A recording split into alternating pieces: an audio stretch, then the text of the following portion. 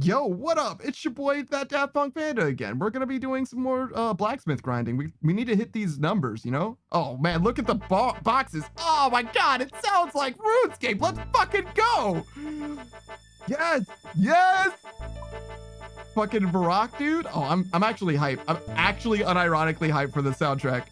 I heard those fucking trumpets or whatever, and I was like, yo, we're home. We have returned. We're back. We're back.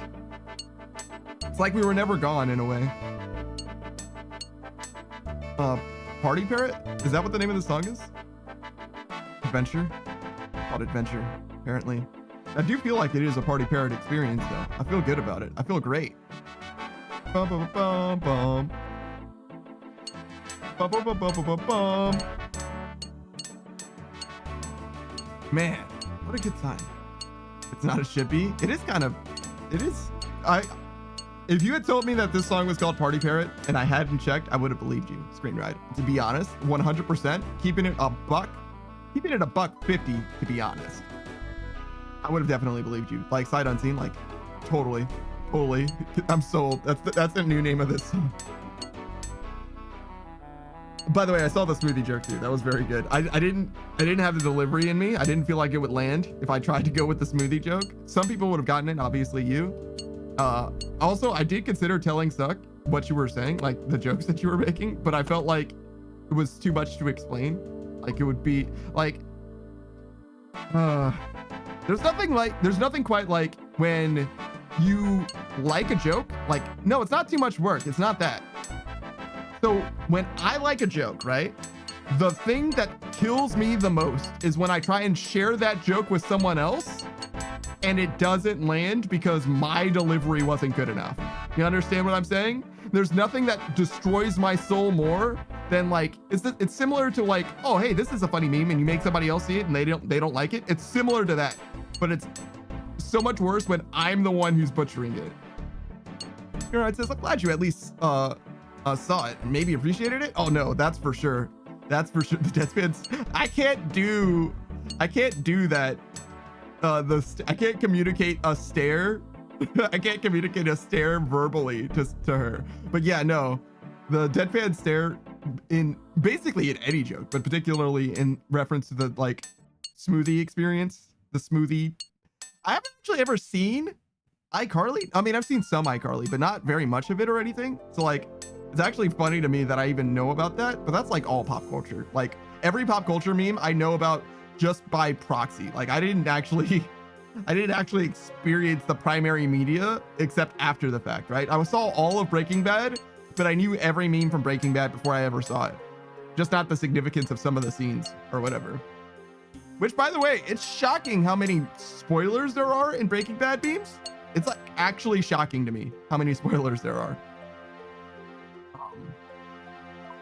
And how insignificant the spoilers actually are in retrospect. It didn't adversely affect my opinion of the show at all, I don't think. People hated the Fly episode. That's actually probably my biggest sticking point against like the critical reception of the show. People didn't like that episode, and I'm like, no, it's a great metaphor. I actually loved it. I mean, it wasn't like an amazing episode. I get how people can view it as being filler, but it's like a character piece. It's like this is why Walt is the way that he is. I definitely like Jesse far more than anything else in the show. I imagine Jesse's supposed to be the likable one of the two. But yeah, no. Shout out to Breaking Bad. There's a reason why people loved it as much as they do. What was it? So Breaking Bad, is it Band of Brothers? There was a show. There's like 2 or 3 shows, television shows that are like lauded as being like the greatest of all time. Breaking Bad's definitely at the top of the list. Maybe the least controversial top of the list. But obviously there's some shows that like started out really good and like ended up not quite landing the delivery. Scream Night, you do like Band of Brothers? Yeah. I do know that people liked it. I don't know if it's greatest of all time candidate. Yeah, I haven't seen it at all personally. But yeah, 2 other shows that come to mind, though they have like terrible endings, are Game of Thrones and Lost. Game of Thrones is technically like a premium service or whatever. It's HBO or whatever rather than just like regular television. But Lost certainly does count as like entering the conversation, though I don't know if I would count Lost as being, again, greatest of all time, just because the ending's like really, really, really divisive at best.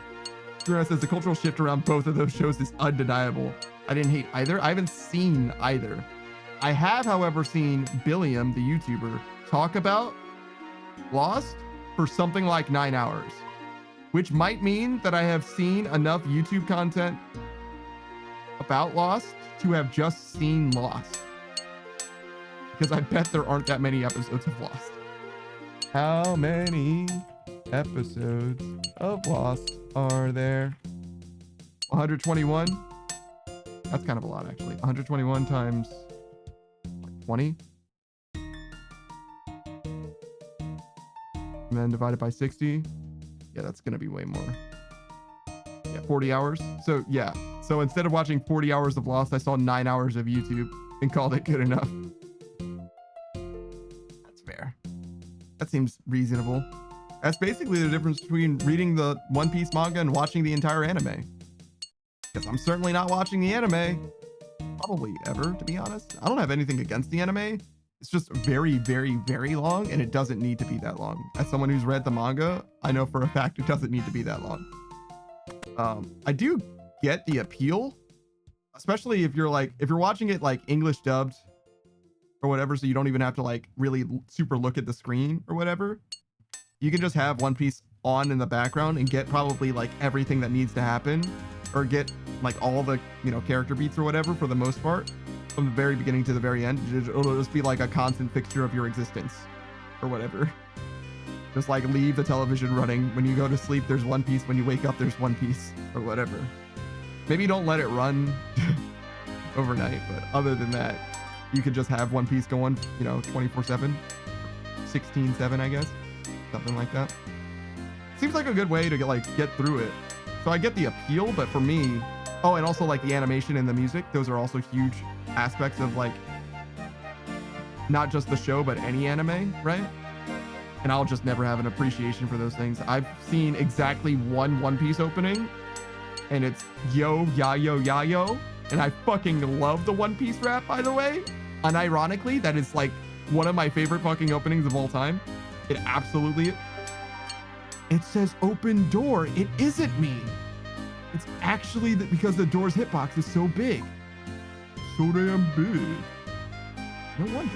Okay. Let me do it from the back. Let me hit it from the back for a second. Yeah, it's much better.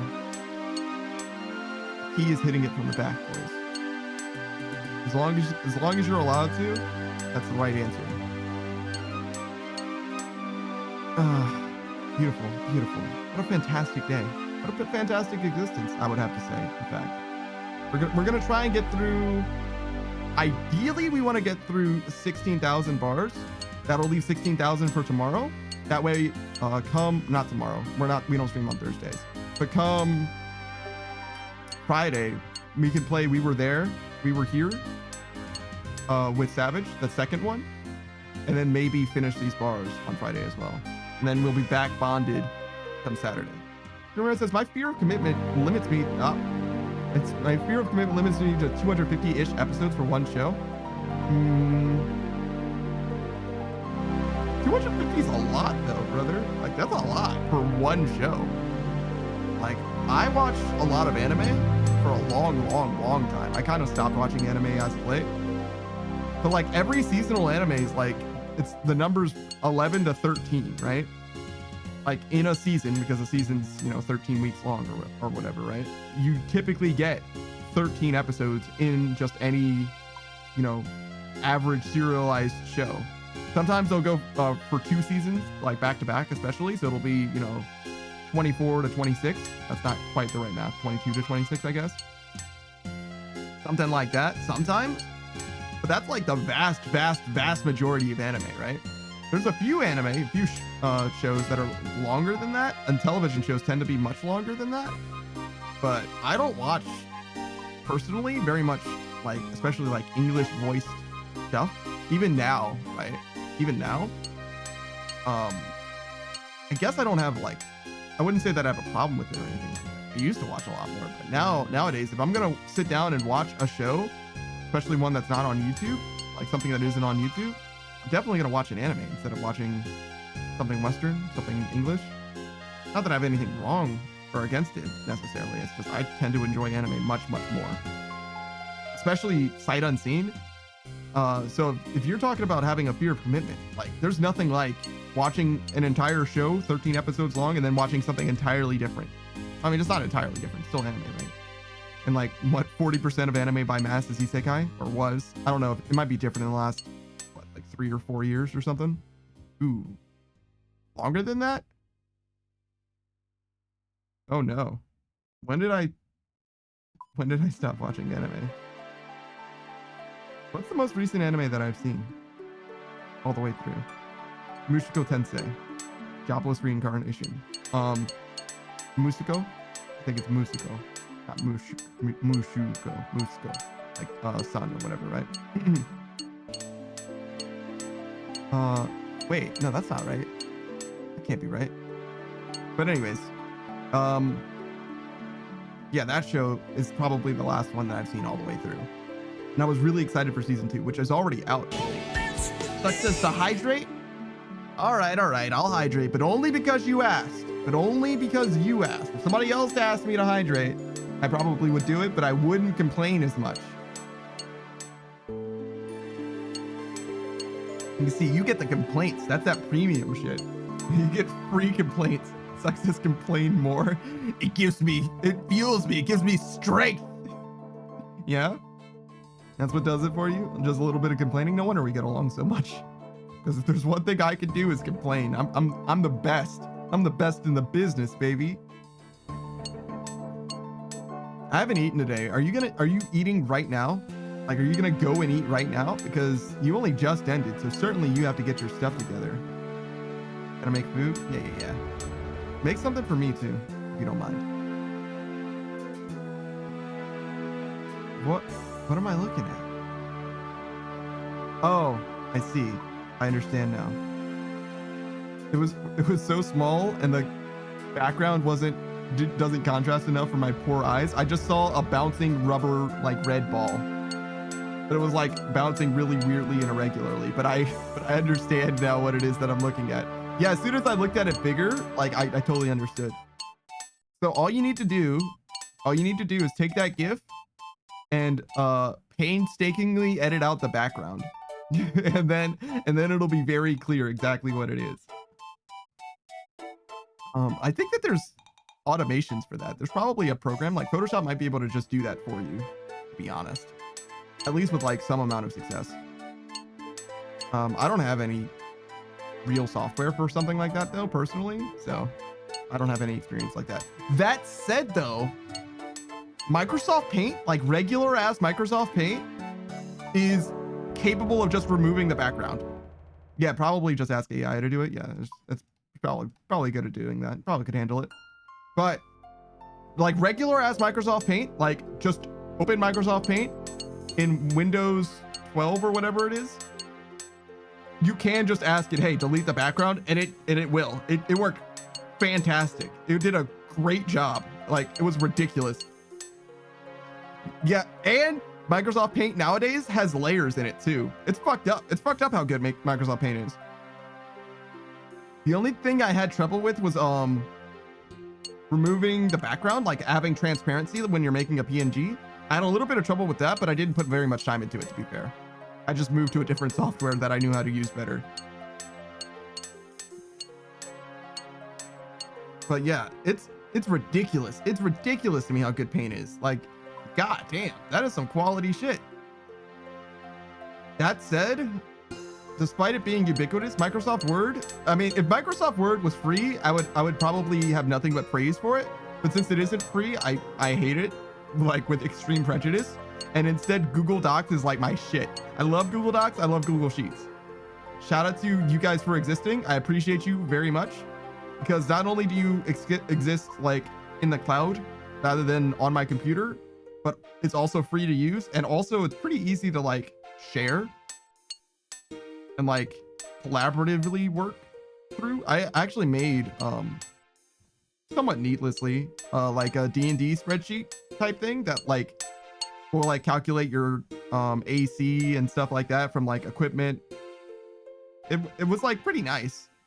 I found out afterwards that there's like a D&D Beyond thing that works like quite well.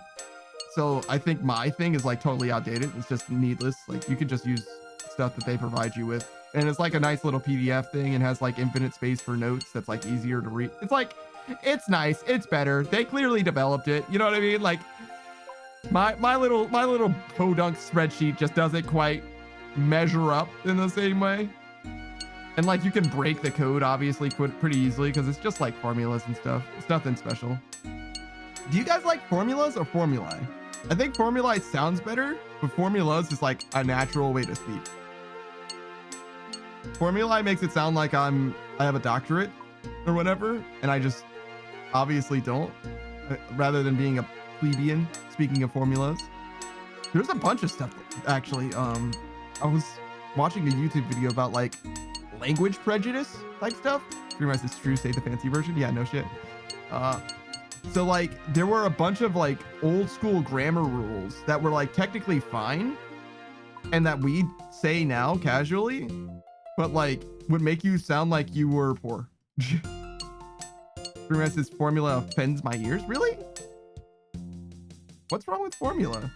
You prefer algorithm? I mean, algorithm does sound better, to be honest. Formular? How about formular? How do you feel about that? I've heard that unironically quite a few times. Formular.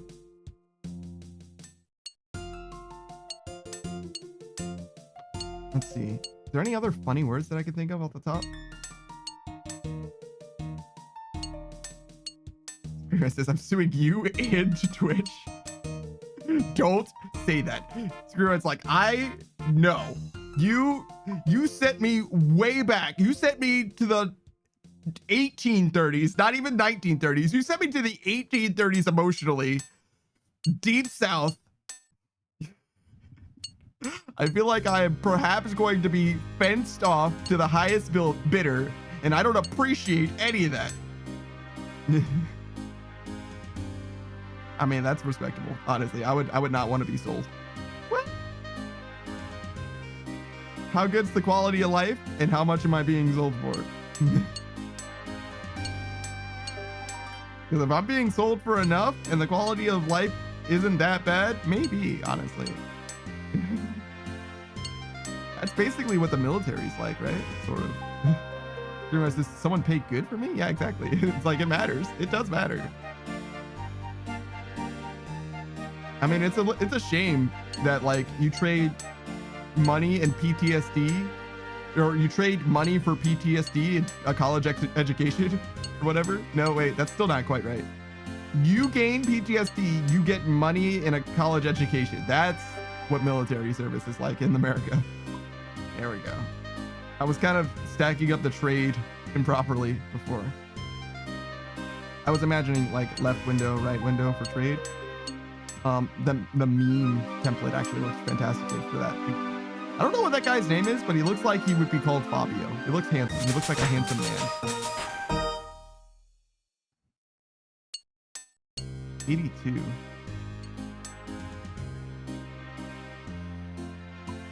How much smithing do I need? How much smithing did I start with? Do you tell me? 87 smithing. Do I need 5 more levels of smithing? I don't think I have enough bars. I don't think I have enough bars.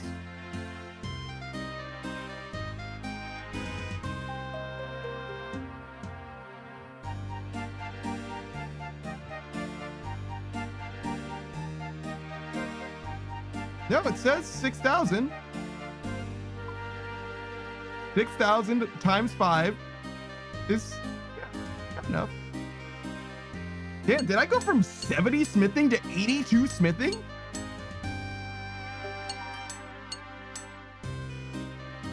Because I'm already like a third of the way done with my bars, and you're gonna get most of the levels early. Streamer says, trust the plugins. They're never wrong. You're right. The plugins are never wrong, but you can be wrong despite using the plugins. That's the trick. The calculator will tell you what you want to know if you enter the numbers in, right? But it won't tell you the answer that you're looking for if you enter the stuff in wrong, right? I once had to calculate gas going from, I don't know, let's say it was like a 60-mile drive, something like that, right? It wasn't like terribly far, but it would take a while. And the numbers that I ran the calculation. I did the calculation correct, but I did the computation correctly, but I calculated it wrong because I ended up with like $312. And I was like, I don't know if that's the person that I was speaking to, the person who was trying to like reality check me was saying, doesn't $312 sound like a lot for traveling 60 miles? Like if you just use your common sense. And I'm like, I haven't ever paid for gas. Like I was literally trying to get my driver's license. Like I've never paid for gas before. Like I don't know. I honestly don't know. They're like, well, how frequently do you think you fill up a car? And I'm like,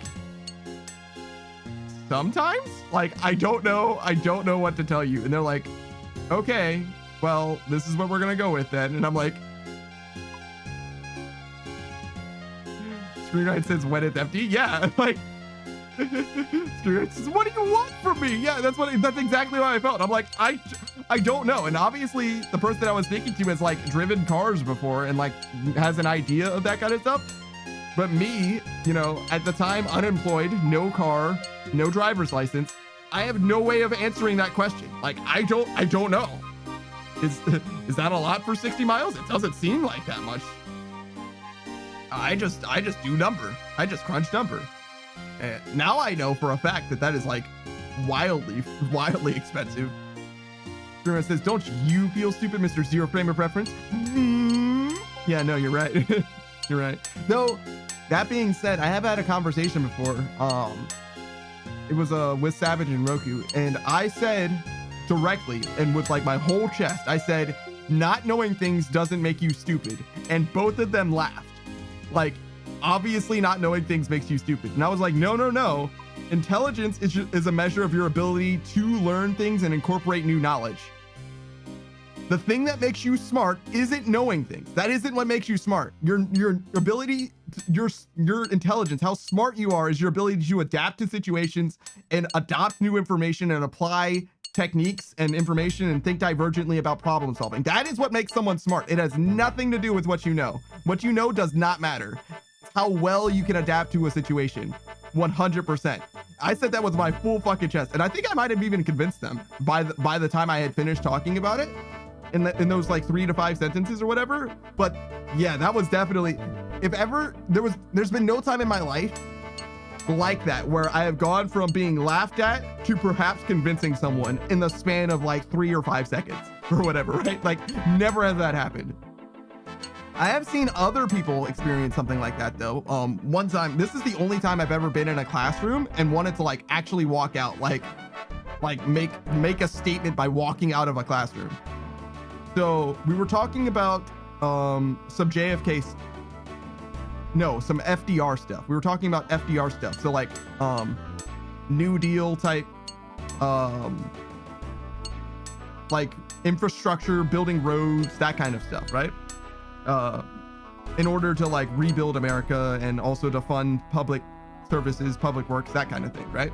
And that was what the teacher was teaching us about. And one of my homies said, oh, you're talking about all of that meaningless labor.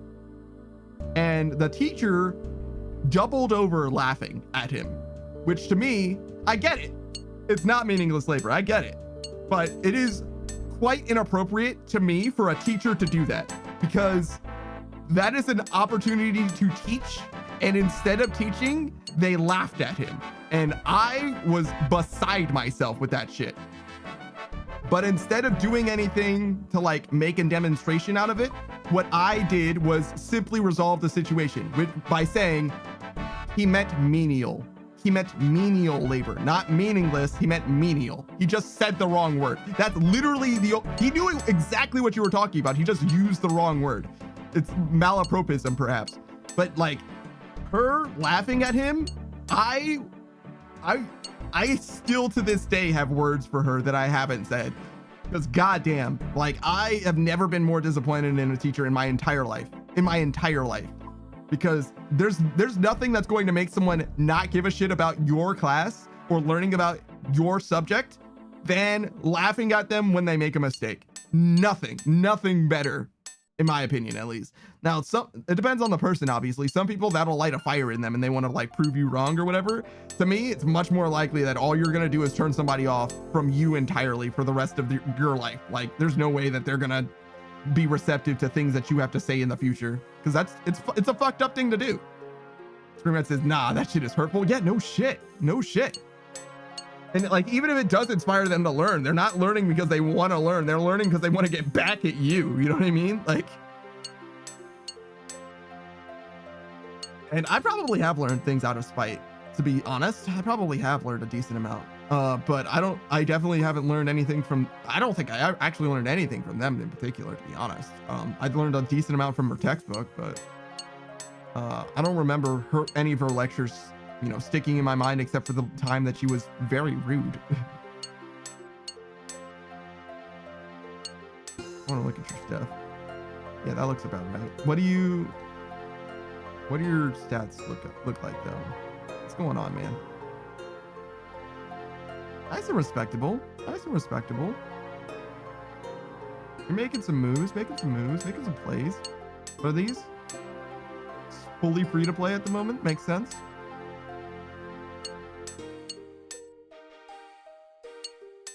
Damn. Do you think he's leveling all of his stats? Like, these are shields. Because the shields are highlighted now. Do you think all of his stats are like he's hitting 40s? Like he's leveling them evenly on purpose? It's gotta be it, right? Edvardian. Is that right? Edvardian. That's a good name. Edvardian.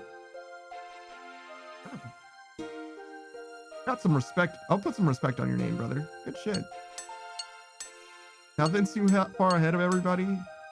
So you're gonna do prayer, or you're doing range right now. You're gonna do prayer after. What is up with this runecraft though? Are you gonna free to play level your runecrafting, my friend? Because that is a tremendous amount of effort. Like, damn, dude. Damn.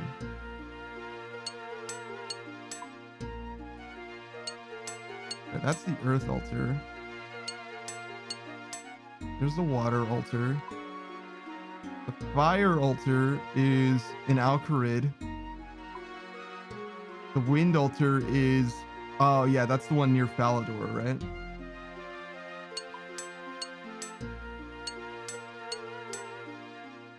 Mind altar, body, yeah, the air altar, excuse me.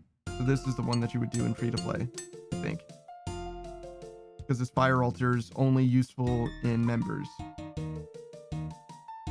That's where you get lava runes, right? That fire altar. But in free to play, I guess you're walking from Falador back and forth. I actually had some people run.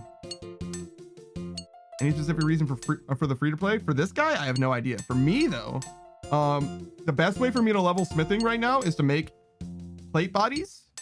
The fastest way for me to make the level smithing is to make plate bodies in general. Mithril plate bodies are the cheapest for me to make, and I need smithing levels in order to do the diary. So it only makes sense to do this in free to play because mithril plate bodies are free to play to smith, right? You just don't need to do it with a bond running.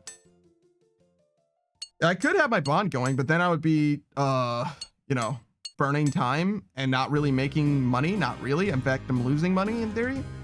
But separately, if you consider this isn't bad, this movement isn't bad, and the benefit of me being in like Cryptinus instead isn't that huge, right? Going from back and forth between the anvil and the bank and Cryptinus isn't that beneficial. So I just don't really see any value in being anywhere other than here. This is fine. Yeah, you figured as much? Yeah. Makes sense, right? It's a little bit droll, a little bit drab. I do feel like I stink of poverty rather than freedom and wealth and affluence. But that's okay. I'll smell like freedom later. I'll take a shower and smell like freedom again.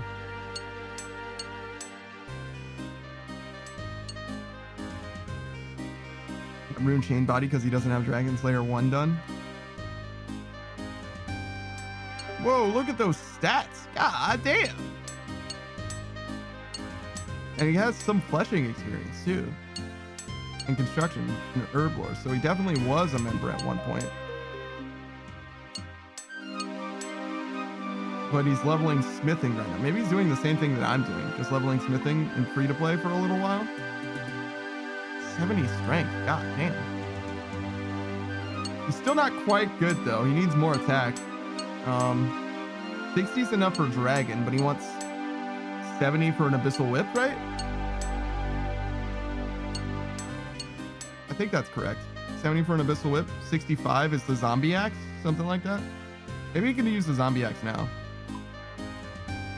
Nah, surely it's more than dragon. I think it's just 65 to 70 when you care about it.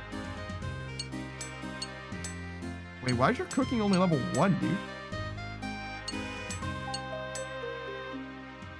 You can make wine free to play, right? Like, you can level cooking.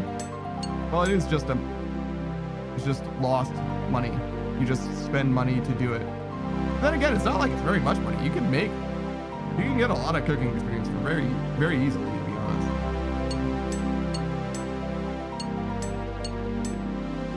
Wasn't I making Gramwans? I feel like I was making Gramway. I guess it was profitable. I think I was making money from doing that, actually, weirdly enough. Just buying Gramwan and cooking it to sell. I mean, I guess people do really want Gramwan. But it's also really easy to get. Maybe I was losing money after all. I'm actually not sure. I certainly didn't fish it myself. That's for damn sure. But maybe I should have, honestly. I need fishing levels anyway. Yeah, but I'd much rather do drift net fishing. I'd rather get fishing done as quickly as possible, to be honest. Like, straight up as quickly as possible.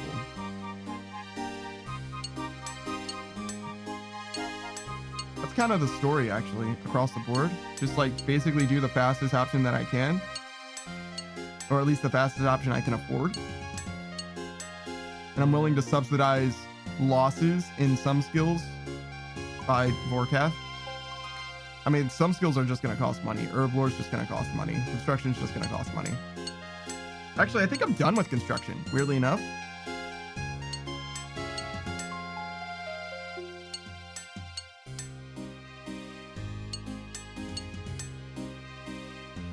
Yeah, if I use the saw, I'm done with construction. Or stew and saw, I guess.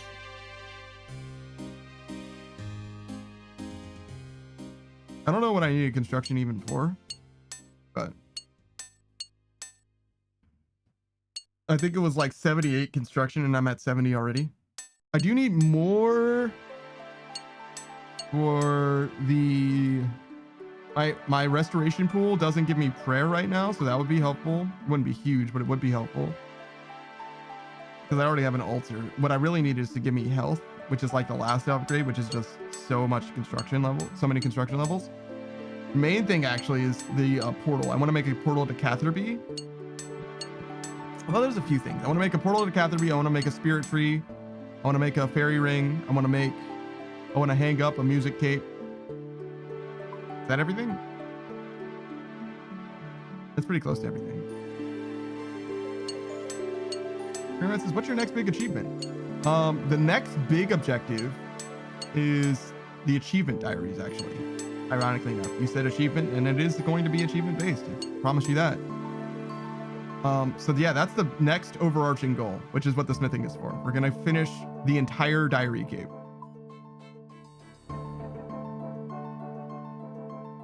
After that, though, I don't know, man. Like maxing. To be honest.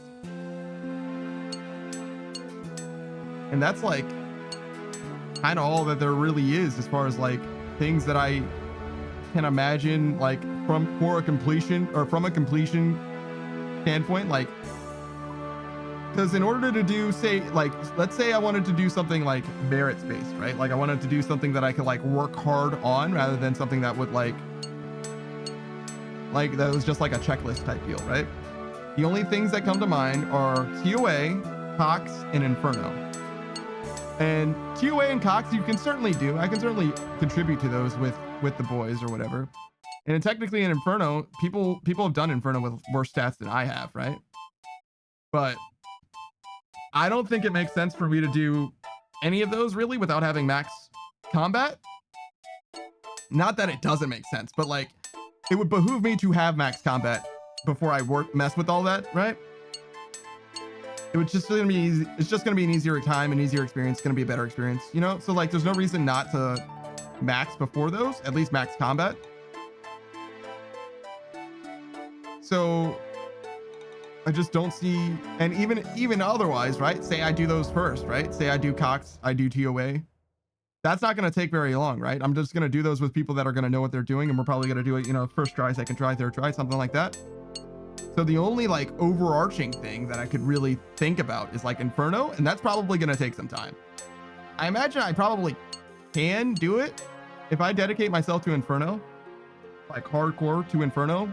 What, 7 hours a day for 50 hours a week for, I don't know, 3-4 weeks, something like that. I imagine I will be able to do it, right? Like I probably will be able to do it. Like I would guess like within a month if I just like do nothing but try and make Inferno happen.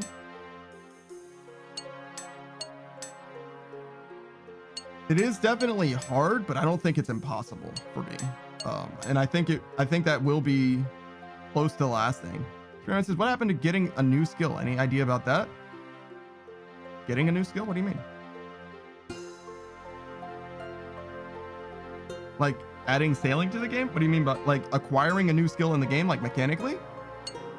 What new skill would I even do? What do you mean? Like I know how to Wooks walk.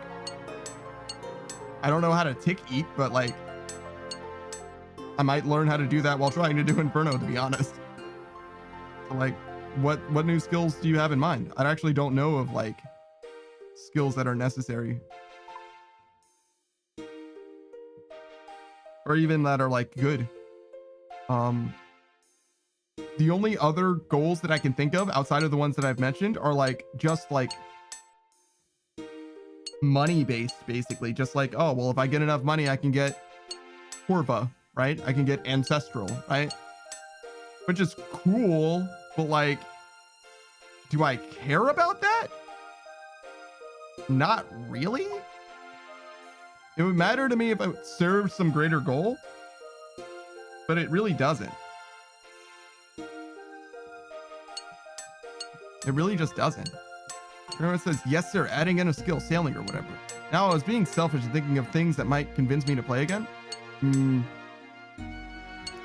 Sailing, if they add sailing, I hope it's good. But if you ask me honestly, earnestly, with my, if I had to answer opine on sailing with my chest, I would have to say I hope they just don't add it. I don't think sailing is gonna go well. I don't think it's gonna be good. I think it's gonna be more like Slayer and less like Hunter, for example. I think it's just going to be a thing that you can do in theory. I think sailing is going to be a combination of Slayer and Construction, and it's going to have the worst of both of those skills. It says if they add anything, it will be enough to come. It will be, if they add anything, it will be enough to come try it. Oh no, I'm going to do sailing. I might even max sailing, to be honest. As being that it's the new skill, the new hype, I might actually like spend a lot of time on it, right? But my impression of what the skill is going to be, my mental image of it is that it's going to be not good, to be fair. Like, well, because in this game, I've done all the quests, right? I've experienced all of the unique, call it mechanics, outside of raids, right? I've experienced like the unique things that the game has to offer, right? And sailing has come up 3 or 4 times in quests in like one-off ways, right? And every single one of those has been terrible. Every single one of them. One of them was less worse than all the rest, but not by a lot. So I get it. It's like gonna be a new skill, so it's probably gonna have more development than a quest would. But like, I just don't believe, man. I just don't believe. I'm just not there. I feel like this is too loud. Let's turn that down a little bit. Just a little bit. Hopefully that's fine. Let me know if that's too quiet. I realized that like I can hear my stream, but I don't know which mix I was responding to with regards to the audio. I think I was responding to the wrong one. So, but anyways, yeah, I'm not saying that the skill is definitely going to be bad. I hope that it is good, honestly, because I obviously don't benefit from the skill being bad. But that being said, damn, I don't know, man. I just can't visualize it being as much as the new content that they've added has been great. I've actually been a huge fan of just about everything. I don't care about the elemental changes. I like the idea of Herbitod, and I hope it's good. I like the idea, or I liked Varlamore a lot. I liked the Moons of Peril quite a lot. I didn't do them very much, but I think it's a very cool boss fight. I love the dungeon that they're in a lot. I love Hunter Rumors. Hunter Rumors are excellent. I'm just describing things that were in Varlamore at this point, I guess.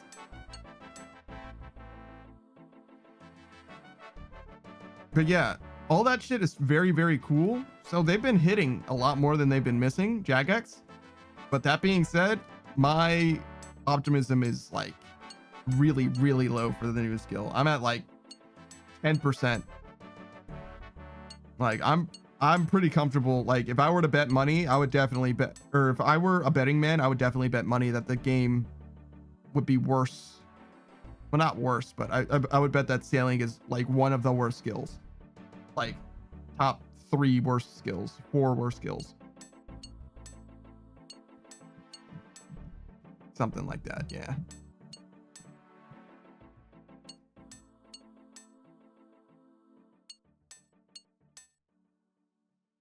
I gotta do more Guardians of the Rift, man. And Tears of Guthix.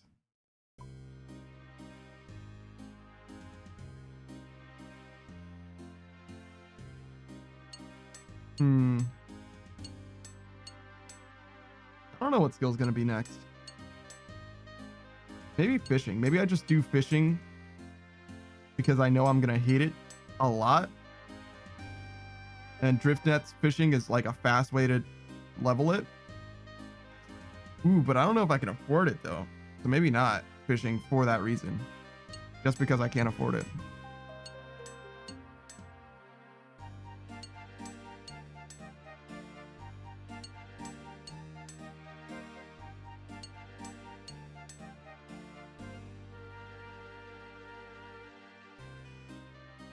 I was thinking about there's like collectors of things like mithril plate bodies, for example. They obviously want a lot of something rather than just a few.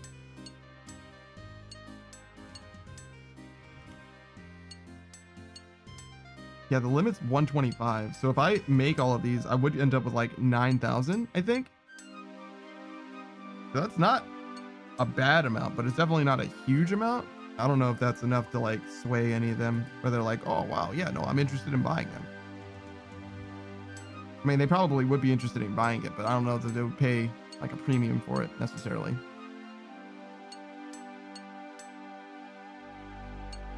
Especially since the GE will just like take your money. Like you could just let that shit slowly auto vendor. Every 4 hours or whatever, right?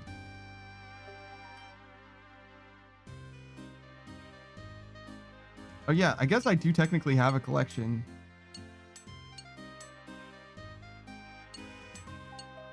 Let's see, it's emeralds, right? Yeah, I have 1,000 emeralds. Oh, hey, Apple, what's up? Yeah, sure, I could be upside down. There you go.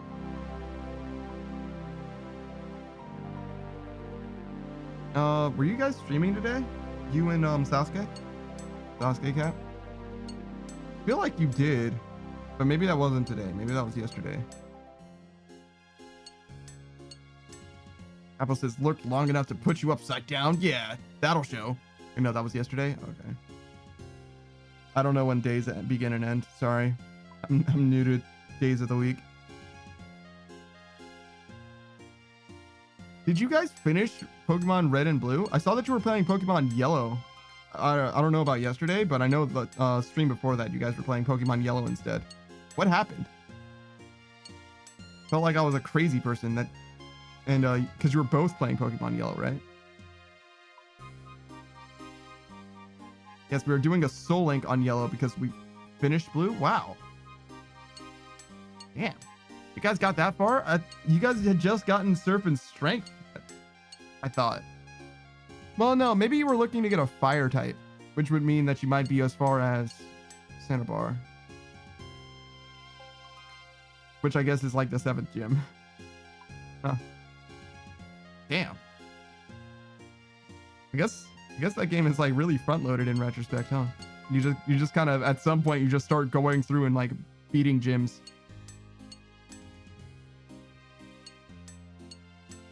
Yeah, Gen 1 is definitely shorter than Gen 2, that's for sure. So Yellow, huh? You decided to do Yellow next. Are you gonna do you guys have like a plan, like long term? What's going on? Are you gonna do like every generation and half generation? So like after Yellow, Silver, after Silver, Crystal, after Crystal, Ruby, then Ruby, Emerald, right? Something like that. Are you guys just gonna go all the way through? That'd be kind of sick, honestly. But it would take a very long time. I feel like I might get sick of Pokemon, to be honest. Maybe not though, because every generation is different. Every time there's a new generation, it would feel much better and much more modern. Well, up until DPP, I guess, because 4th gen is like basically just the modern games without Fairy type. Apple says, and the system is a little broken, so yeah, we would still be doing combo games, Silver, Gold, 1 each, and then the 3rd game, a Soul Link. Okay. Oh yeah, I forgot. You said it was a Soul Link as well. Wow. I've never done a Soul Link before. I'm very interested in trying it, but I don't have anyone to play Pokemon games with. And also, I don't necessarily want to emulate games either, so maybe it's not feasible. Maybe it's not a real thing that can happen. Yeah, maybe it's just not a real thing for me. I do like the idea of it though. I've done Nuzlocke. I haven't done a hardcore Nuzlocke yet. I've done definitely 2, maybe 3 successful Nuzlocks. Emerald, and then I think it was Blue. Something in 1st gen. Yeah, I don't think I've done any other Nuzlocks. Apple says, it's my first time, and my god, I'm so scared we lost like 2 Pokemon in a cave. Yeah, it'll be like that. It'll be like that. It's a little spooky. Which cave? The what's the first cave? The one behind the Magikarp on your way to Cerulean City? Is that it? With the fossils?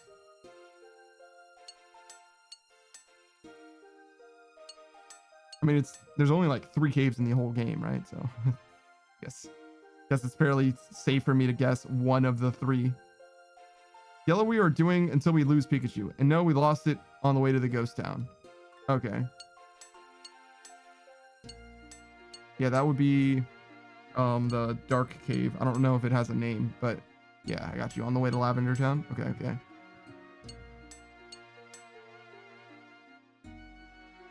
Right? It is dark, isn't it? Surely? We went through it without Flash, but why? Because you didn't have Flash? Surely that's the reason. Unless you didn't have a Mon that could use it. You forgot to get it? God damn it. Yeah, that's a good reason not to. I used to have that cave memorized to the point where that wasn't an issue. I could just like get through it. Probably still could. I mean, anybody could still get through it just with enough time, but I don't think I've got it. I don't think I've got it like that anymore. Pretty sure I don't.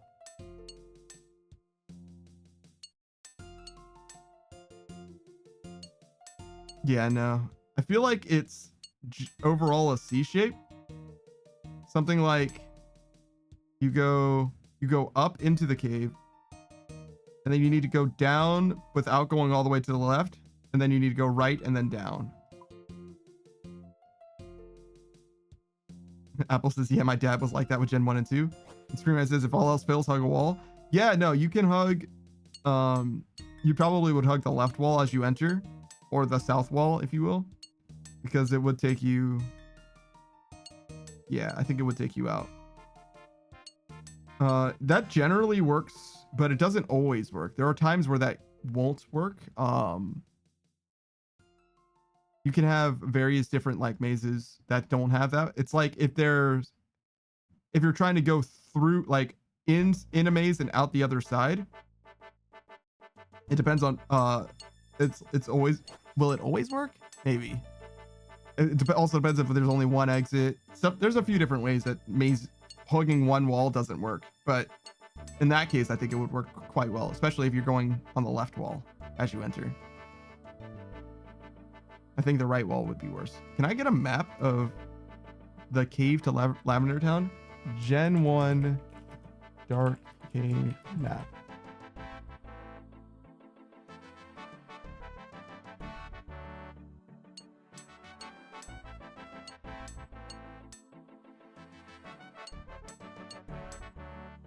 This is not the cave.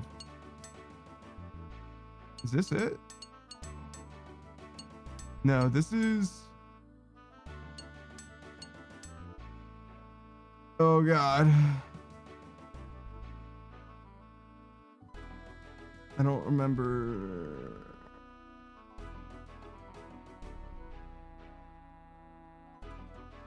One, two, three, four. It doesn't look like this is the place that I described at all. Screenride says, I think one entrance, one exit will always work. Not if you want a specific exit or with the holes in the floor. Oh yeah, true. It's also assuming that that exits are, yeah, like cave exits and not like ladders or whatever. Apple says the worst thing about the dark cave is not seeing the trainers come at you. Oh yeah, no, it is almost like spooky, almost jump scare. One entrance, one exit will always work. Not if you want a specific exit or with the holes in the floor. In Pokemon games, I think in video games, you can always have impossible spaces is the thing. You can always theoretically have impossible spaces, but like, because like the exit doesn't need to be like an outside wall. It can be like an interior wall for no reason, even though it doesn't make sense logically. It can just work that way. The other thing is like, you can, it depends on what wall you do. If you enter and you're doing an exterior wall, it'll always be fine. But if you just choose a wall, they're saying like if you just choose a random wall, you can have a maze. If this is the outside of the maze, right? And there's an interior wall that's continuous. Obviously, if you choose that interior wall that's continuous, you'll never make it to the exit, right? So I have had conversations where they were like, oh, we'll just pick a wall and it's fine. It's like, no, you have to pick a wall along the entrance specifically, either the left or the right wall from the entrance, for example.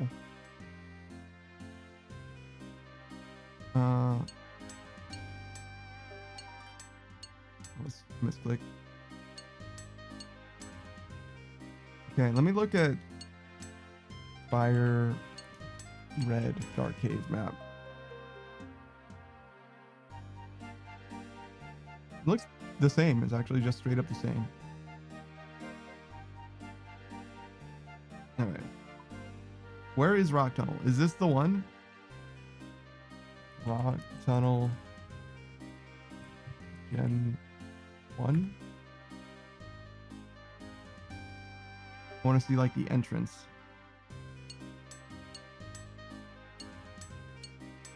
This map is of, oh, here we go.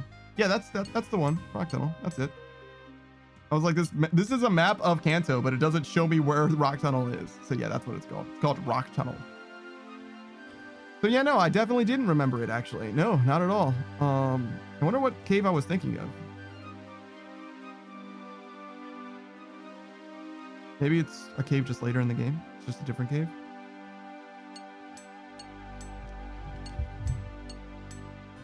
That's fair. Diglett Cave, maybe? No, it's definitely not Diglett Cave. Diglett Cave is the one where you enter in the top and it's like a long, and then it's down, and then it ends.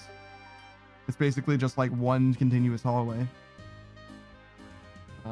Diglett Cave.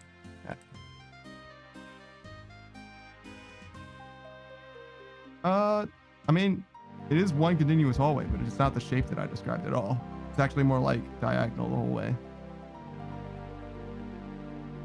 Premium says, I don't recall the description. Yeah, me neither, apparently. Me neither, apparently.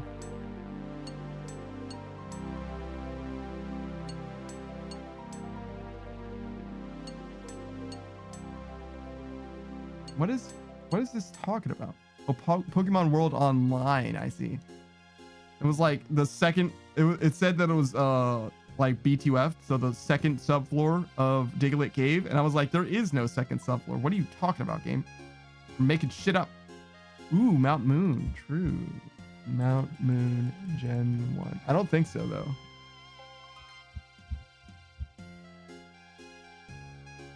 So yeah, that's the one where you go up and around to the top left. That's the first floor, though. Base floor 1. What the fuck? So you, what the fuck? What am I looking at? Why? Oh, these are plate skirts. Shit, why do I keep fucking that up? Like, so, all right. So what I'm looking at, just so you guys know, all right, hold on. I can show you very easily. But rather than, oh, what the? That's not supposed to be. All right, hold up. Let me open this.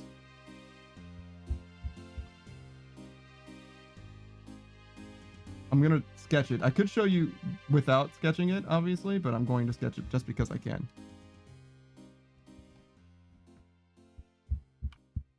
It's easier for me to set up, actually, but mostly just because I can. All right, so there's 4 different areas, right? There's this wedge shaped. It's like Tetris, right? This one, there's this one, and then there's this one. Right? These are the areas, right? And this one is labeled A. This one is labeled D. This one is labeled F. This one is labeled C. This one is labeled E. This one is labeled B. And this one is labeled G. And this one is not labeled at all. This one has no label. What the fuck am I supposed to do with this map? That doesn't tell me shit. What is this? Why is this map like this? Who would make this map and think that this shit is acceptable? What is this supposed to communicate? Do you start here? Or do you start at A? And if you start at A, why do you go to D? And where the fuck do you end up? You see what I'm saying? Like, what the fuck is, what am I looking at? This map is madness. Am I supposed to spell a word with this? Like, this map is goddamn useless. It's goddamn terrible. Like, I actually genuinely don't understand what it's supposed to do. It tells me where all the ladders are, but other than that, it doesn't tell me a goddamn thing.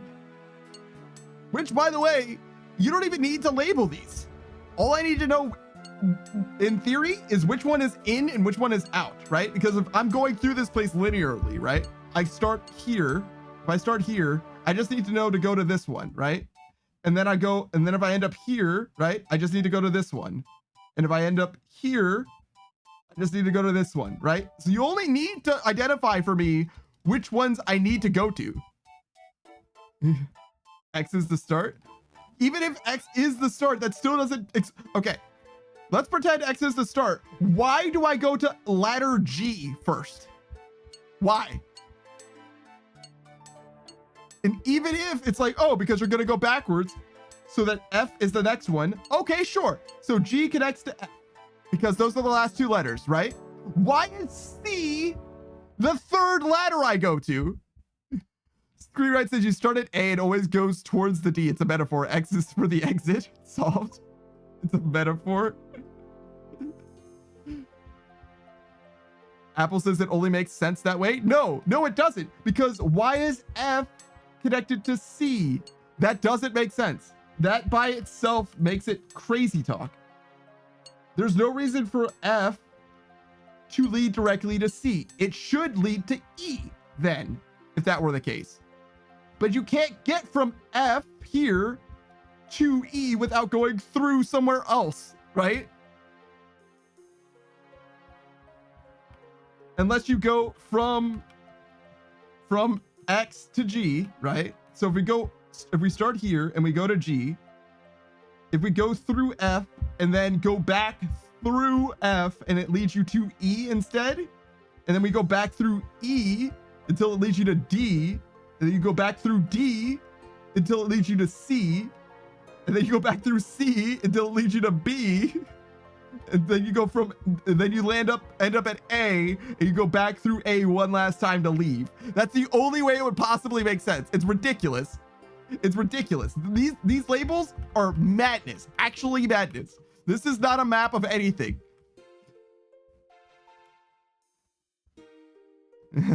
Screaming Out says it's a song, Pog, the X note. Whoa.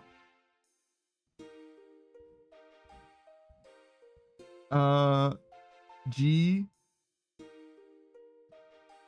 I think it's G, C, F, E, B, D, A.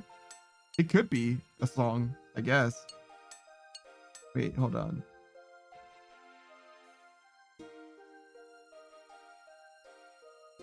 And it's like F, A, D. Oh, there's 5. Okay, so F, A, C, E, D, B, G. Yeah, I think these are going to be like D, B, G, F. I don't know what these ones are. I know that these are F, A, C, E, and I think it's actually top to bottom or bottom to top as well.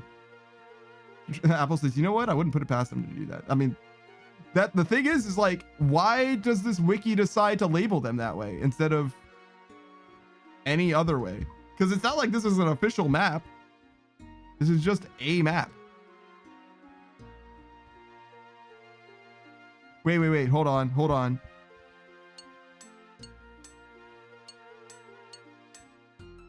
So there's another map. There's another map that might enlighten me.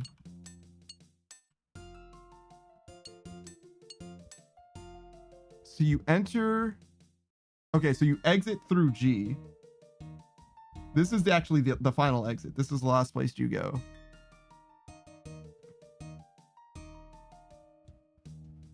You start at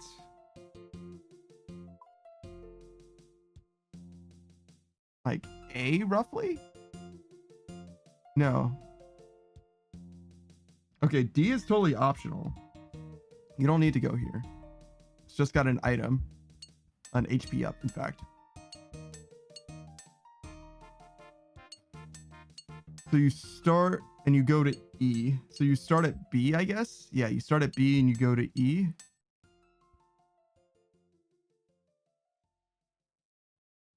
And then you end up at C somewhere. What is this? I've never looked at a map for a dungeon in a game and been more confused by the map than by the dungeon. That's actually crazy. That's actually crazy. All right, we're done looking at this.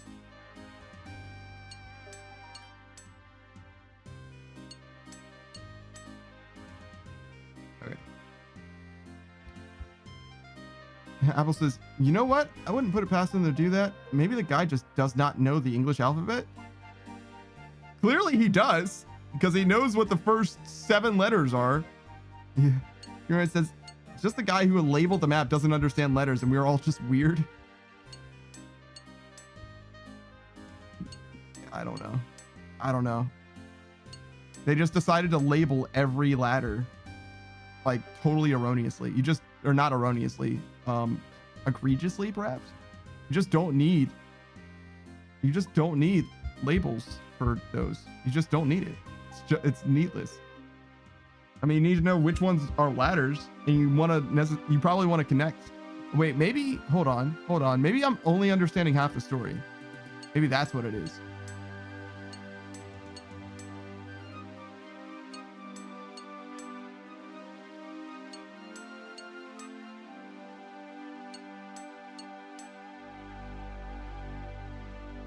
That doesn't make sense spatially.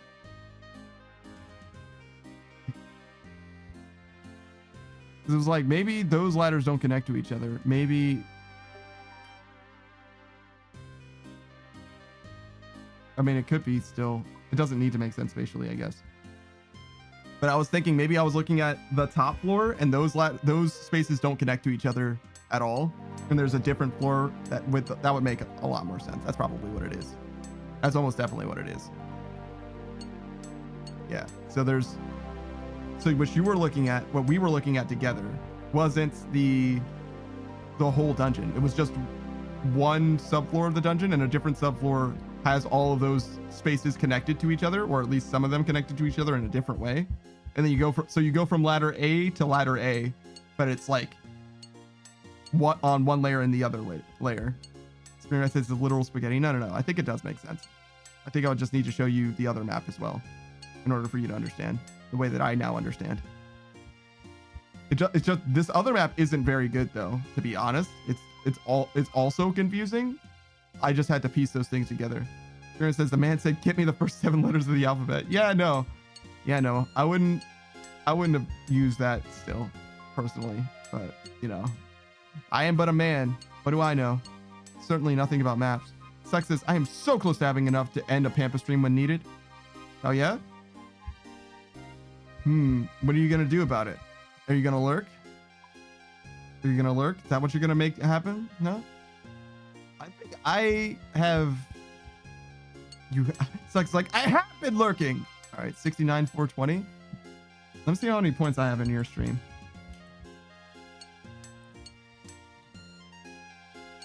Obviously, I'm a sub, so I get way more points than you do because I am privileged. I'm living actually my best life. I have 60,000, so I'm very close. It says a miserable pile of secrets. A miserable. What is a man? No, that's not what you are. Not what you know. Ah, I see.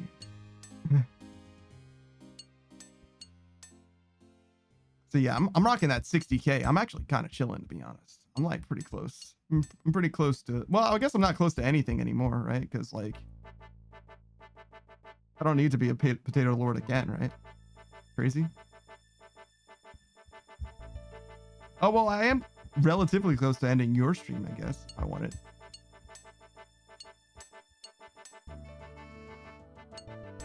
Maybe I'll save up for that. If you're not at 100%. That's pretty unlikely though. Usually you would not stream. You would just not stream if you weren't doing well.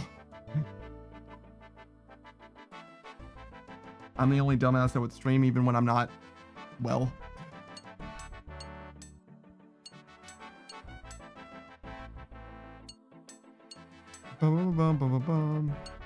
Streams for 15 hours. Hey, my 15 hours streams are my signature. All right. It's my special brand. All right. The only person who can compete with me on that level is Firo, apparently, for no reason.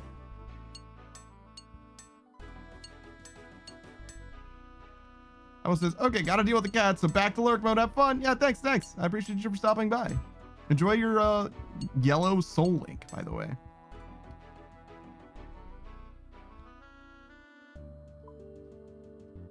I'll probably check out at least the next part. Well, it depends, I guess, because it's usually you guys are streaming during the day, so usually I can be there, but sometimes I'm busy. Sometimes I'm just regular busy.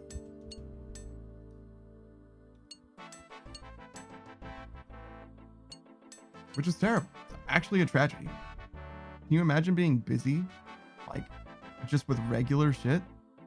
Disgusting.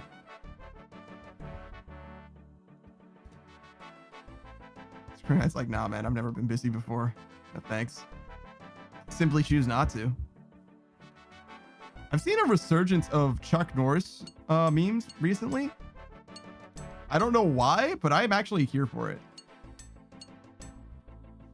I guess they're vintage now. It was out of fashion for long enough that it became cool again. I think I even posted one. It was Chuck Norris licking a lemon, because a lemon licking meme has, like, for whatever reason, become fairly popular with just a bunch of different, like, animals, things, cars. And, Chuck Norris licked a lemon, and then the lemon scrunched up like it was dried up in the sun. It's pretty good. Quite satisfied with that, actually. Screenwriter says, "Oh, internet, never change." I mean, it's definitely different. It's definitely different from what it used to be. Back in the day, the internet was, damn, it was definitely a different place. Yeah, no, I definitely did post that shit. Yeah. And you even reacted to it, Screenwriter. But it's honestly kind of wild. Nowadays, it seems like the internet's a lot more sensitive than it ever has been, because back in the day, like, part of the reason that you were on the internet is because you were going to get, it was just a raw, yeah.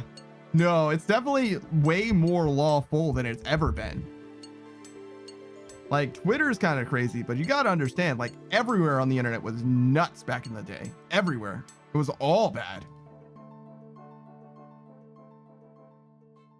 But nowadays, it's like mostly pretty tame, by and large. It's like most of the internet is like pretty well manicured, and then like there's just like seas, like terrible sinkholes of like toxicity and terror or whatever. There's just specific localized areas where it's like really, really bad, instead of always being like, oh well, yeah, you should expect it from just being on the internet. Nowadays, it's like, no, it's probably mostly fine. Like, if you say anything, you say some 4-letter words, you know what I mean? You'll be moderated out of existence. Moderation was not the mark of the internet back in the day, you know, 30 years ago. Well, maybe not that long ago. Something like that, though.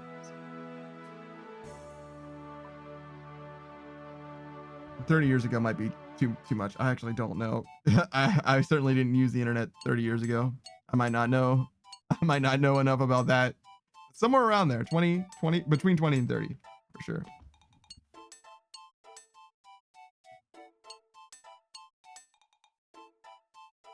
Screenwriter says, I was there. Oh, shit. Yeah. Yeah, you did mention some proto-internet shit. Some truly cursed content that even I know nothing of. It on Soda Sopad in my interwebs. Sodun Sopad? I don't know what that means. South Park thingy? Oh, I see. I don't know if you watch it. I haven't seen all of South Park. I have seen a lot of South Park, actually. Probably like 50 or 60 episodes would be my guess. Probably seen a few seasons, like all the way through, but not very many. Yeah, mostly South Park is about episodes to me. Soda Sopa is the pretty part of the town to hide the ugly part of the town. Oh.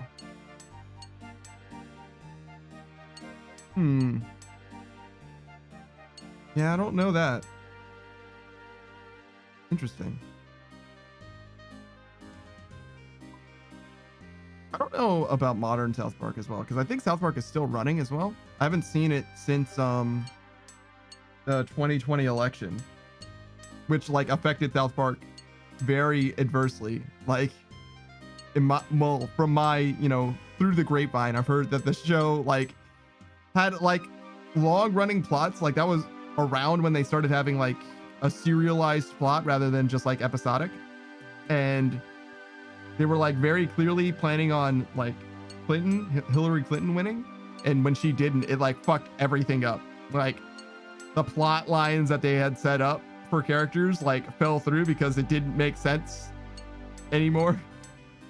Screenwriter says, I think so. It's been a while for me. They are trying to get canceled from what I understand. I don't know how much of a gimmick that is. And Screenwriter says, you're so right. Like, they were literally like, oh, Mr. Garrison is going to be an analog for Trump, and obviously Mr. Garrison is not going to win or whatever, right? Actually, was it Mr. Garrison? It might have been the president. What is it? The principal instead. Was? Oh, okay. So it was Mr. Garrison. Okay. But yeah, regardless, they were like, they were setting Mr. Garrison up for failure, and then, yeah, when they won, it was like, oh, Mrs. Garrison act? Oh, Mrs. Garrison. Excuse me. Yeah, you're right. It's actually totally wrong. Now that I think about it, it would have to be Mrs. Garrison, because obviously Mrs. Garrison has been Mrs. Garrison for like fucking 10 years. They've been Mrs. Garrison for longer than they've been Mr. Garrison at this point, I'm sure. Miss? That's a good point, actually, because they're not married, right? They were in a relationship with the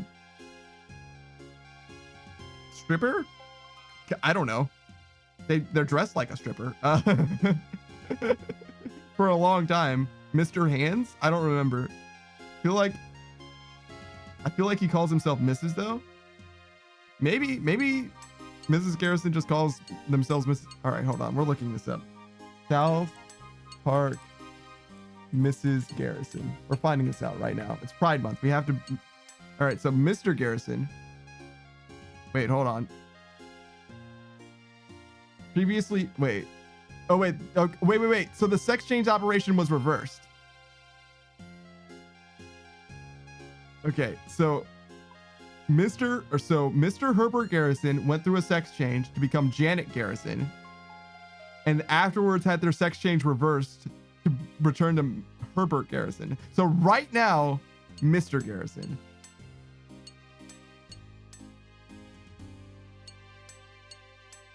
And President Garrison was Mr. Garrison. So I was actually right. It was Mr. Garrison at the time. So that'll show you don't know nothing about South Park. You call yourself a real South Park fan?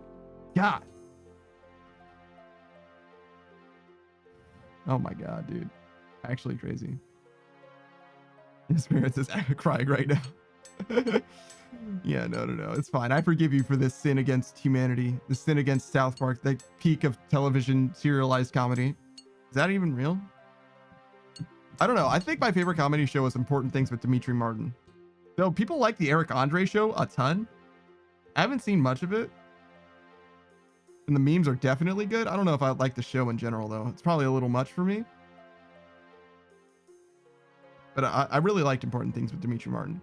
I was like, okay, relax, stop telling Chad I'm an idiot. No, it's fine. You're good.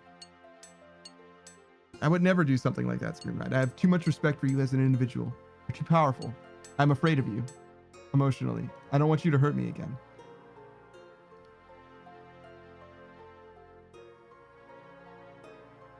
Okay, yeah, we're good. Ignore all that.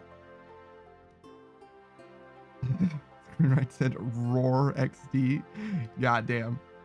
I didn't realize that you were a 13-year-old girl from 2005.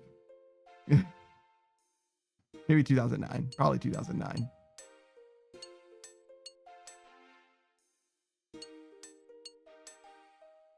Yeah, 2005 might be a little early. Screenwriter says, I feel like anything popular I have to hate because I'm mysterious and enigmatic, but then I watch it and then you like it.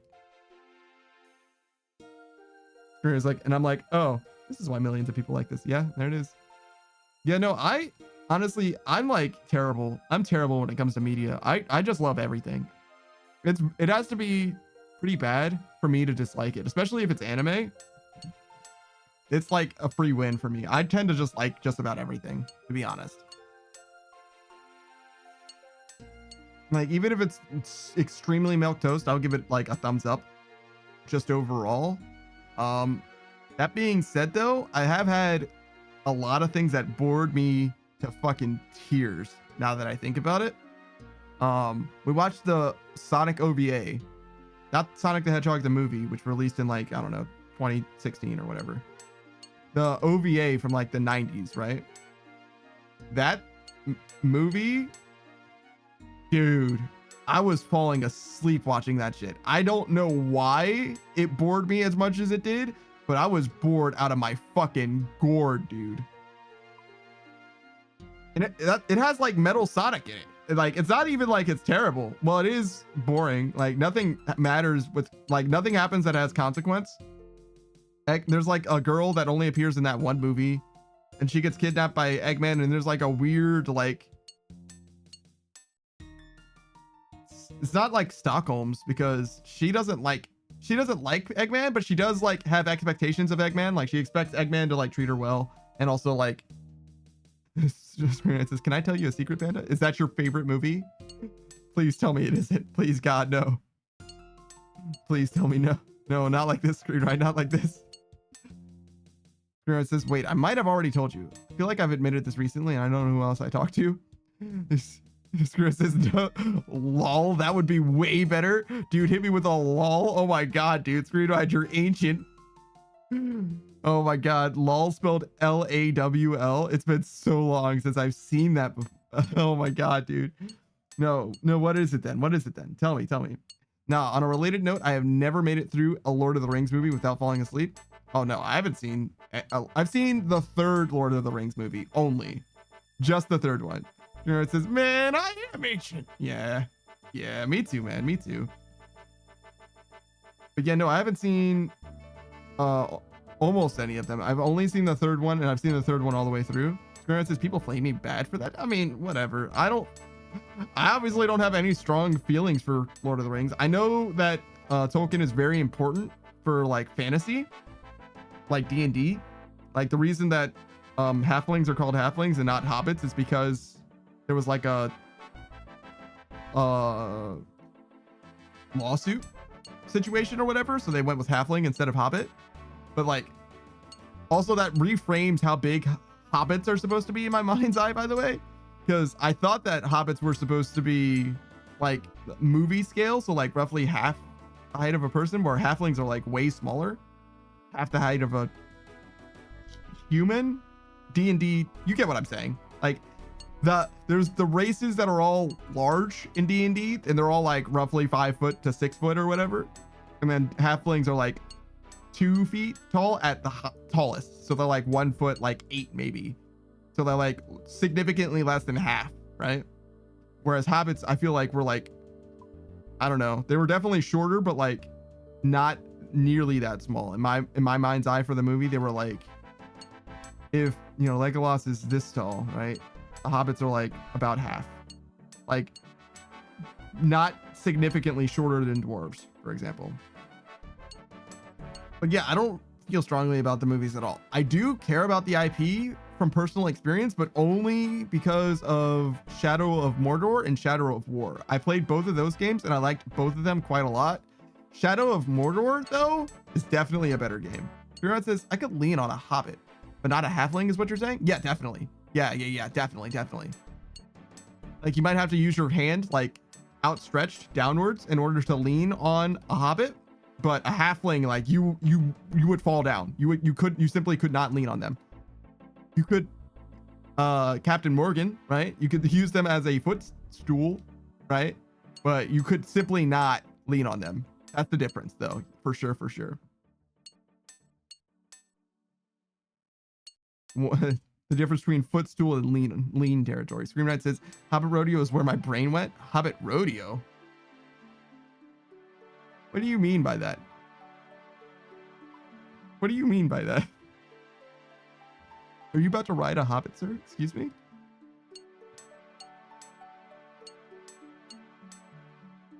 Yeah, just jump on one of those little guys. You'd crush them.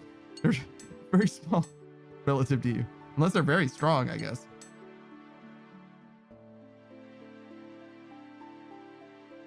That reminds me, C Easy was taking requests for a drawing stream or whatever, and one of my favorite requests for an artist, right, is you've seen people riding dragons a lot, right? That's a pretty ubiquitous thing for people to do. You almost never see dragons riding people, and just saying a dragon riding a person, the artist almost always will ask for more context because it's like, how? And to me, the answer is that's up to you. Like I want to see what you come up with. And sometimes they'll do just a little tiny dragon, so it's like parrot sized or whatever, and it's just on their shoulders, which is fine. Better than that, one time, my homie Toast, he drew a dragon that's like a dog-sized dragon, basically, that was being carried piggyback by a person. It was fantastic. It was fantastic. It was very sketchy, but I loved it. It was one of my favorite drawings that he's ever done. I don't have it, unfortunately. It was like 3 or 4 computers ago or whatever. It's been a long time. But yeah, that was probably my favorite, not only my favorite drawing of his, but my favorite interpretation of that prompt, if you will. But yeah, anytime I get an opportunity, if there's an artist that's doing something sketchy and asks for something, that's one of the first few things that I'm going to say. Because it's, to me, it's an interesting little riddle or whatever. It's a nice little puzzle for them to chew on that isn't like extremely difficult or anything like that. And there's a lot of grounds for interpretation. Just dragons in general, there's a lot of like space that you can operate in, because dragons are like, they're specific, but they're also not real and mythological. So you can do almost whatever you want and it is a dragon, right? As long as it's powerful, it can still be dragon. There's like dragons with like lion theming, dragons with like bear theming, obviously dragons with lizard theming, snake theming. There's like a bunch of different ways that you can make dragon, and it still is definitely dragon.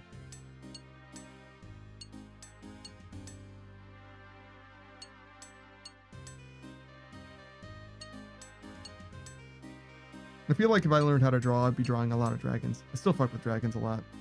It means it matters to me a lot. Dragons are cool as hell.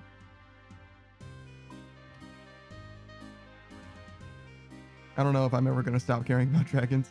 It says, one of my favorite books that I have is an art book that just lists dragons from around the world and have pictures of them. Oh, yeah. I don't know about that book specifically, but I've heard a lot of different pieces of media like that.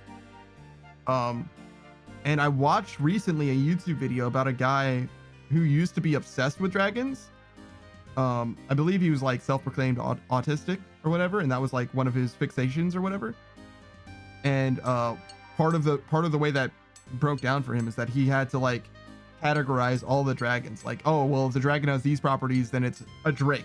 Or if it's these dragons, these traits, it's a worm. And if these traits, it's, you know, a wyvern or whatever.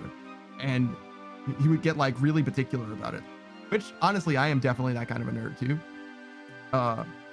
Says it's supposed to read like an adventure where the guy leaves notes around fighting them in the wild and stuff. That's actually kind of sick.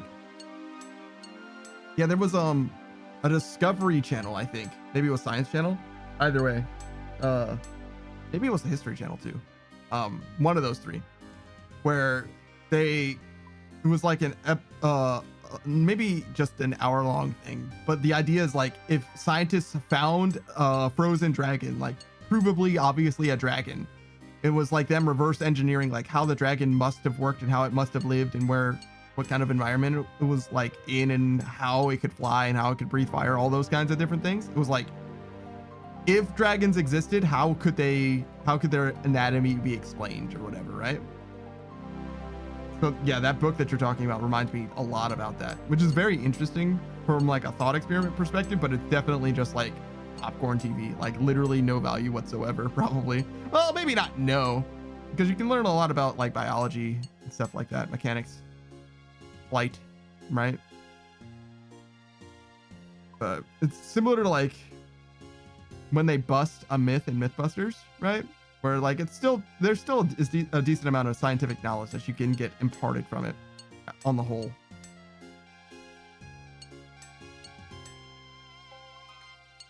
I wonder what that guy's going to go do, because he had like anti-fire shield and full rune. So you'd already done Dragon Slayer 1, right? And there's nothing else that you would need an anti-dragon fire shield for, right?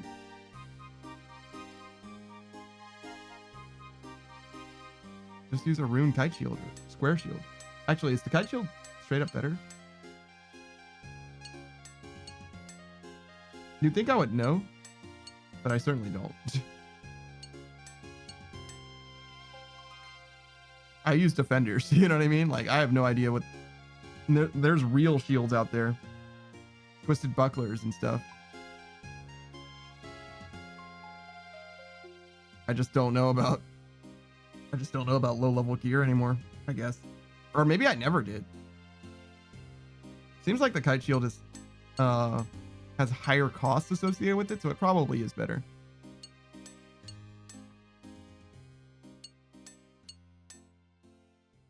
Oh, I should check. Is there a new One Piece chapter? I think I was just talking about One Piece. Yep, June 2nd. All right, we'll read that later. Not now, though. Maybe when I'm eating, in fact. Oh, speaking of eating, I need to figure out food.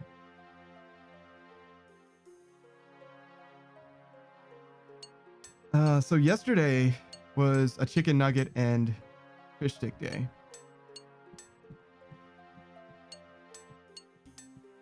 Is today also a chicken nugget and fish stick day? I think my body is telling me no, it should not be that. So pizza day? Pizza's acceptable. I think I had a pepperoni pizza last time.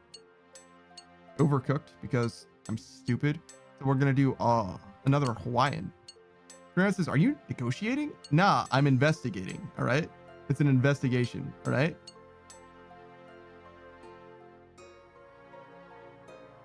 It is definitely a compromise, though. I will admit that, because when it comes to food, right? There's two speeds that I can do food. I can do food fast, or I can do food pizza. That's not quite right. I have one intermediate option. There's a banquet. What is it? Salisbury steak? Sure, let's just call it a Salisbury steak. I don't know what it actually is, but it's like a frozen 6-patty Salisbury steak type thing. Which, what I would do is I would do that. I would do probably a frozen vegetable, like, I don't know, peas and carrots or something. And then one other thing, like, I don't know, a can of fruit, mixed fruit, for example. Which I could do otherwise as well, like with the chicken nuggets and fish sticks, which I had yesterday. That's the main reason I don't want to have that, just because seems like my body would like more or different, maybe nutrients. Maybe that's what it is. Maybe I'm missing, maybe vegetables and fruit is the answer. The banquet thing takes longer is the problem. Which, by the way, so I got a larger salad than normal. Like, it's the same mixed salad as normal, but I got a larger bag because I was like, oh, maybe I can figure out a different way to use it, right? The like lettuce mixed thing. Because what I normally do is a tuna salad thing. So I'll make tuna salad, so tuna, mayo, mustard, relish, and then I'll have that be the dressing for like a proper like vegetable, like lettuce-based salad, right? So it's a tuna salad, if you will, which isn't that weird. I think having tuna salad on a salad isn't that weird, I don't think, or tuna at least on a salad isn't that weird. But anyways, that only used like a third or so, so I had to use the rest of it as well. And I used that same banquet Salisbury steak thing. 2 out of 10. Weird. Oh, so you hate it? All right, that's fine. But anyways, so I used that same banquet Salisbury steak thing as dressing for a salad as well. So it was like a large salad and like 6 patties of meat. So it was like, if you thought that the tuna salad was weird, then this is definitely weirder than that, is basically the direction that I'm going. Because it was like a brown sauce salad or whatever. I thought it was great though. It actually came out great. I would definitely do it again. 3 out of 10 weird? Wow. Why do you, wait, so what's, wait, hold on, slow down. So catch me up, screenwriter. So how do you feel about a tuna salad sandwich? Let's start there. So I'm talking tuna, mayo, mustard, relish, on a sandwich. 0 out of 10 weird? What? No, but like that's a normal thing. Tuna salad sandwiches? All right. So how do you feel about just tuna salad? Again, tuna, mustard, mayo. No relish this time. Hold the relish. Miss Suck says, yeah, those are very normal. Yeah, I know, right? That's like a totally normal thing. A tuna salad sandwich is just a normal thing. Just straight up a normal food to have. It's weird that they call it a salad. It's somehow more weird, so 1 out of 10. The sandwich is less weird. Wait, so if it's lettuce, mayo, mustard, you're like, that's more weird than if it's lettuce, mayo, mustard on a sandwich. Okay. That's probably true. Most people don't have the tuna salad just by itself. Usually they do something with it.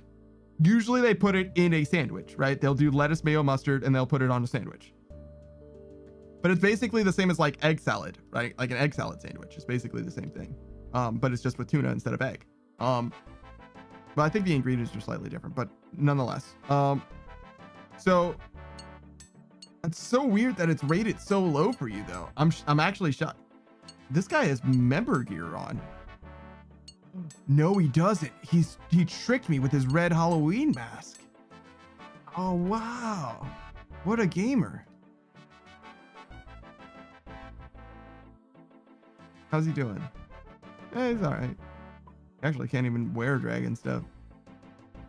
F58 cooking and fishing though. God damn. 30 rune crafting too. Holy shit. Wait, 9 crafting.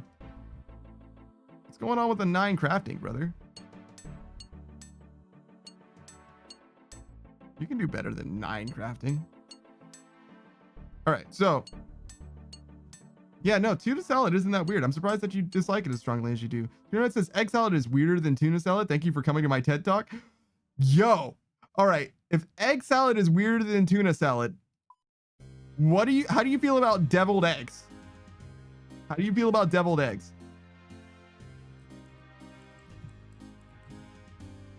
Hold on. Miss Suck says they are nummy as fuck. You love deviled eggs? Wait, Screamride also loves deviled eggs? Wait a minute. Deviled eggs? Why would you put that on a sandwich?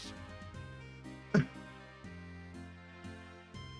mean, you don't have to put it on a sandwich. You're not wrong. But like, deviled eggs is so close. It's so close to being egg salad sandwich. It's like right there, dude. Literally, deviled egg surrounded by bread is an egg salad sandwich. Like it is. It just is there. Like if you go deviled egg and then bite into bread, there's an egg salad sandwich in your stomach. Like it's right there. It's right there. Screwhead says, this guy argued pigs and humans are close. Get away from me. I mean, Screwhead, there was a time where humans and Pokemon would lay in the same bed. They could even get married.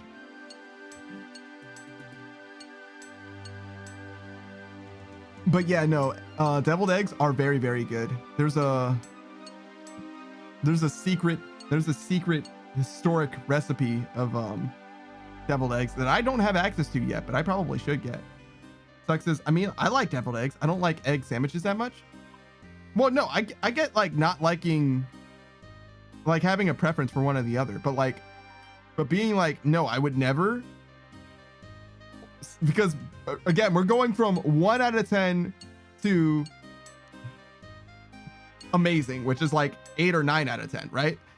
Like a 7.8 point swing, I don't think is explicable by the addition of bread. It's like literal milk toast is somehow an 8 point swing. Like that's nuts to me in my mind. Like no way. Whoa. Deviled eggs are also called stuffed eggs, Russian eggs, dressed eggs, and curried eggs. Fascinating. Huh.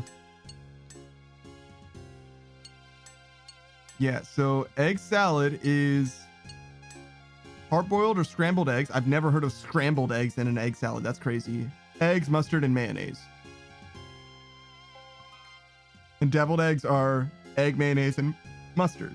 So yeah, deviled eggs often are seasoned much differently than egg salad though. Egg salad ends up being a lot more bland, and deviled eggs tend to be a lot more loud and powerful. And also the proportion, the serving size is very different. So I can get there being a strong appeal for one or the other, if that makes sense. But it's like, so if you like hot dogs, right?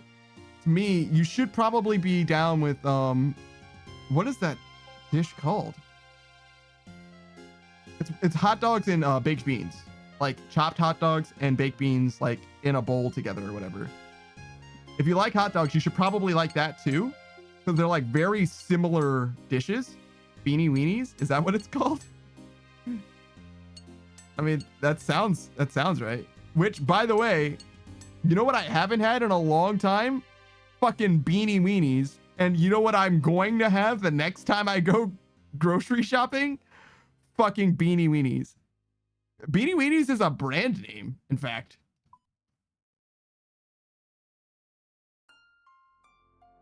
It's literally a brand name, though you spelled it wrong. There's 2 E's well, 3 E's in beanie, I guess.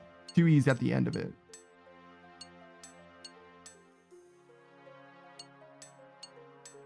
But yeah, no, it's like a great dish, to be honest.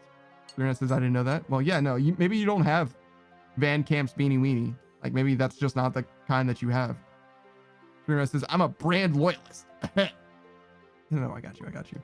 I mean, I would just do it with any kind of baked bean.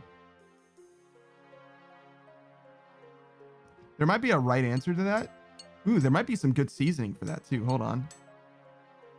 I'm being inspired. I think that I could season this well too. Is it fucked up that I season things by the color of the seasoning? Kind of. Like I'm like I am not a like an energy aura person or whatever at all until I'm cooking. And not exactly match. Match isn't the right. It's like a spirit. It's like a proximity thing. It's like a spatial. It's almost like a spatial reasoning thing where I'm like, the thing that this needs, it needs something red, and I'm like, okay, so it's missing not red pepper, maybe paprika. It says you color coordinate your pan. No, because it's like no, it's missing something. It needs something green, and then it's like, okay, so is it oregano or parsley or you see what I'm saying? Does that make sense? It's like a vibes based, proximity based, but also like it's not. It's almost color, or it's almost taste based, but it's really more like color, to be honest. That's really how I season things. It's like I feel it more than I know it. For instance, I was thinking you like Bob Ross in the kitchen, put a little green right in there. No, not at all. I mix it homogenously. Every time I season something, it's always homogenous. I'll put a lot on it. In fact, that's the way I season things in general. It's like I'll pour it all on the center, like all on top, like until it seems like it's the right amount, and then I'll mix it all the way through. I don't like do a little bit and then a little bit and then a little bit and like mix it all the way through every single time. I usually do it in one lump sum. I don't know why. It's kind of like a measuring thing a little bit, but not really. Again, it's a feel. I never use measuring cups. I never use tablespoons or anything like that. I just feel it. I just feel it with my soul, you know? It's vibes, it's energy. Yo, these beanie weenies have spring onions in them and cheese. It's a beanie weenie tater tot casserole. Hold on. A beanie weenie tater tot casserole. What makes it a casserole? Is it because it has cheese and potatoes? Hold on. We're finding out more about this. I need to know more. Okay. Hot dogs diced. Diced onion. Baked beans. Without most of the liquid. Tater tots. Cheddar. Green onion. That's it. Yeah, that's it. They're just like, yeah, man, do it. I don't need to explain to you how to make it because the thing that you're imagining in your mind is correct. You add the shit. You add everything except for the tater tots. You bake it. You add the baked beans. You layer in the tater tots. You add cheese to the top and then you put it back in there for 20 minutes. Back in the oven. And that's it. Experience says, what makes anything a casserole by definition? You're so fucking correct for asking. Hold on. A casserole is a kind of large, deep pan or bowl used for cooking a variety of dishes in the oven. There's also a category of foods cooked in such a vessel. To distinguish the two uses, the pan can be called a casserole dish. Okay. I would never call the pan casserole, but I understand because they always do have that shape. The casserole is the thing in the container and the container as well. It's both things.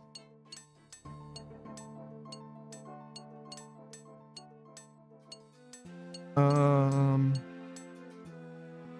casserole or hot dish is typically a baked food with three main components: pieces of meat or fish or other protein like beans or tofu, sure, various chopped or canned vegetables, indeed, and a starchy binders, flour, potato, rice, pasta.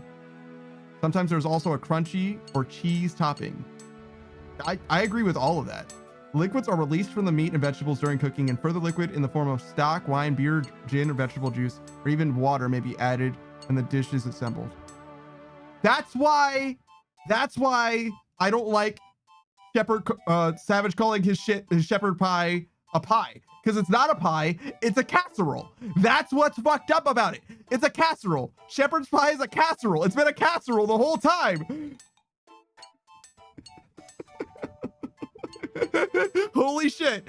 Holy shit. I finally crystallized in my mind why it's fucked up to call it a pie. Because it's not. It's not a pie. It's a casserole. Oh my god, dude. That's so funny. Sucks as sitting here listening to him scream, I love this. Why do you like it when I stream? Sucks as make him more mad, please. Oh god. It says, well, I done been learnt then you, Panda.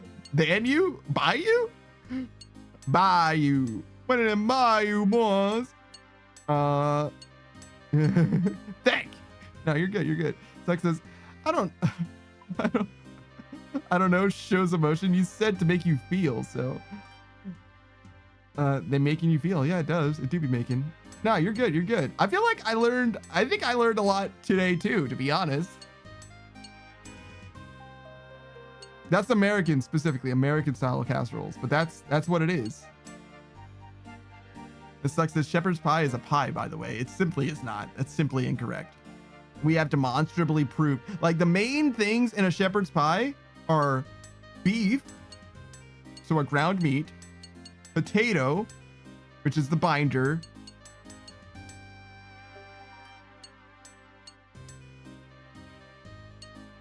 there's onion in it,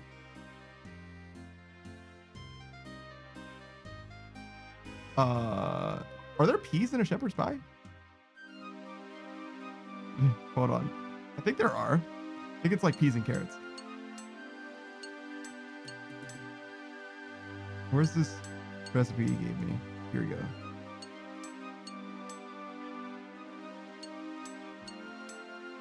Suck says, yes, it is. It is in the name. It is in the name. Don't worry. I just want to make him mad. Anyways, it is a pie. Why else would they call it a pie? It is pie-like, though, to be fair. I just want to make him mad. Can you imagine your husband actively trying to upset you for a moment? Could you imagine? She's trying to upset me for her entertainment. Okay. Onion, carrot, peas. Yeah, onion, carrot, peas. So yeah, no, that's a fucking casserole, dude. Though, to be fair, in a casserole, you typically cook everything in the oven. Whereas with a shepherd's pie, at least the way that I've made it, you cook it on the stove, actually. Greenride says, good, takes your name off my list. Ignore that. Thanks, Greenride. I appreciate you. Good looks, fam. Suck says, I want you to take it off me. Take it off on me. Take it out on you. Yeah, no, wait. Hold on. The instructions are so fucking unclear right now. Wait a minute. If I take it off on you, that's totally different than taking it off of you. And that's totally different than taking it out on you. Those are 3 different things, and I don't know which of those I'm supposed to do. Sharon says you take it off first, then take it out. But she says take it off on. Anyways, about the pie. Is pizza a pie? No. I mean, yeah. No. No. Yes. No. Yes. Yes and no. It is a pie, but it is not. It is not. You can't call. It is not. You can't call it a pie. It is some pie. If you would like a pie, if you would like pie, if I asked you for a pie and you could deliver me a pizza, I wouldn't be that upset because I do like pizza. But no. If someone asks what kind of pie you want, you can't say pizza. Yes! Thank you, Screen Ride. Yes, you saved me. You saved me. Thank you. Thank you. That's it. Them's the rules. Yes, yes, yes. Oh my God, dude. But if I say I've got some pie, I brought you pie, and it's a box of fucking Pizza Hut or whatever, you'd be like, oh, okay, that makes sense. Sure, sure, sure. You might be surprised though, right? If I say there's pie in the other room, you don't know what you're gonna get. Stuck says, so what about an apple pie pizza? Is it a pizza or a pie? What the fuck are you talking about? I've never heard of that shit in my fucking life. An apple pie pizza? What the fuck are you talking about? What the fuck is this? What am I looking at? All right. All right, everyone. So it is, oh my fucking God. Okay. Imagine, oh, Jesus fucking Christ. Okay. Imagine like a Dutch apple pie, right? Okay. Now put a pin in that. You're going to need to return to the Dutch apple pie. We're not ready for that yet though. Okay. Imagine a deep dish pizza instead, just by itself, a deep dish pizza. Okay. Now undeep the dish pizza, right? Make it a regular pizza. Okay. Okay. Now remember how to perform that operation. Okay. Return to the Dutch apple pie. Undeep dish it. That is what an apple pie pizza is. And I think it is an apple pie and a pizza. I think it is both. I think you're correct, Zach. I think you're correct. I think it is an apple pie pizza. I've never seen this shit before in my life, and it's probably correct. You've eaten it at Little Cece's? Yeah, no, yeah, you got me. You fucking got me. That is definitely real. Holy shit. You got Screen Ride too. He immediately capitulated because he knew what you were talking about. But I had to see it. I had to see it with my eyes, and now I'm convinced it's real. It's 100% real. Oh my God. Miss Suck says, I will show you because I've had it before. Did you send me something already? No, you didn't send me shit. I had to do my own research. That's fine. Oh, there's gonna be an ad. I think I'm just gonna let it rock. We'll just let the ad go. Suck says, you already looked it up before I could send. Yeah. All right. Well, maybe I wanted my husband's apple pie pizza. Maybe I would prefer that. Have you considered that? Suck says, you already looked it up before I could send. No, I want yours.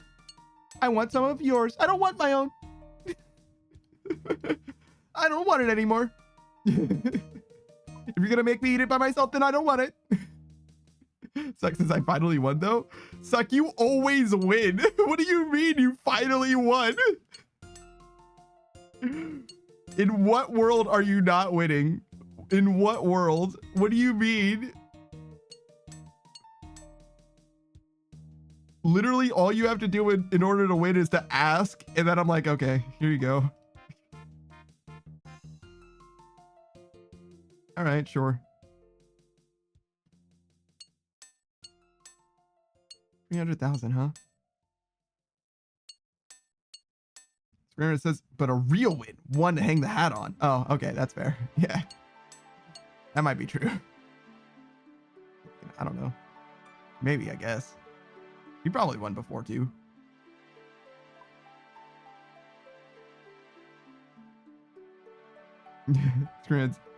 Suck agrees. No. It's a real win this time.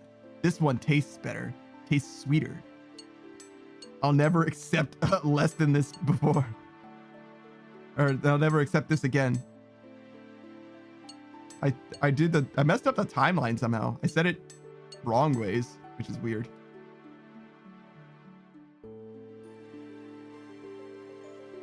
Some of these are more pizza-y than others though, which is weird. Some of them are closer to like pie, like flat pies, and other are much closer to pizza. Sucks as this one. This one was as sweet as pie. A pizza pie or? Because those aren't very sweet. It was, and as easy as pie. I can't believe you rejected my cowboy joke. I can't believe you rejected my cowboy joke. I delivered it specifically to you because I thought that you would love it. And your initial reaction was rejection. I can't believe it. Honestly, it seemed messed up. It seemed wrong. I literally found that one. I saw that one and I stored it for you. I was like, oh, I need to tell this to you, but I'm not going to tell it to you before stream. I'm going to tell it to you on stream because I know you're going to love it. And then you were like, boo! I was like, what? All right, fine.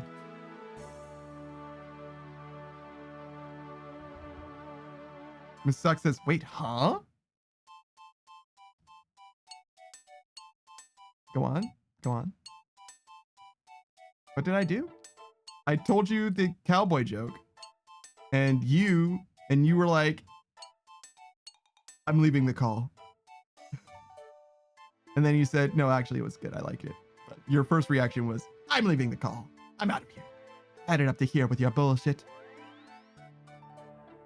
Says, I believe your exact words were boo hiss. Yeah, something like that.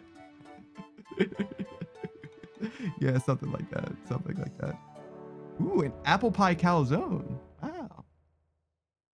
Sucks says, I laughed though. Yeah, after.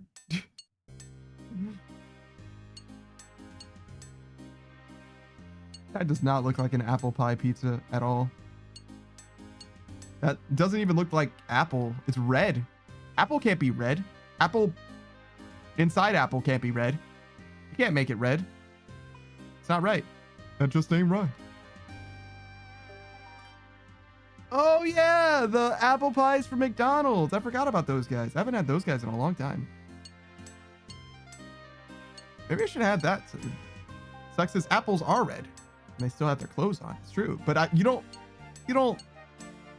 It's just not right to have an apple pie with the clothes on. You got to strip it down first, right? You want it loving and tender, right? Remember it says, I hate a fruit apple. Yeah, see? Sucks says, give me that apple pie, skin pie. Yeah? I feel like you said pie too many times in that. I feel like you said, I feel like that's too many pies. It's an inappropriate amount of pie. You double pied your pie. Caramel apple fruit pizza. What the fuck is going on?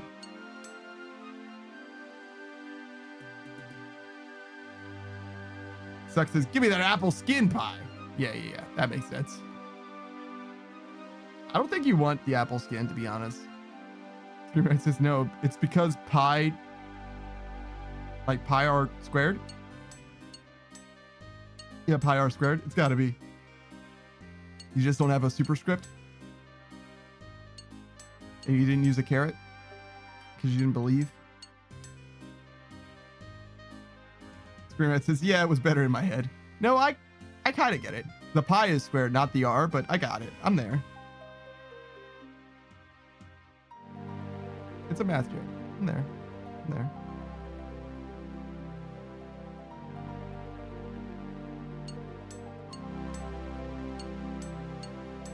What is this? This is not an apple pie or a pizza. It's an apple dessert pizza with caramel cream cheese frosting.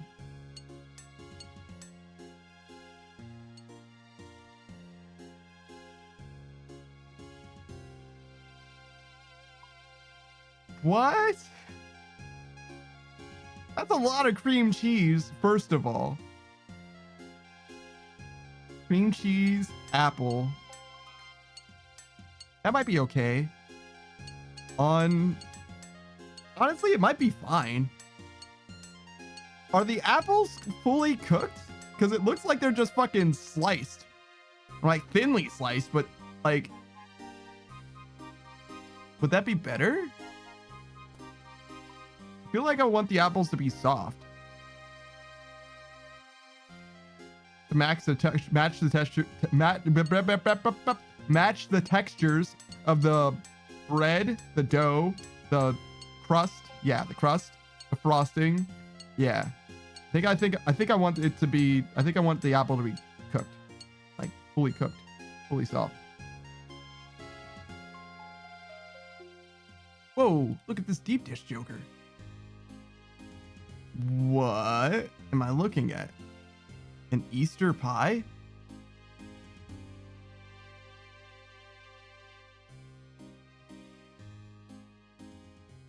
Whoa! It's kind of like a fruitcake, but it's got like... Whoa, look at this! Did I level up twice today? Holy shit. All right. This is a pie.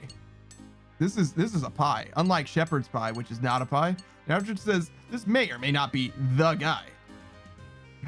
Why do you sound like the Frosty Tools VOD on your stream now? You have an awful lack of certainty going on. A little bit of skepticism laced in there.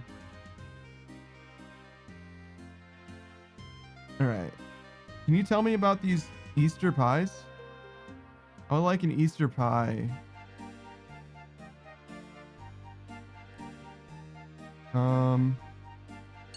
No. I need more than this. I need like a recipe or maybe like Wikipedia will just tell me about them. Pizza de Pascha.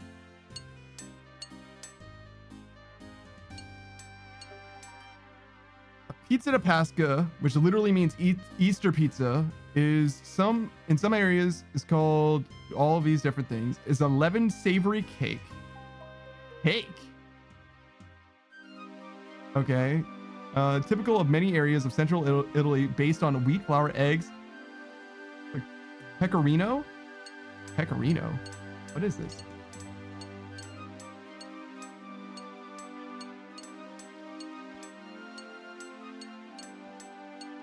Yeah, pecorino. Nailed it.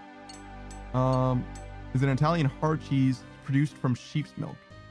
Okay. That was the cheese. And Parmesan. So 2 types of cheese.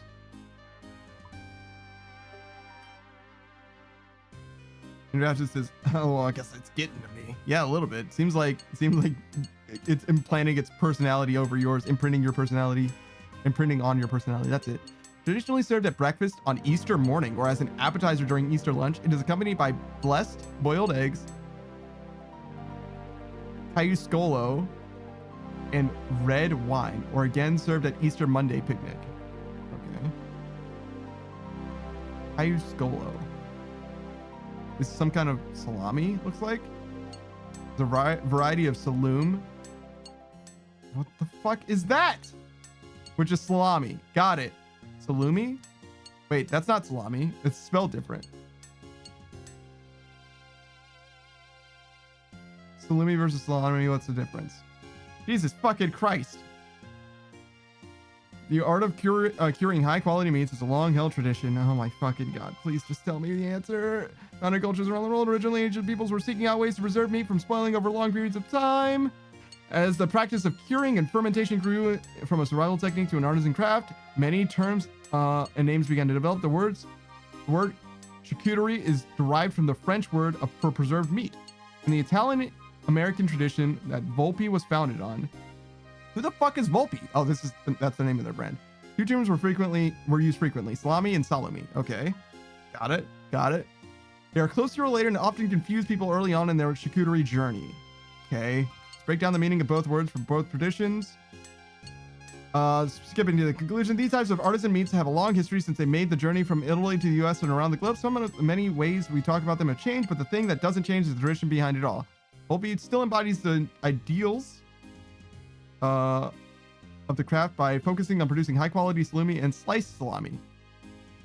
That doesn't. Okay, so I guess I need to actually read it. Okay, fine. We're going back. What is salami? You're no stranger to salami. Many of you have ordered an Italian sandwiches from your favorite sub shop, or you have you have seen logs around the deli case at the local supermarket. It is a food product that has effectively made it into the mainstream American culinary culture. Speaking broadly, salami is cured meat product and is made of ground pork.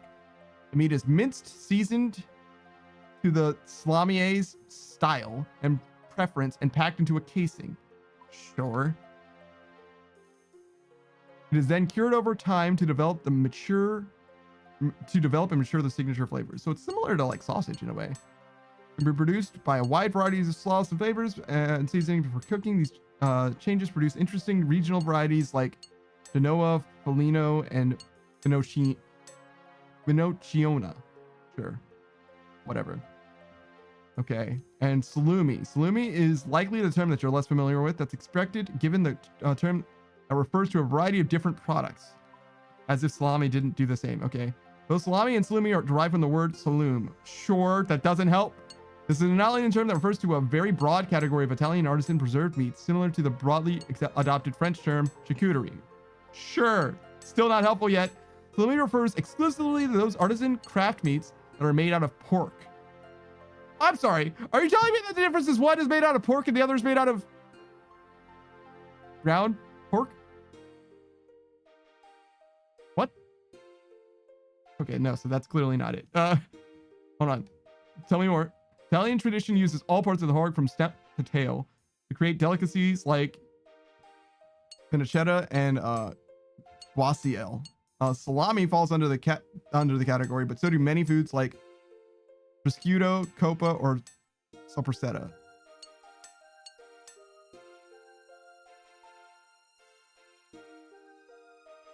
How did I read this entire website and I feel like I'm dumber now than I was before? It says modern hieroglyphs should come back around to some degree, certainly. The interrupter says, man, I was driving home and oh God, oh God. Yeah, no, well done. The interrupter says, I have emotes from the streamers I've never watched. I guess that's what happens when I leave my PC on all night after I raid out and get random gifted subs. It does seem that way, huh? Does seem that way. Very funny. Gifted subs are very strange to me. Like, there was a while where every time I got a gifted sub, I would check out the streamer, but nowadays I like straight up don't care. Like getting a gifted sub doesn't mean that I'm going to attend your stream. I have too many streamers that I care about instead of finding new people. I'm down with trying out new people, but not because I got a gifted sub. It's got to be more different than that. I've got one from Henya though. From a few big streamers, Henya and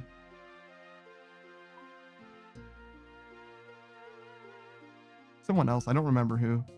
A couple big streamers though, where I was just like literally minding my own business, never been part of their stream or anything, and just suddenly like, oh wow, hey, I know who that is. Weird. Okay, salumi refers exclusively to those artisan craft meats that are made out of pork.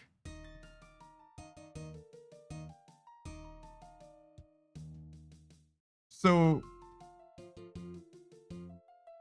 salami is a type of salumi.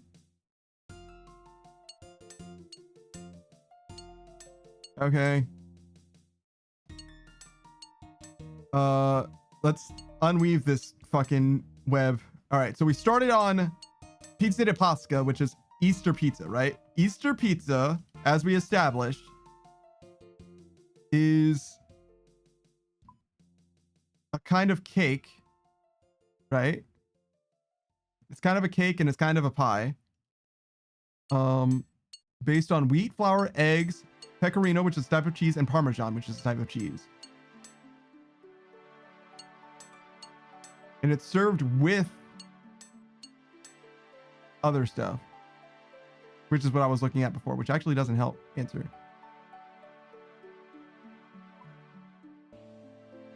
Okay, this is actually not really telling me what it's like, though. I want to know. It's a main dish with the things I described earlier, but like, can you show me more? Whoa, this looks totally different.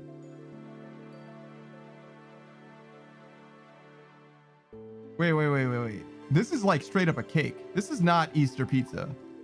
It is literally Easter pizza, but there's a different dish called Easter pizza that is not this.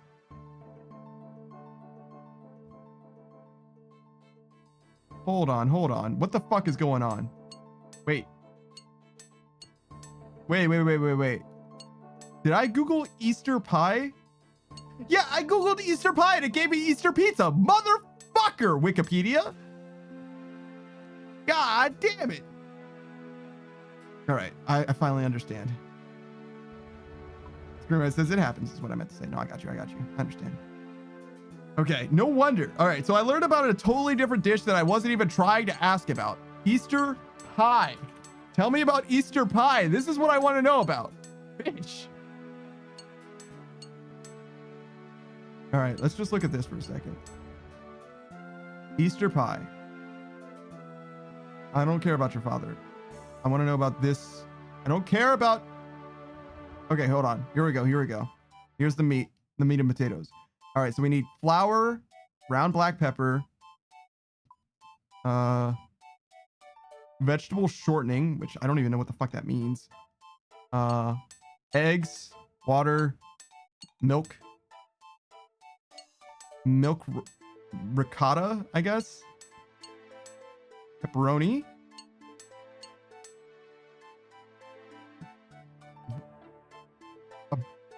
What the fuck is a bruise? A bruise? Is that a place? Okay. Food? Oh my fucking god. No, like, you're not like the food from the place. I mean, like, what the fuck are you telling me to get in this? I need a 1/4 pound double Abruzzes cut into small cubes. Do I need to like massacre people from that place? What the fuck is this? This recipe is dog shit. Just ignore that one. The prosciutto, which I don't know what that is. Salami, got it. Mozzarella cheese, Romano cheese, black pepper, again, I guess. Fresh cheese, just a different kind of cheese, I guess. Jesus. And prosciutto, I guess. So it's mostly just a cheesy pie. Okay. I don't want to learn about food anymore. I'm sick of this place. I fucking hate it here. I feel like I've been lied to by too many different things. I draw the line right there, right after I finished learning everything that I can stomach about Easter pizza and Easter pie, which are two different things. Hold on. Before we move away from this. All right, so Easter pie is like a savory meat pie with a lot of cheese in it, right? Easter pizza is a fucking cake.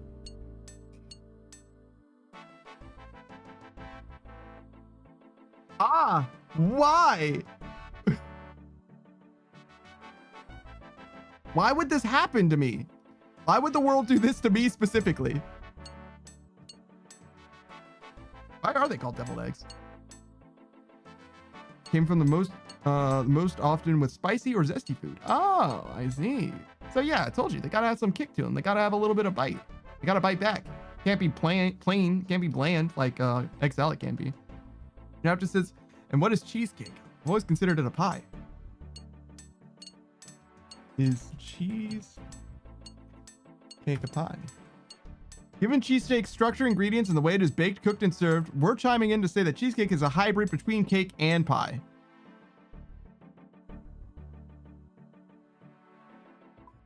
Seems more pie-y to me than cakey, though. Screamer says, my head hurts. Did you see what God just did to us, man? Yeah, it's fucked up. And Drafted says it has a pie crust. But not only that, it also doesn't like... There's like no leavening step or whatever. It doesn't rise like cake does, right? Right? It's not like a bread. It's like, or like cake and bread are basically the same. Cake and bread are basically the same thing. There's one just has more sugar and like, but like you get what I'm saying. Like they're similar object or similar cooking processes and all that. Like they both have to rise and all that shit, right? Whereas pie doesn't do that. I think cheesecake is a pie. I like cheesecake too, but it's like not cake though, really. It's served like a cake, but it's also not quite a pie, to be honest. But it is closer to pie than it is to cake. It's almost not cake-like at all, to be honest. It's a category all its own, what some people are saying. Now, their simplest pies are just a crust with filling on top, and cheesecake fits this bill. While cheesecakes might not always be prepared in a pie pan, it seems like a secondary issue. After all, it's possible to find fruity pies baked in sheet pans and other types of bakeware. Indeed. Indeed. I think it's a pie, dude. Yeah, I'm there. I'm there. Pie is defined as a baked food in a pastry-lined pan or dish that has fruit, meat, pudding, or other filling, and it often also has a pasty crust on top. Yeah. Yeah. Screenwrite says, did these motherfuckers just say a secondary issue? Yeah, it is a secondary issue, I think. Because, so the reason why they're saying it's a secondary issue is because you can have fruit pies that don't have a pie crust as well. As it's often possible to find fruity pies baked in sheet pans or other types of bakeware, right? Not just like in the crust of a pie. You can do it in like anything, and it still would be like a fruit pie or whatever. Interactive says that's what I'm calling it from now on. Cheese pie? No, that's terrible. That sounds different. That sounds like a totally different thing. No. It's still cheesecake. It's just a pie. Cheesecake is a type of pie. Like let's not go crazy now. Let's not go crazy now. Is cheesecake a cake or a dessert? What the fuck? What kind of dumbass asked this question? Cheesecake is just one of the desserts that falls into the category of having cake in the name, despite possibly not being a cake at all from pure definition standpoint. Yeah, agreed. Whichever one of these, whoever said is cheesecake a cake or dessert deserves to be slapped. All cakes are desserts. You're not thinking at all. You're not overthinking. You're underthinking. The Undrafted says, that's what I'm calling it from now on. You can't legally stop me. Pancake? Pancake is not a cake. You know what the fuck I mean. And dessert can be breakfast. In fact, most breakfast foods are desserts, to be honest. Like, actually, cereal should be a fucking dessert, to be real with you. Most cereals, at least.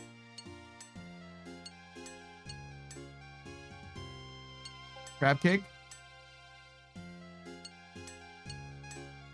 All right, you're right. Sano says cereal's a soup. Not you, not yet. One problem at a time. You definitely got me though. Crab cake, yeah, you got me. You fucking got me. That's real. Crab cake is absolutely not a fucking cake. It is absolutely not a cake. Crab cake is crab salad, actually. In the same way that tuna salad and egg salad are salads, crab cake is actually crab salad. So you get your cheese pie, but only if I get crab salad. Spirit says crab salad sandwich when? Exactly. Exactly. And by the way, crab cake sandwiches are not weird, so that's totally a thing. Indrafta says, ever heard of Uncrustables? Those are just dessert ravioli. Oh my God. Stop. He's right, but stop. Dessert ravioli? Oh my fucking God. It's true. No. Who says, well, look who it is. The Rocksmith is online. Yeah, we're figuring out culinary mysteries at the moment. Oh my God, dude. Oh my God, dude. What the fuck? Why would you curse me this way, Cam? Frickle Cam, what did I do to deserve this?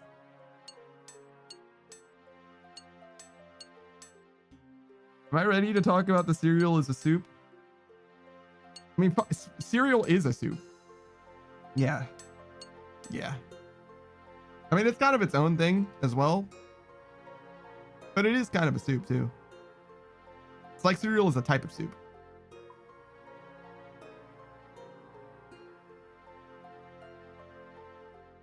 Maybe not though. Is cream of wheat a type of soup? Yeah, it's a hot cereal, right? Yeah. Yeah. So yeah, I would say that the umbrella of soup has cereal, which has hot cereal and cold cereal. Yeah. I'm down with that. I'm okay with that.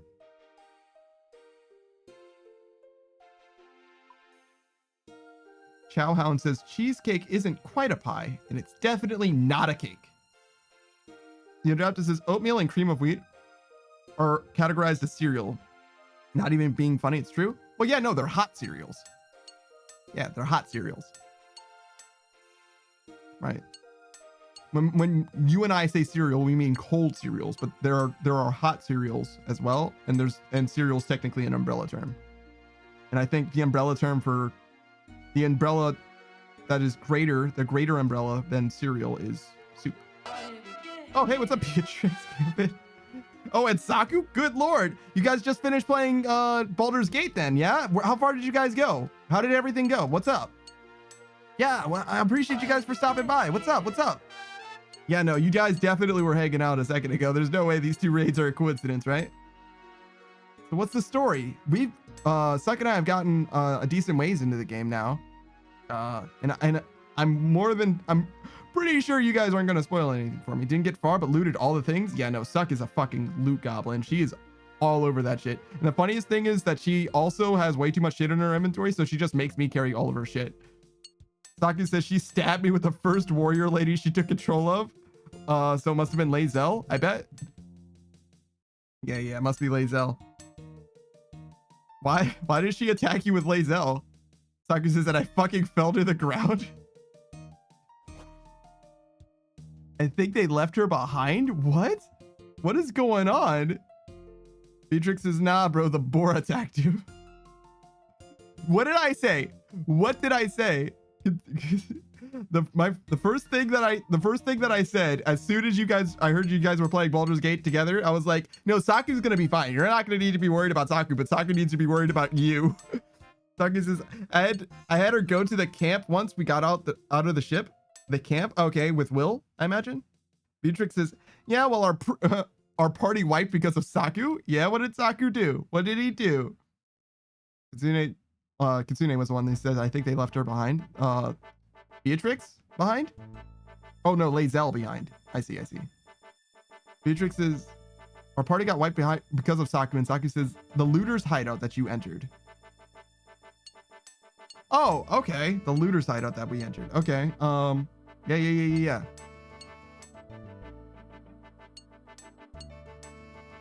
I'm trying to remember where exactly was that. Like in the timeline of events. Okay, I remember. No spoilers. The chapel very early on. There's 2 chapels, but yes. Yeah. Because today we were in a chapel, which is not the place that you're talking about, I don't think. Yes, exactly. Yeah, there's a different chapel, which is the one that you're talking about, and I got it. Here. So Saku, you've played before, right? You know stuff about this game. And Beatrix, you're playing it for the first time, right? Where did you guys wipe? What happened? Did you wipe to the looters? Is that what's going on? I don't know why cheesecake is paired with strawberries, but it's the right choice. Beatrix is, yeah, first time, no D&D knowledge, really? Oh, okay. Well, then you're down to learn a lot, actually. Taki says, I know stuff of Baldur's Gate 3 and know the D&D system, but not much beyond that. So you haven't played before, but you know that about stuff that happens? Okay, fair enough. Yeah, I knew that there was a bear that you could have sex with from the promotional material. Spoiler, I guess, Beatrix, if you haven't seen a trailer. It's pretty famous, though. I would imagine that you knew about that. So when Suck and I encountered that guy, I was like, that's probably who this is. Yeah. We definitely got surprised by it. Least of all me. Haha. Whoops. What did you guys, what level did you guys end up at? Are you still level 1? You probably leveled up at least once, right? How could I have been level 4 for like fucking years, by the way? I don't know what's taking us so long to get to level 5.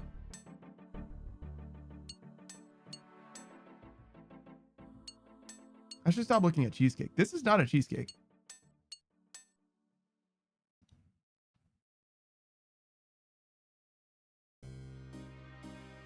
This is some kind of like chocolate. That picture isn't even in the article. Flying bastards.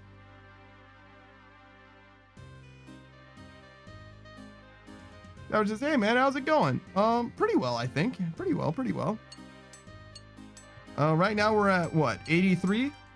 And I think like 87 is the goal, something like that. And we got a couple more hours left in the stream. A bunch more plates that we can make. Plate mails, plate bodies, whatever. Same difference, same thing.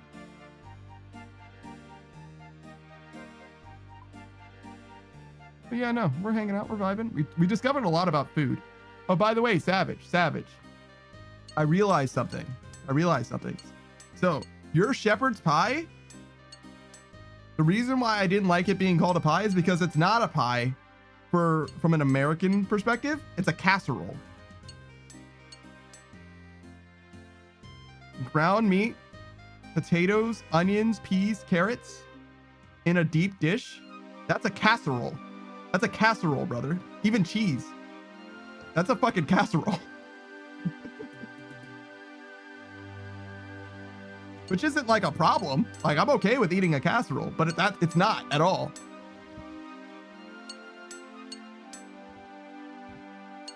Taki says, wait, why are you talking about my favorite dish? You love shepherd's pie? Really? Huh. I like it. Actually, a decent amount. The one that I had was actually quite good. I liked it a lot better when I reheated it for some reason. Taki says it's not a pie though. Yeah, it's absolutely not a pie. It's definitely a fucking casserole. It's a little expensive, weirdly enough. Oh, I need to eat those potatoes. Ooh, I don't think I'm gonna eat those potatoes today. I think tomorrow though. Tomorrow we're gonna try and make pan-fried French fries. How do we do that again? I think I'm gonna fry them in 2 batches. Like 2 passes. Savage says, it's not a pie, it's a shepherd's pie. Nah, man, it's a shepherd's casserole, brother. Definitely a shepherd's casserole. Oh, and we also decided that cheesecake is a pie, not a cake. Zano says, did you say hand-fried French fries? I don't think that's safe. No, pan-fried. Like in a shallow pan rather than a deep fryer. Yeah, no, I wouldn't fry it with my hands. I'm not that strong. I don't have that much force of will. Not quite. Thank God.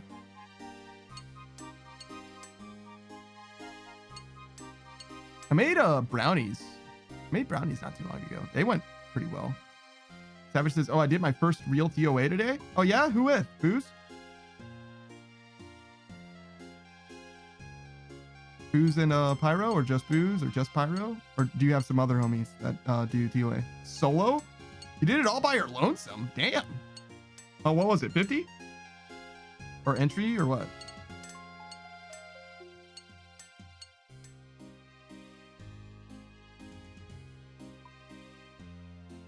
And also, what inspired you to do that shit? Wasn't that bad? Just entry? Okay. What gear did you use? Because you didn't have gear to do something like that before, right?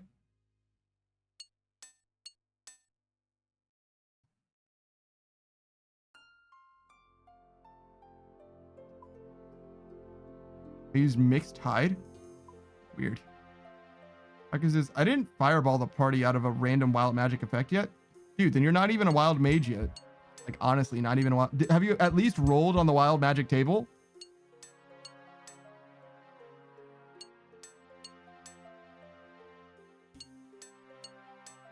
Wait.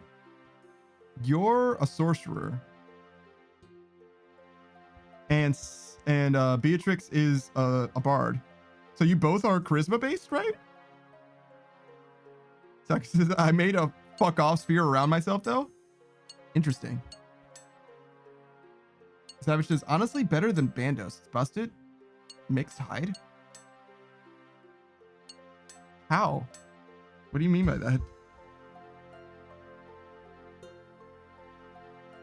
Do I not know what mixed hide is? You just mean like blessed D-hide sets, right? Like mixed just being like any of them rather than any one. Like technically my ranger set is a mixed hide set because I have armadillo boots for no reason.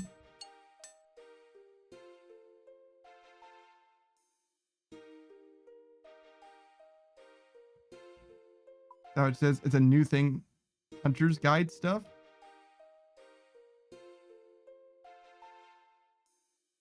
Oh, do you mean like the rumors? Weird. Mixed hide. OSRS. Mixed hide armor.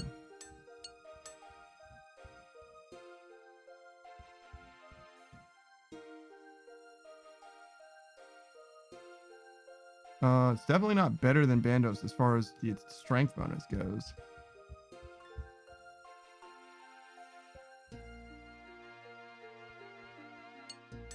It's a new thing, Hunter's Guide stuff. It's like 70k. Yeah, about that. The armor sets boost some melee strength bonuses that complement the Hunter Spear.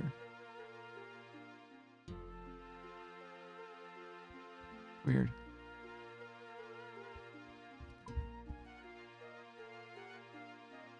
Savage says with the Fang, it's just better DPS than Bandos? What? How? Like, actually, how? Doesn't make any fucking sense.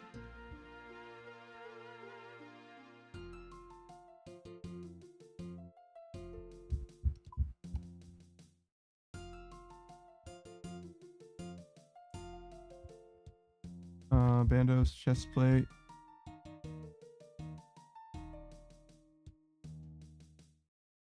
Bandos armor set. Oh, it does have an attack bonus on it, at least. It's +7 to stab, so it would have higher accuracy.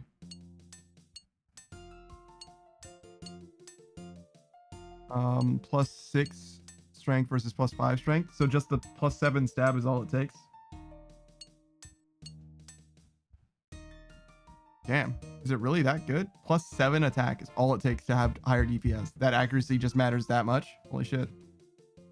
Even when you're using a Fang, holy shit.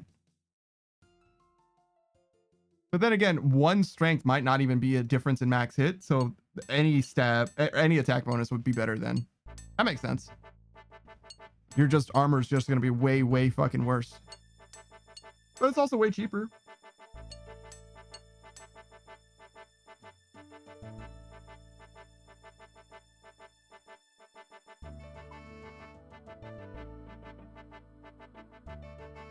Huh.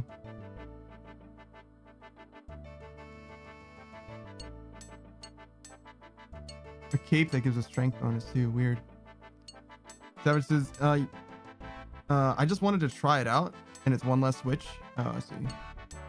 One less switch because it gives you a range bonus rather than being negative in range. Must be that. Must be that. It's technically like it's not good for melee, but it's not bad for. Or I mean, it's actually better for melee than the Bandos set because Bandos just doesn't give an attack bonus. So it's a ranged armor set that is favorable for stab, which is very fucking strange. But okay, that's kind of sick in a way.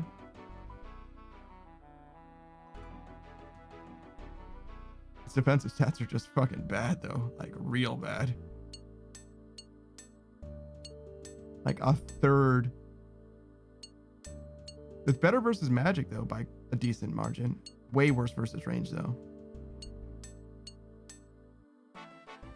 You say it's ranger armor and I'm like, is it though? Because it gives a strength bonus and an attack bonus.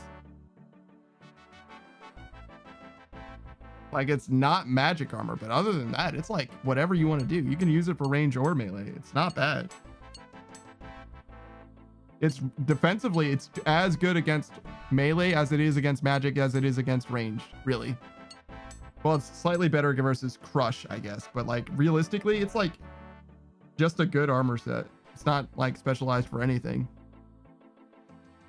Well, it gives the highest bonus to range, right? The highest attack bonus is to range.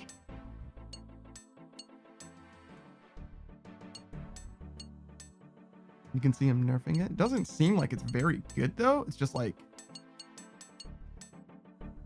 it's not actually good. It's like a jack of all trades type of armor set, which to me it seems like a good space for it to be. Like I actually don't think that's bad. It's just great at DOA.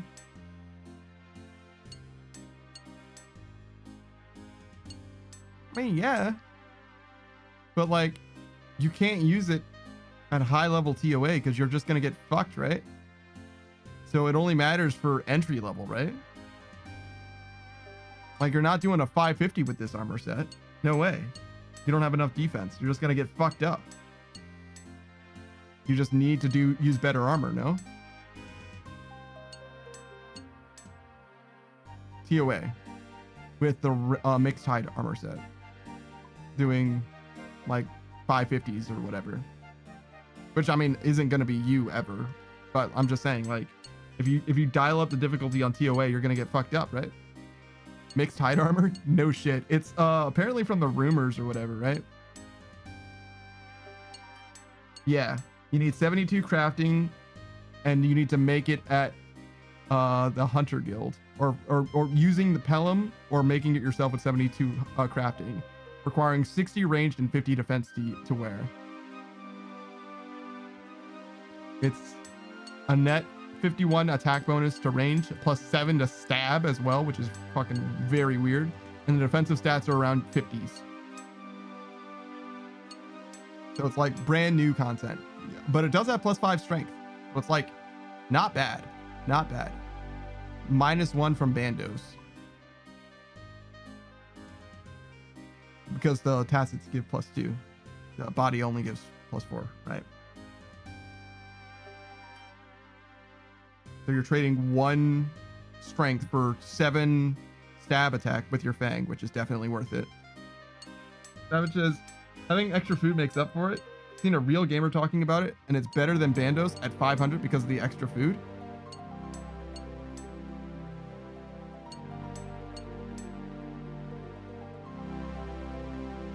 I wouldn't be surprised that it's better than Bandos with extra food. I'm surprised that Bandos is good enough to do 500 ultimately, if that makes sense.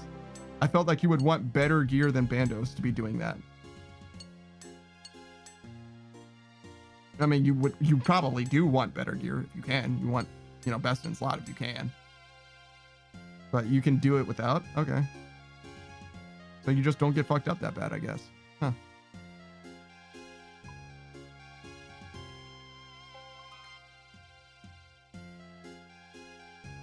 All right, fair enough.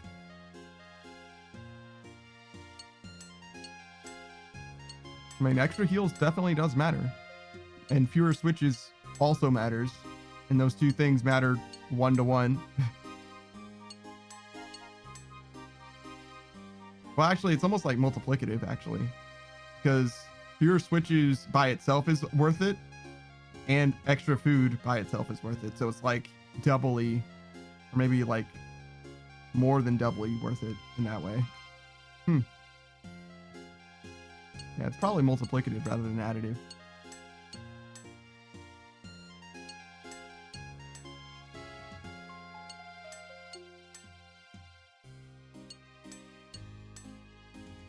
Your driver says, good night, man. Have a good stream. Yeah, man. Thanks for stopping by. Thanks for hanging out, man.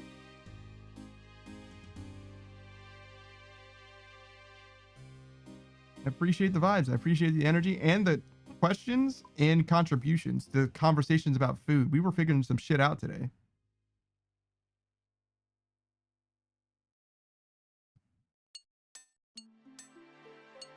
God damn, this Torva set. That is some expensive shit.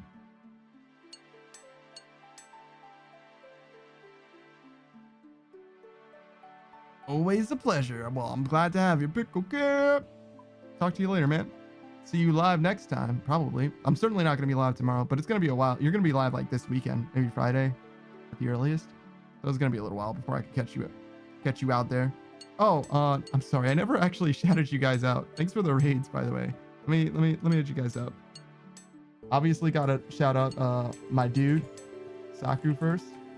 As much as Beatrix is obviously my super Kamiyoshi, I will never pay back Saku for the sins that I have done in his name.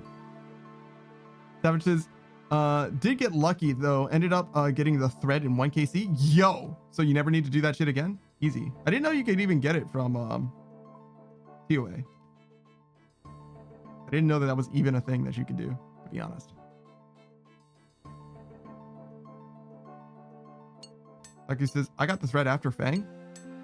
Like right after? So in like 3KC? Like 3 or 4? Did you go back to get the thread? 11KC, okay. Because I thought you got the Fang in like 3. Yeah.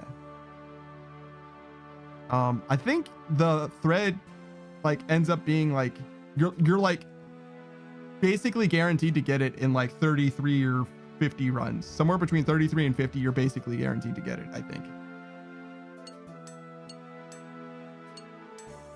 I don't know that for a fact. I just remember looking at the drop rate and how it adjusts or whatever, like bad luck mitigation style. And like you're basically just guaranteed to get it before long.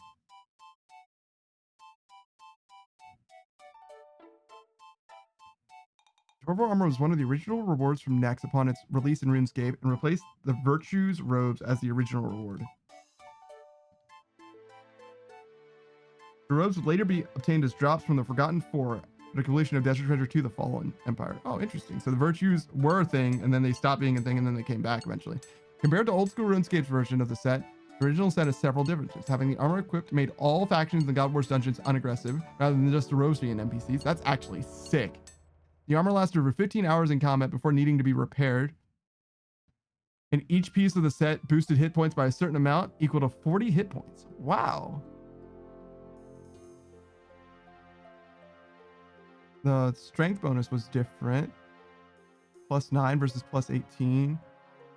The defensive stats were way, way better across the board.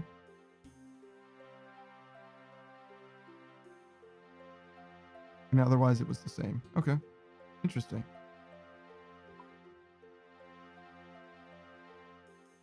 Savage says, yeah, that's all I wanted anyway. Yeah, you're basically done. Beatrix says, I beg bully Saku, please. And thanks. No thanks. No thanks. No thanks. Saku says, all right, time to jump over buildings and turn off staff papers into money again. Oh, turn staff papers into money again? Yeah, no. I understand, man. I wish you the best. You've done Sins of the Father, though, right? Haven't you? Why don't you do Hollow Sepulchre? You don't like Hollow Sepulchre? better experience, right?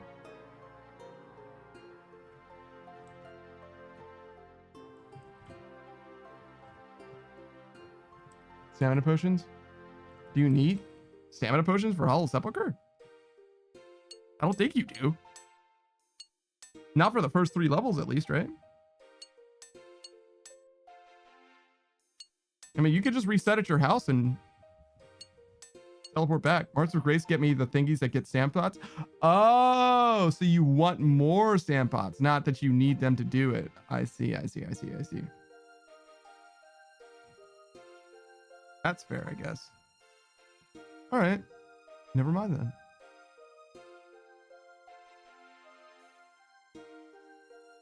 Irons live so different. Actually, so different. What does this say?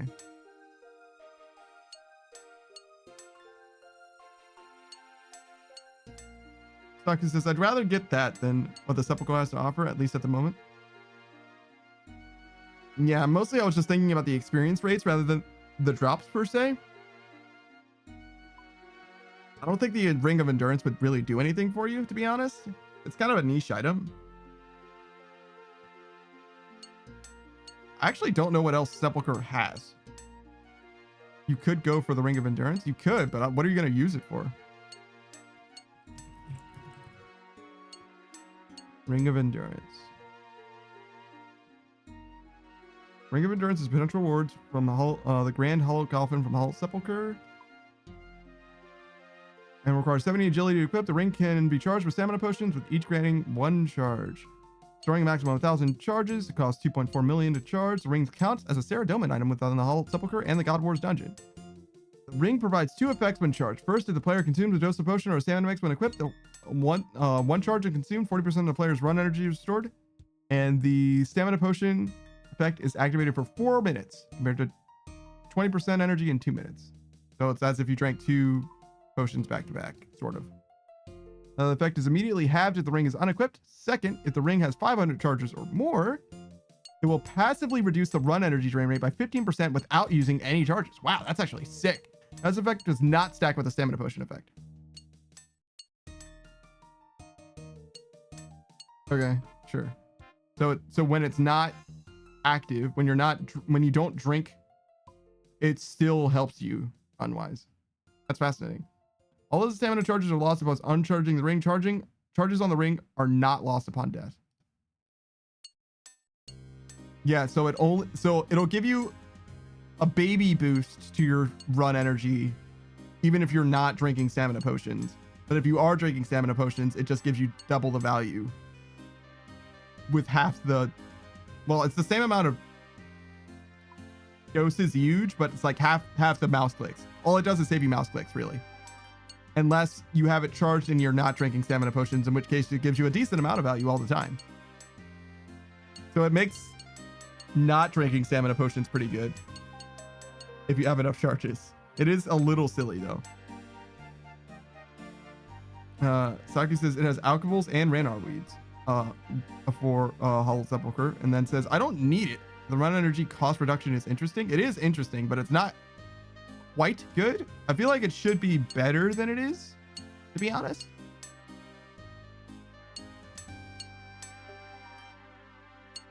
August says it doubles the potential of the stam potions as inventory space. That's true. It does double the value that you get out of the stam potions in your inventory, which is not nothing. Definitely not nothing. Interesting. The ring cannot be charged with stamina mixes. Attempting to do so will prompt the game to ask the number of charges that should be added, but it will only accept 0. Okay. They list that as a bug. I'm not even sure if that's real. Like if that's even a bug. It seems like it should be working as intended. Like they're like, no, you can't put stamina mixes into it. Savage says, herbivore, I guess. That's about it. Yeah, I mean, I don't really know. There's a lot of things, like, it's never bad to wear, right? If you're just like walking around, if you're doing fucking clues or something, like if you're just expending run energy and you're not doing combat, there's no reason not to. But it's a little hard to sell me on the idea of like going out of your way to get it, right? But if you had one, like, yeah, you kind of wear it all the time, right? Not useful in PvE? Oh yeah. Yeah, no, I would not use it in PVM. Well, maybe there is a use case somewhere. Taki says you already have good inventory space with our herb stack for Irby. Yeah. But you don't need a ring though, right? Anytime where you don't need your ring slot, there's no reason not to. Like if you have no value, if you're not doing combat, ostensibly your ring slot is worthless unless you're mining specifically, right? Plus 4 guams, stonks. Yeah, I don't know about all that. I feel like I get a ton of fucking guams. Maybe you use more than I gave you credit for, but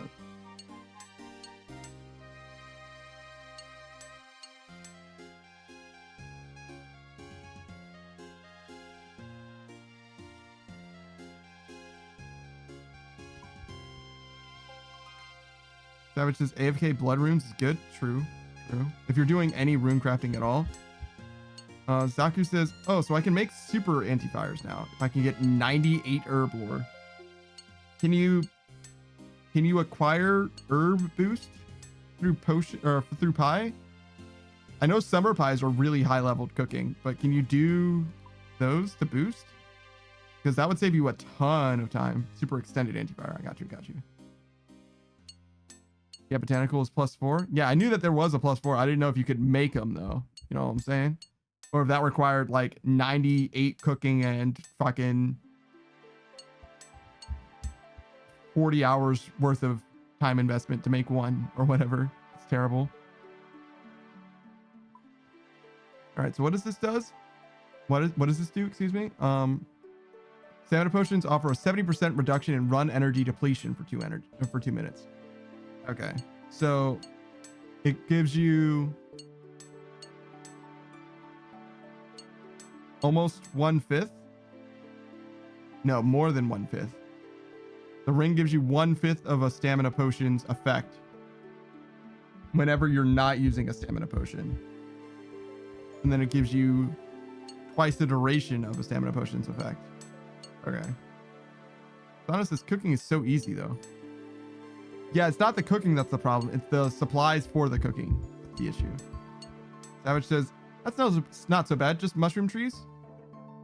It needs Golovana fruit tops stolen from fruit stalls. Rarely. Golovana fruit tops. That's not the strange fruit, right? That's something different. Golovana fruit tops. Oh yeah, I've seen those guys. One of my first grinds that I did was thieving at fruit stalls. Yeah, bet. Okay. Fruit stall 1 in 50. You still have them? Okay. Pie shell plus that. That's not terrible. You probably do have enough to warrant. What do you need that for? For extended super anti-fire. So for forecast.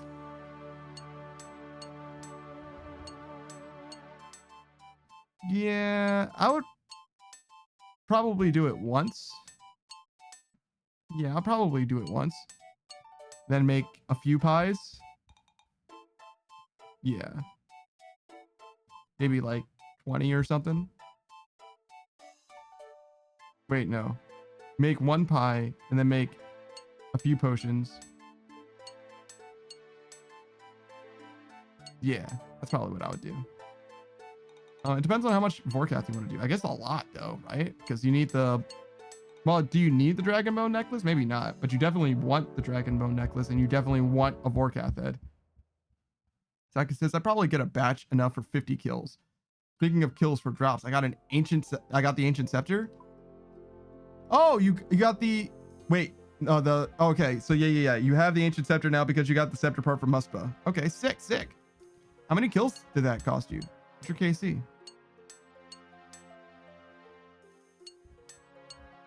8? Oh, so you're big chilling. Damn, I actually went dry relative to you guys. Savage was 6. You were 8. I was like 25, 24.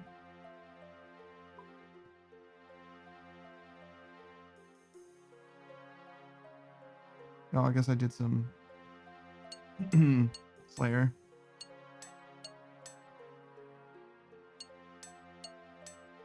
There it is, 26. I might come back here for the Venator. I like this boss. You were freezing him, right? You decided not to do the step back. You were just freezing. Yeah. Maybe that's the difference. Savage, did you ever try freezing him? Maybe I'll get the ice gem first. Yeah, I would get the ice gem first for sure, because then you could I'm sorry, did that ad break just come out of fucking nowhere? That was crazy. I would get the ice gem first, because then you can if you get the teleport as well, it'll be a much better quality of life for doing this over and over again.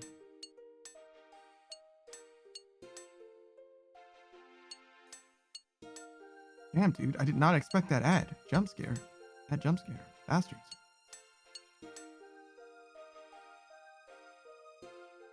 Alright. Next time you have a fucking ad, though, tell me. Savage says, nah, I just did the step back. Yeah.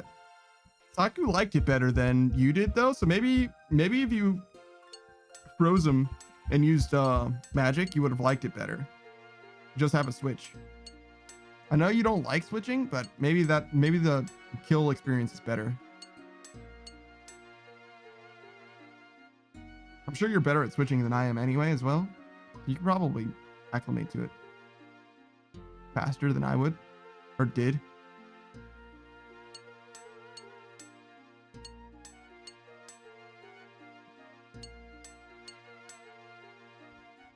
Wait, is there a vitamin G? There isn't, is there?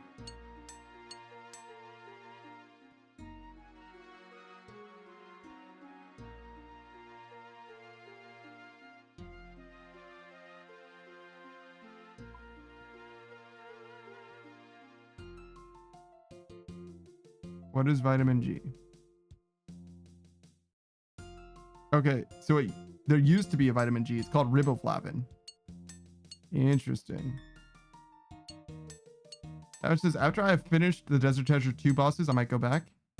So it'll be a while. A little while. All right, I got you.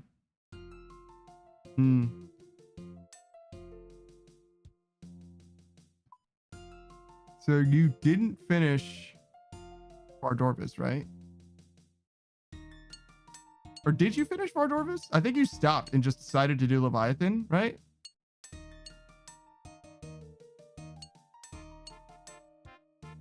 So you have all of Leviathan and all of the Whisperer and one thing from Vardorvis still, which is just the axe piece, right? Am I tripping? I think that's correct. Got the axe part, but no ring. Okay, so you're kind of done, but kind of not.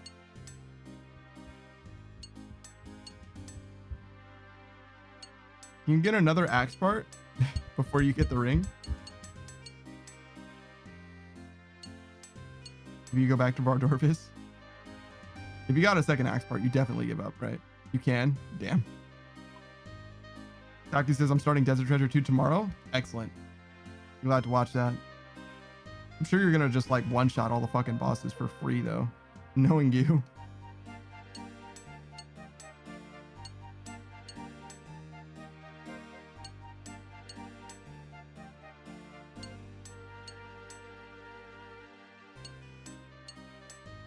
It's very interesting how many pies there are. Saki says, I already did it on the main. Who was weaker? Yeah, exactly. I saw you do some of them, I think.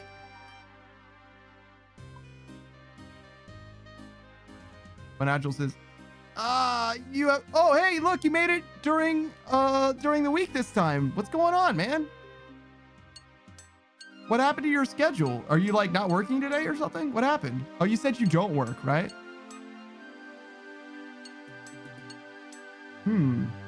What changed? Yeah, it's not a Saturday. Isn't that weird? It's definitely peculiar. He didn't get fired because he doesn't work. When Agile says buying that RuneScape GP to buy Mithril Bars, big gaming. I certainly didn't buy the GP. That's for fucking sure. Savage says for real. Yeah, no shit. Saki says I have to find a voice for each NPC. Oh no. Oh no. There's a decent amount of NPCs as well. And there's like 4 Majorat involved as well. So good luck getting 4 distinct Majorat voices. One of them's a lady, actually. Well, 5, I guess. Screenwriter says, I want to give this man a capture so bad. Make sure he's not a robot. And Agile says, keep buying gold, buddy. It's really, this isn't even that expensive. Like, if you've got a bonded account, you can afford the amount of Mithril Bars that I have. This is a little more than 1 bond in Mithril Bars. Taki says 4 Majorat, 4 random dudes helping you get tokens. Yeah, they're pretty different though. So there's 4 Majorat, 5 if you count General Khazard, but I don't think he really appears. So one of them's a lady. No, I'm sorry, 5 if you count Slisk or whatever, but he only shows up at the very end. But he's got like a very snake-like thing, so I think his voice is easy. There's a lady, her voice is easy thus. One of them can be Skeletor, done. One of them's cool and a friend, so you can do like a more chill thing, and the other guy has cooperated with you as well. So I did like a wizened voice for one of them. Are you leaving one Agile already? Damn. All right. Yeah, true, actually. True. See you Saturday, brother. Then Taku says, I had given Khazard the edgy voice, but Khazard's the only one not there, so you can reuse the edgy voice. I'm pretty sure Khazard just straight up isn't a part of it. Or at least he isn't a part of most of it. Maybe he shows up to some of it, but he's not there at the end for sure. Because at the very end, there's 4 Majorat. There's 2 Zerosian, or 5 Zeros, or 5 Majorat, 2 Zerosians and 2 Zamorakians. Khazard is a Zamorakian, but he's not one of the 2 Zamorakians there.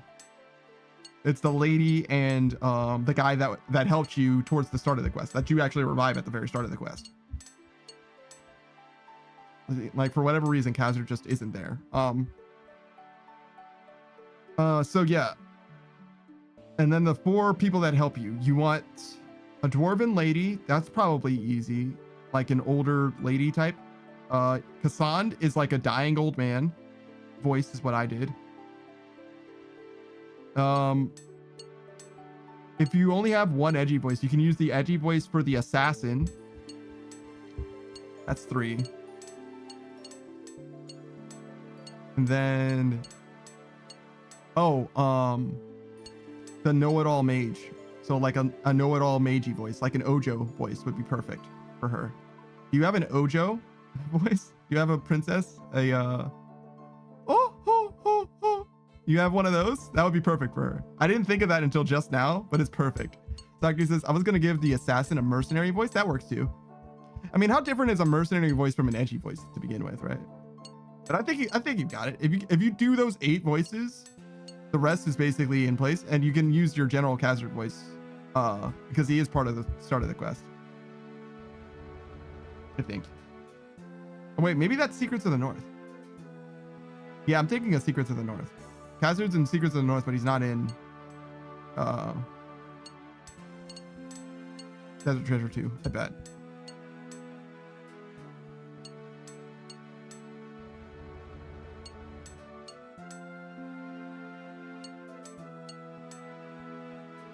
Is there any other significant NPCs in that quest? Not really. Just those 8, really.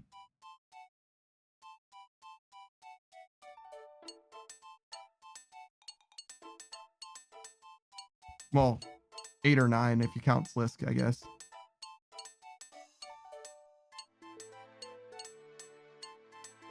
I don't know if I really count Slisk, though. Slisky. Whatever. Same thing.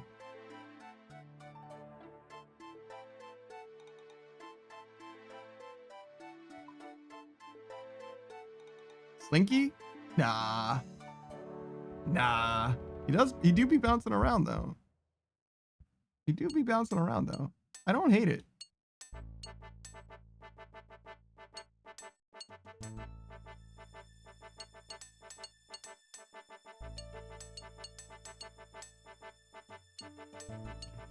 He calls Azanadra bunny ears in RS3. Bunny ears? What is... Oh, he kind of does have bunny ears. A little bit. I was like, why? What is bunny ears about him? Yeah, it's his headdress a little bit. Okay. Is Azanadra your friend in RS3?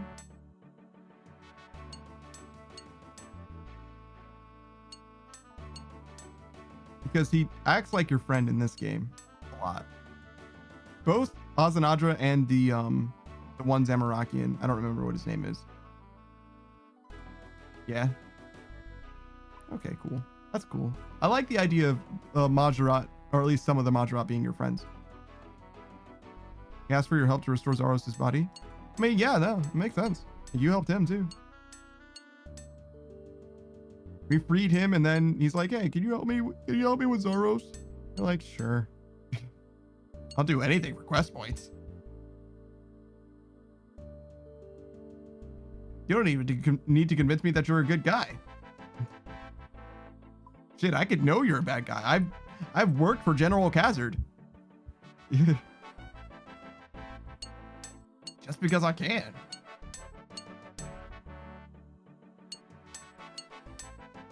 Xanos says the player is canonically stupid as fuck. I don't know if stupid is the right term. Definitely like naive and brash and short-sighted, which kind of in combination does kind of make you seem stupid. I think you figure some stuff out though. I don't think that you're clever exactly. I think you're of like average intelligence but below average discretion, if that makes sense. Saku says, and then Slisky shows up and he's like, "Hey, take it from me, but if you want to sabotage his return, he's very much at your mercy." I mean, makes sense. You're bringing him back. It's kind of your call. It's your horse, your race.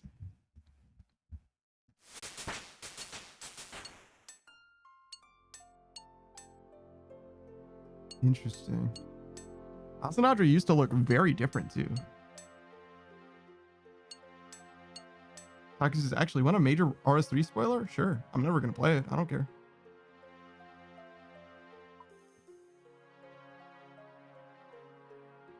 If I play RS3, then I'll make it Savage play RS3.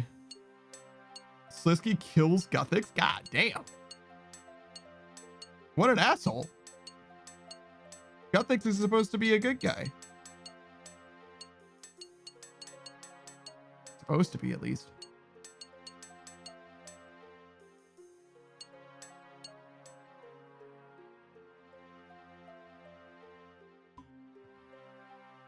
Saku says, and that's what allows the gods to return? Oh. So I'm just like, RS3, please, no. Nah, man, if I'm playing RS3, you're playing RS3.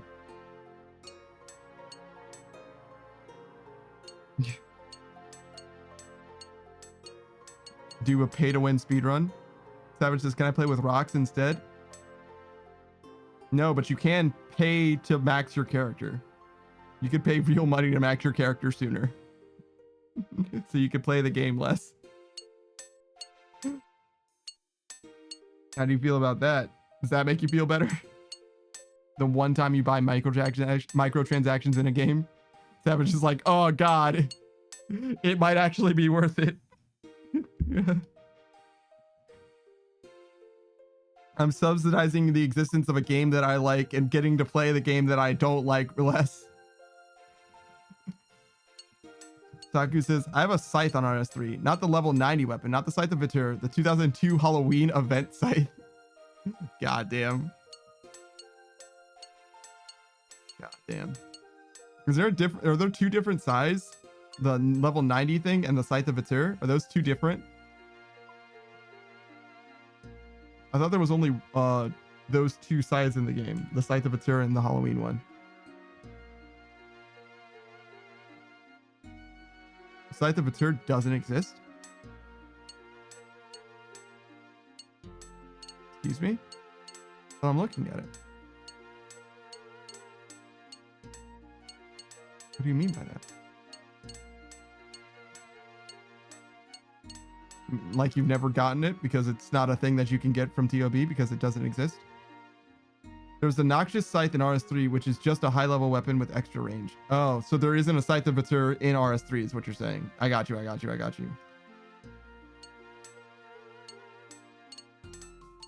It's OSRS exclusive.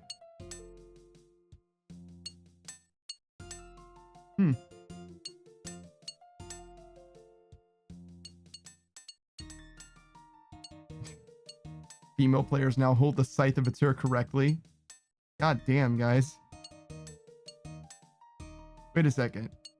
In 2018, the Scythe could slash webs. In 2020, females could now hold the Scythe correctly. So for 2 fucking years, ladies could not hold the Scythe of Atur correctly. Jesus Christ. How? Savage says, oh, I think the Pride event exists today. If you want to break from smithing, you could always be gay for a bit. And Screwride says, why would he need a break for that? It's a good question. I think it's illegal to be straight in Pride Month. Screwride says, wait, what do you get for it? That's a good question. What do you get for the Pride event? Probably the same thing as every year.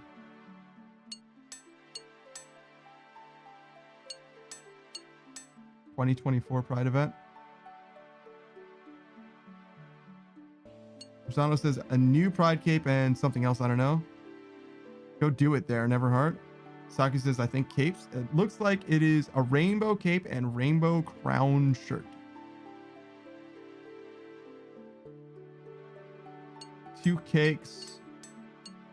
And if you missed the previous events, you can get a rainbow scarf, a flower crown, a love crossbow, poet's jacket, and a rainbow jumper.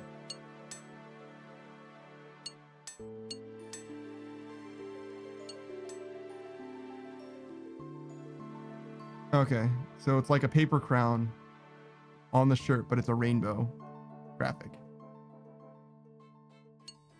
Sana says, I finally have 850 pest control points. Oh my god. Is that enough for Void? That sounds... If it isn't enough for Void, it sounds very close to enough for Void. I think it's correct. Sucks says, you want to go be gay together, Pampa? I don't think the 2 of us could be gay together without involving more people. Sano says that's 1 Void set and 1 helmet.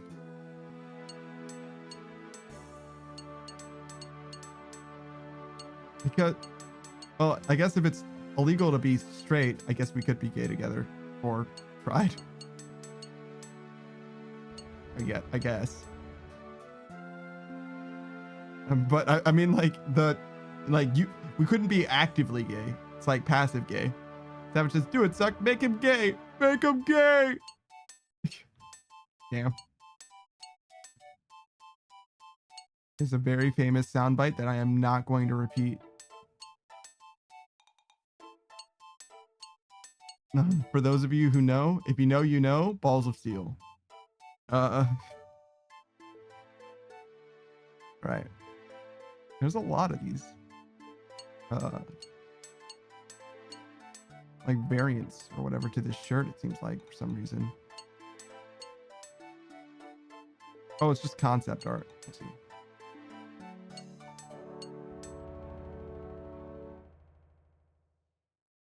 Fox says, I could drag him away. You could. Sure. Granite says, I'm gonna spray you with frog water and we'll see who turns gay. I mean, turn gay. Look, Screenride. I know you're an old man, but you don't turn gay, all right? You don't become gay. You realize that you always were gay, all right?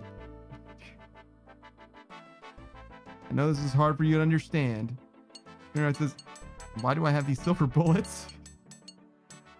To stop them from living, because you can't fix them. You can only put them down. Doctor says, one does not simply gay.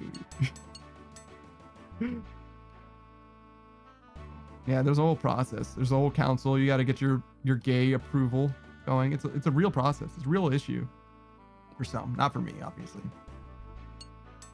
I've got all my certs. Savage says, I do turn gay for the memes. Yeah, man, you turn gay so that you can get away with things later. You pretend to be gay so that you can get a pass if ever that opportunity should arise. You're like, oh no, I want to make sure that it's fine. No. See, look at this picture of my wallet. See, he says, yo, I could get a mithril plate body count. It got to be 500 plus by now. Oh, it's well more than 500, brother. It's well more than 500. Doctor says, I turned gay for Zhong Li in Genshin Impact jokingly. And Screenwrite says jokingly. How about 4,700? Screenwrite. How about 4,700? I have nearly 10 times the amount that you thought I had.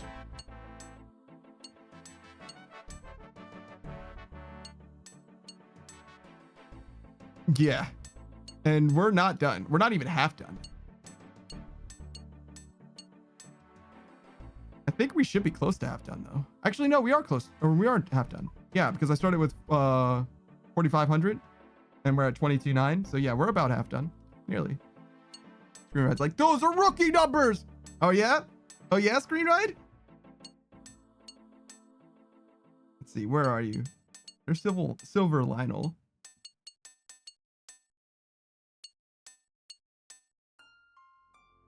Do I not know what your name is? Hold on. Hold on. Viking, Lokrin, Gur, Saku, Sea Easy, Tsuyu, Pyro, Compact Cat, Zan the Lich, Delta, Lokrin again, Zero, Suck, Emotionally Stunted Father, Savage, Saku, twice for some reason, Booze, Pyro. So yeah, I don't have you added, Screenwrite. All right. I definitely checked your stats before Screenwrite, but you get by just this once because apparently I don't have your thing added.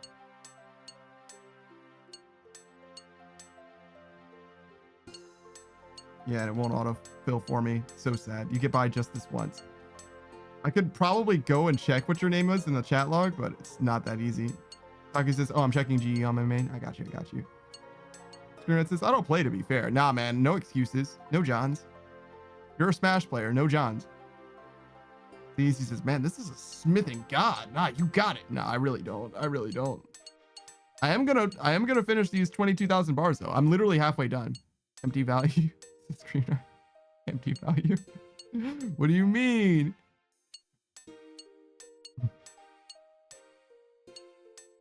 All right, who's Zhong Li? Oh, the Earth Dragon. Yeah, he's pretty good. I like him. Saku says, Casino told me I should batch buy rune essence for 1 and sell them for 2. I mean, yeah, if you're willing to buy enough to make a difference, you can definitely make money doing that, but it's going to be a lot. Like a lot. Before it matters. Like I said, since I don't play, it just passively happens. No, I get it. Aaron says, what's the buy limit on that?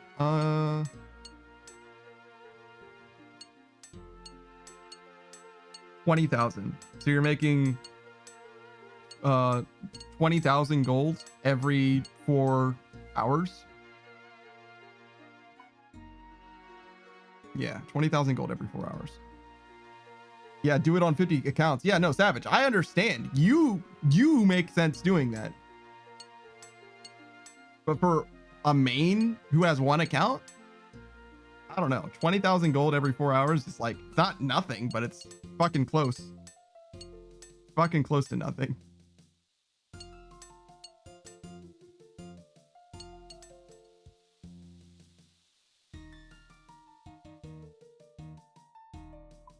Saku says, any other low cost items I can flip? Surely there are.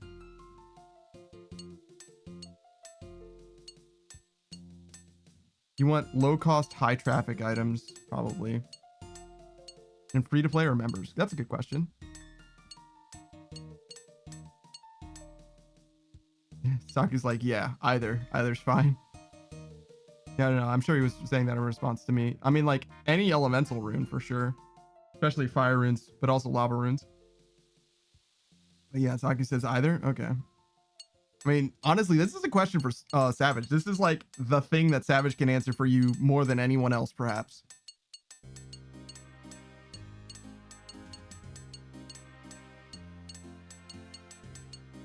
But yeah, if you're just buying and selling things, Rune Essence is probably the best option off the top. Saku says, I was trying feathers, but I did it wrong. Savage says, vials and mind runes are great. Members trading sticks are also good. Pyramid says, man, was really going for my throat. Gonna expose my one smithing on stream. Nah, man, nah. I wasn't gonna expose your one smithing. I was gonna expose your entire history. I was gonna look at your bosses. I was gonna look at everything. I was gonna look at everything. Oh, empty value is your name? I see. I see. All right. Hold on. Oh.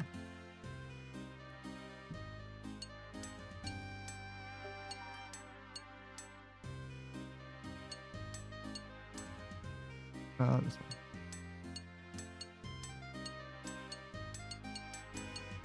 I literally don't see your smithing level. I literally don't even see it. 71 Temporos though. That's not bad. It's more than I've done.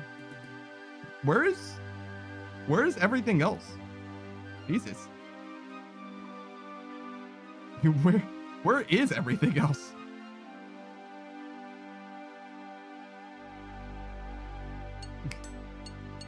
Oh shit, what's wrong? No Winter Todd, no fucking Guardians of the Rift, like Jesus. Total's 1500. Your total's looking fine, but like what? You have 1, 2, 3, 4, 5, 6. So you can get like 1800 easily. And it says, listen, it's better than it looks. The plugin lies. Yeah, okay.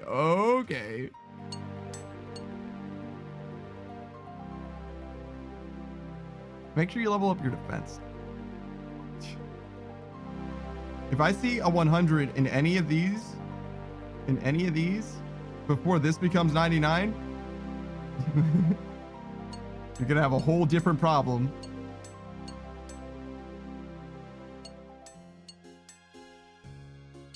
Savage's moleskins and claws are your best bet for long-term flipping though? Oh, interesting. Spearman says, listen, it's better than it looks in the plugins. And then he hits me with a crying face, the T crying face too. That's that old shit, that boomer shit.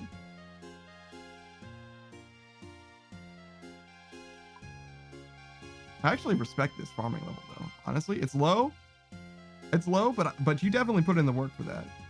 You might have been doing trees, but you definitely were working on it. It's more than I could say for some of these other jokers. So I respect it. I'm here for it. I also like that I don't see how many clue scrolls you've done. That's fucking based. Good.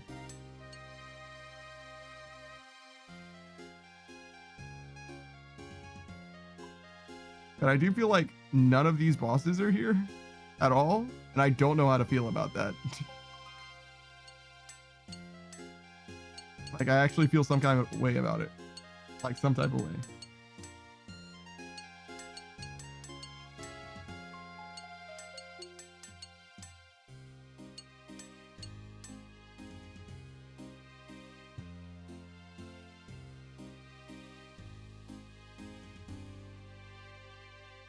Oh, actually, I have done more Temporos than you now. Wow. And look at those forecasts. Look at the forecast numbers. All right.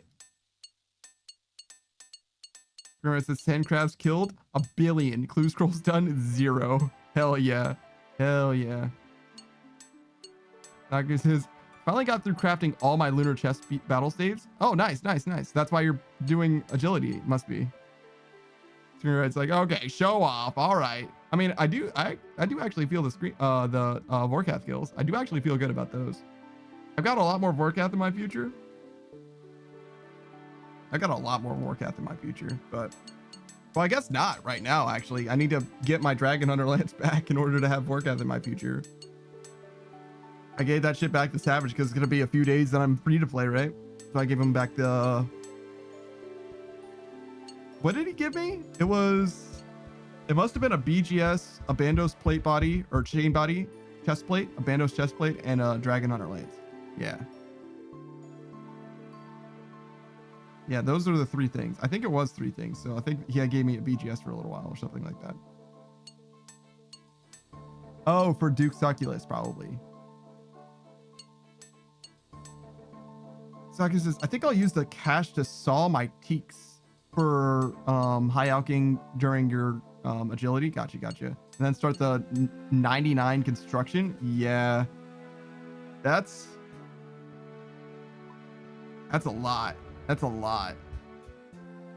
You don't even need 99 is the worst part. Definitely the worst part.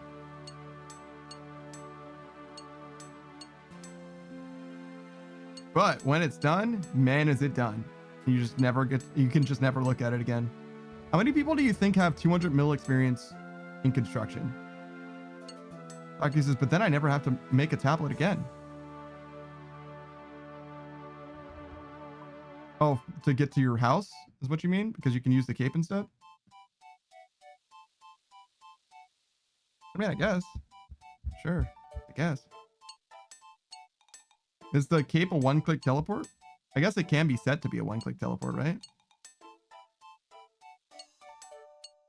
So you would just bring the cape with you anywhere instead of tablets, except for the wilderness?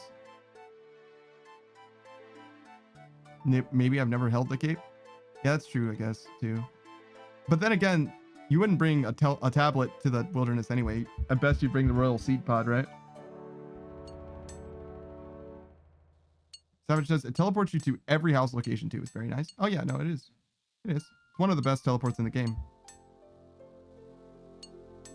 Like it says, tablets go 20. Wildy seed goes 30. Yeah, exactly. So you just bring the wilderness seed pod. Well, I mean, in my opinion, you just bring the one that's always safe, or as safe as it can be, right? You can get more of them too, right? He'll just give you another if you lose it for whatever reason.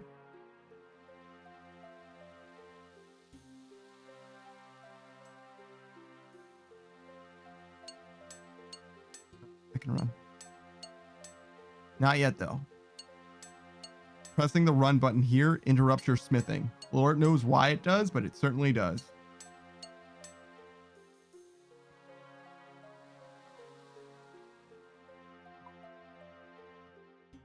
Actually, speaking of, do you think that this also will interrupt my smithing? It does. Fascinating.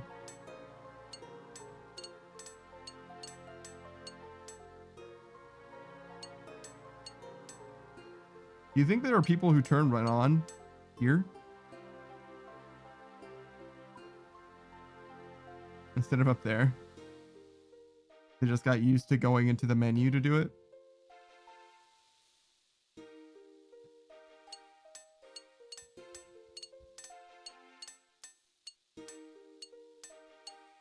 Oh yeah, you can get your health and prayer on the sides of your inventory or whatever. Maybe I should do that, right? It's kind of satisfying to look at. I don't like need it per se, but very satisfying to look at. That says, oh yeah, people use their spec there too. Here?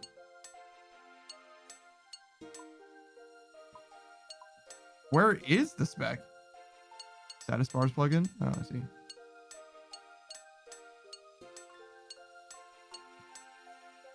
On the combat one? Oh, you mean this? Yeah, I've used that spec a ton of times.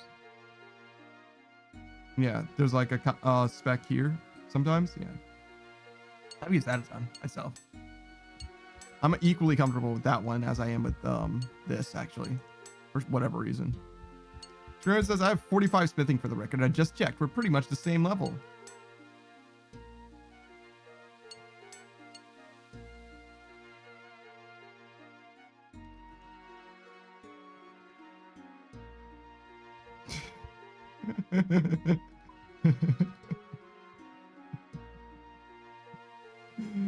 Oh, Lord. The plugin lies? The experience difference is lying to me, you think?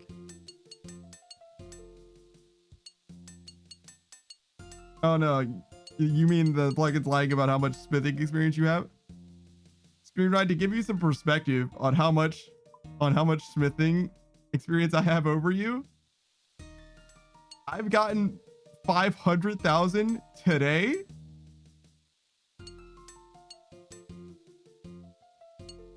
In the last 3 hours or whatever, which is nearly 10 times as much smithing as you have ever done. In the last 3 hours, I've done more smithing than you've ever done by a significant margin. Okay, you win this one barely. When can you start smithing mithril? 50? So you can't even do mithril yet.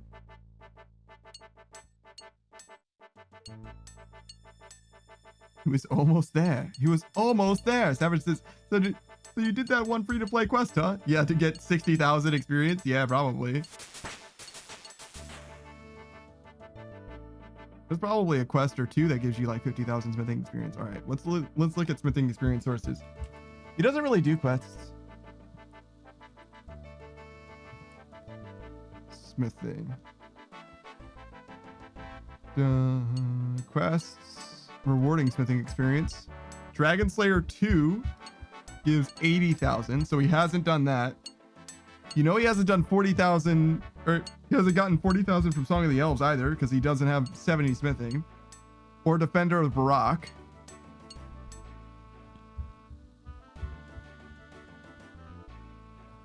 Everyone says, I did enough to get access to monkfish and I'm done forever. Damn. Yeah. Marcus says, Desert Treasure 2 is going to level me like 93 prayer. Yo, let's fucking go. Very nice, this quest-wise. You got monkfish and that's all you need? I got you. I can respect that. Honestly, the longer you put off doing quests, the more value those lamps are going to have for you. In a way, because like imagine closing, especially closing like from 92 to 93 Slayer. That would be fucking huge. Without Smoke Devils to having Smoke Devils, huge. Obviously 98 to 99 is a bad time to use lamps, but like getting the last way to get more experience for a skill, again 92 Slayer to 93 Slayer, big difference. Big difference. That's a lot of lamps though. So yeah, no, he definitely didn't get that much experience from any of these free-to-play things. One of these might be free-to-play. I don't know which one though. Forsaken Tower, I guess. 2,000 battle staves left. Damn. That's not that many, to be honest. You're going to get through those pretty fast. I think Lokrin went through like definitely thousands of longbows. Like basically by accident. He was just like casually leveling agility, chilling. Experience this cannonballs for money, that's all. Wait, you were making cannonballs for money? Is making cannonballs profitable? Is that what you're telling me right now?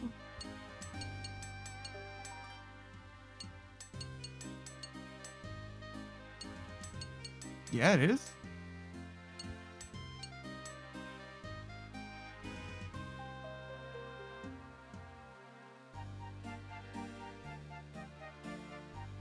Profit. Oh yeah, it is. You make 9 gold per cannonball.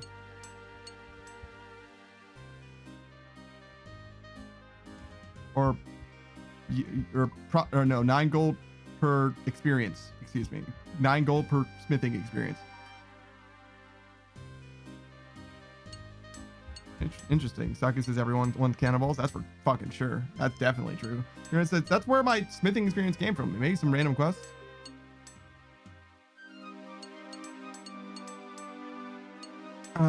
Price per bar. So you get 700 gold per bar.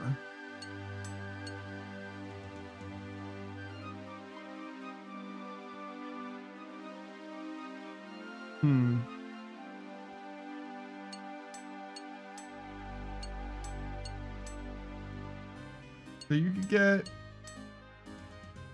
I don't know, 27 times 4. So that's 108. Cannonballs. Oh, wait, no, I got the profit per bar already.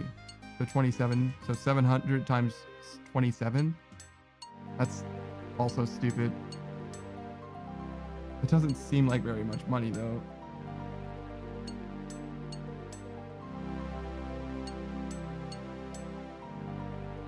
Yeah, I don't think I would do that for money. It would work, though. It would get you money. Taki says, I made iron dart tips on my main. Damn. Yeah, that makes less, though. Much less. 270 per bar. Pastas is the best, actually, weirdly enough. Cannonball is the second best, though. It gives more smithing experience. Aku says, at one point I made Sanfu serums for money. Jesus.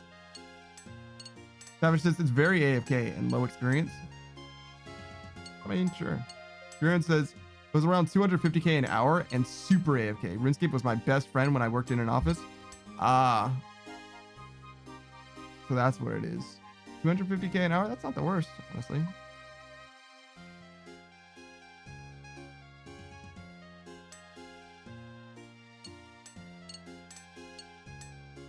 You can smelt steel bars at blast furnace for 541k an hour.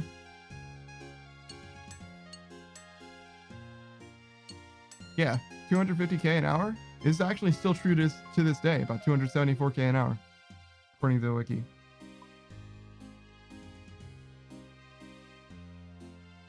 Granite cannonballs. What the fuck is this? These cannonballs increase the max hit of the dwarf cannon from 30 to 35, leading to an approximate damage increase per second of 16%.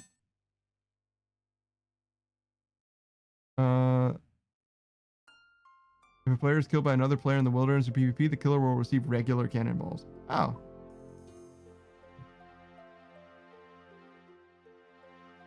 So the only way to do this is like manually with smithing? One at a time with granite dust? Okay, and how do I get granite dust? From grotesque guardians?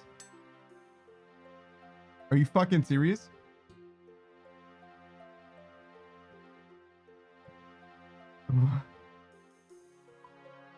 So every grotesque guardian drop that gives me granite dust, I can make 1 cannonball. Oh, they drop 50 to 100 every time. Okay, that's not the worst. They always drop 50 to 100 as well. Yeah. I thought it was killing Dusk and Dawn and getting 1 each or less than 1 each. Still though, that's still not great. I don't love it. Like I'm not champing at the bit, excuse me. Ooh, 1.1 mil an hour though. That's not bad. Ooh, all right, hold on.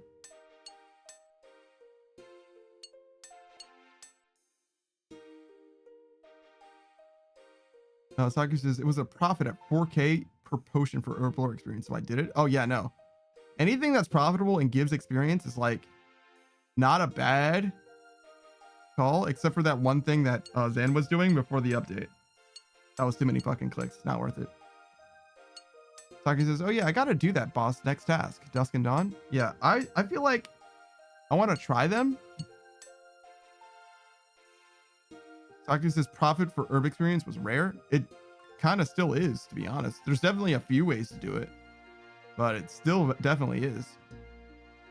Aaron says, I'm gonna go grind some melee. Have a good night, chat. Yeah, man. Good luck. Win some games. Post some clips. Steal some souls. Snatch some wigs.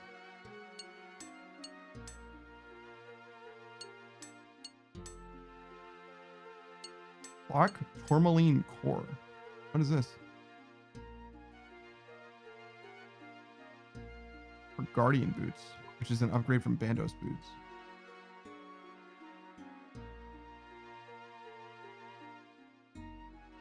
Oh, okay.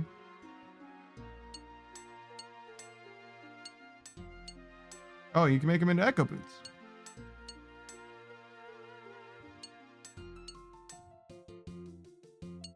And it's still a Bandos item. I think I've heard of these before. It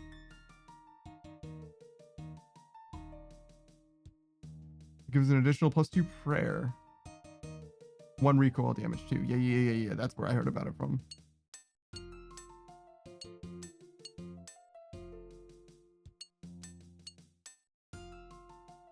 Dark uses the tankiest boots with AoE recoil. Yeah.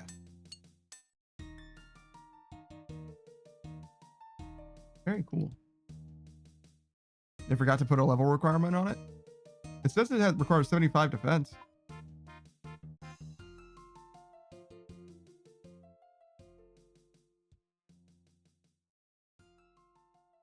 Oh, it was added later. I see. It was best in slot for skillers, but it isn't anymore. Yeah. May 8th. So literally a month ago, it changed.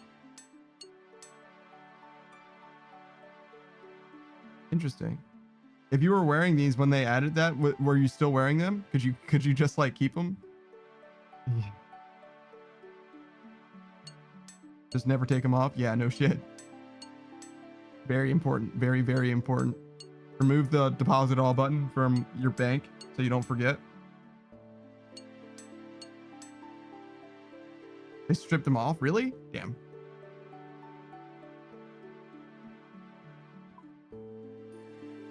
Yeah, I mean, at that point, it's just petty, to be honest. Literally take the boots off your feet.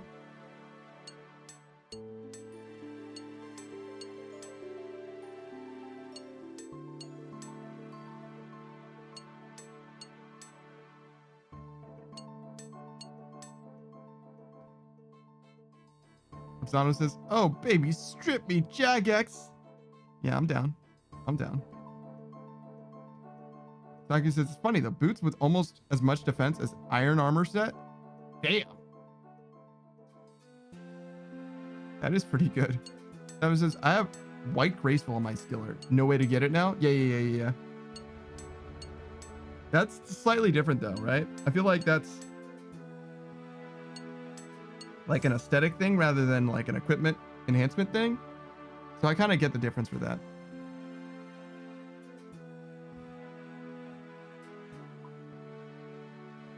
I don't mind it as much. Do you think I should use Arclight as my spec weapon? For like Vorkath? Ronka says, I'm so tired. It's a defense drop. Well, just like a spec weapon in general, though, is really what I mean. Just anything that I want to lower the defense on. It's like a good option, right? It does stuff. I guess it's not a very good weapon, though, is the problem. So, no. No, because it's not a very good weapon. Why are you so tired, Ronka? I'm tired too, though. It's late. Ronka says, I just woke up. Soon, time to go to work. Oh, I see. Yeah, I'm going to be calling it pretty soon, too. Another half hour or so. Just use a DDS? Okay, I'll just use a DDS instead. They're better. Wait for the new claws. I think I have a DDS, so I actually don't need to wait. But obviously, I'm not bringing the DDS to Orcath, right? Is that obvious?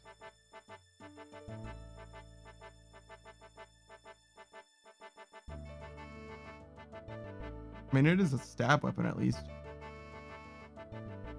I can't delay that ad for long enough. Damn.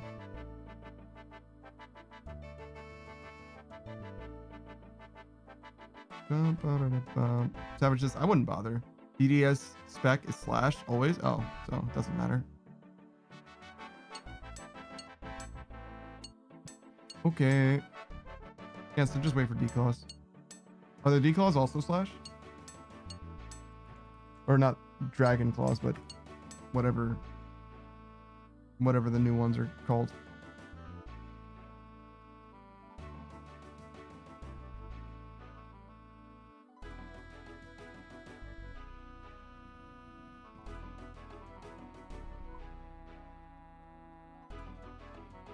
I don't know what kind of attack it is. It looks like a slash, but I don't actually know.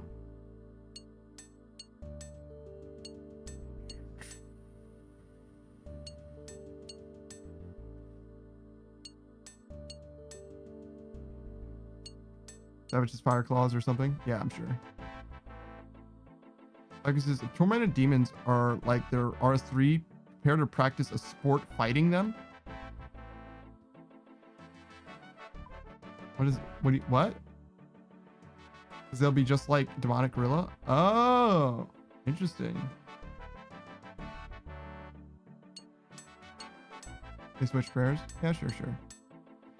And it sounds like I'm not going to be fighting them, but I will be buying this from someone. As long as it's worth less than the dragon claws, it might be worth 100 mil for these dragon claws. Yeah, I'm certainly not buying any of these anytime soon.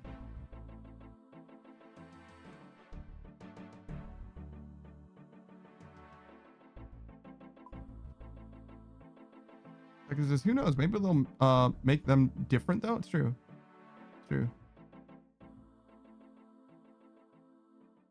So the most you can do with max melee with a dragon claw spec is 98 damage. On task. It's pretty good. So nearly 200 damage for both your specs.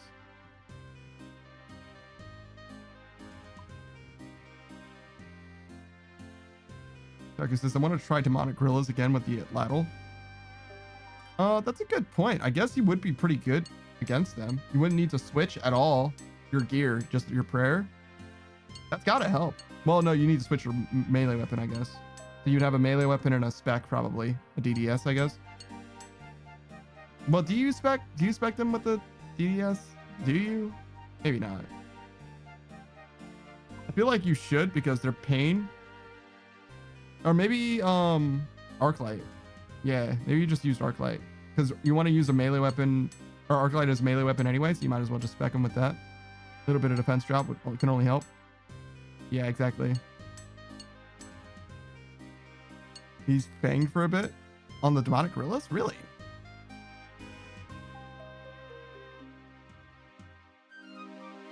I feel like Arclight should be pretty fucking good against them.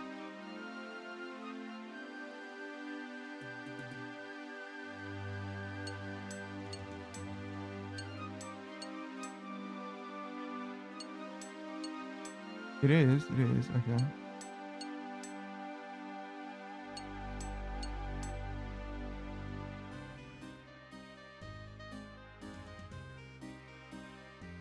So you can get D claws 2 ways, Ox and LMS.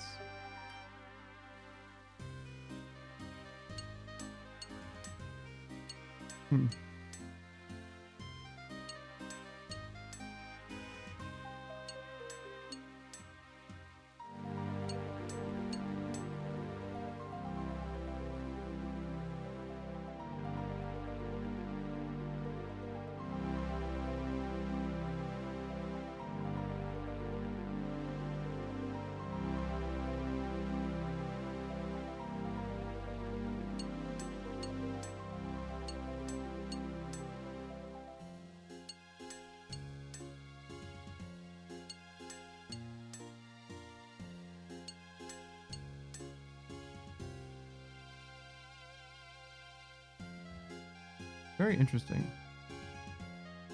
+1 frog token. Did you just kiss the princess, bro? Just now? God damn. Yeah, it's not bad at all.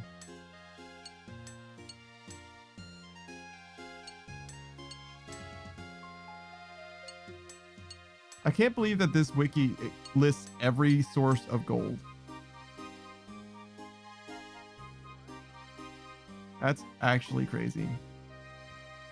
Like, truly nuts. That's got to be the most ubiquitous drop in this game. The most commonplace, right? What else could drop more commonly than gold? There's different types of bones and shit. And like ashes and shit. Maybe ashes before were the same. That was frog kiss up, frog kiss up. Got him. Fucking got him 100%. She became a girl. It's fine.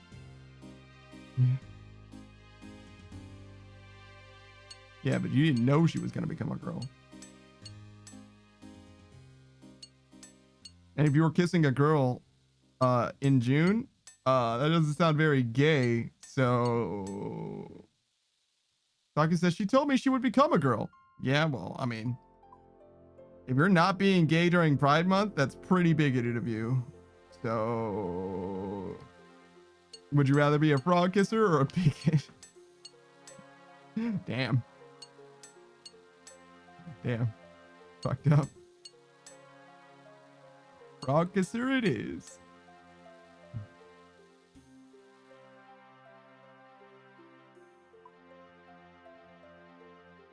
Savages be gay kiss frogs, I guess.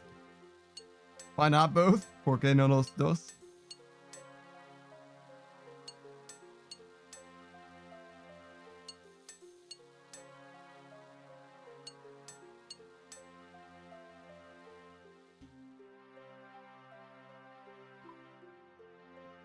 We didn't do as many of these as I wanted to. That's okay.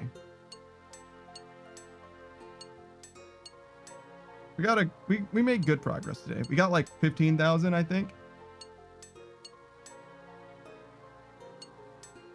I kind of wanted 16, but it's all right.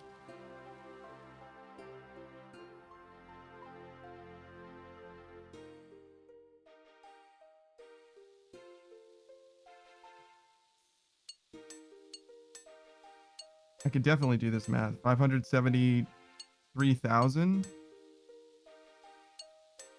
So 573 times 4. Yeah. Wait. Oh, that's 2,000 plate bodies, but that's 10,000 plates. Or 10,000 bars.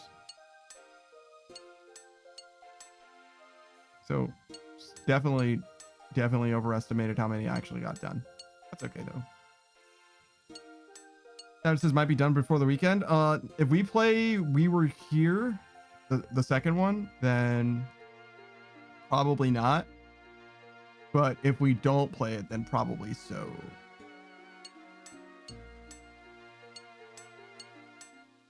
That's kind of where we're at.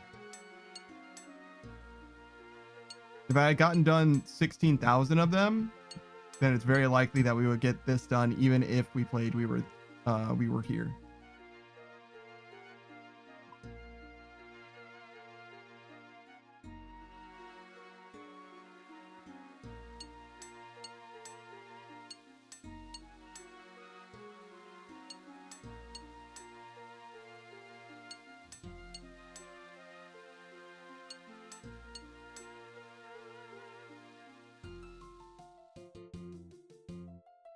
Yeah, I was 100% lighting these fires myself back in the day.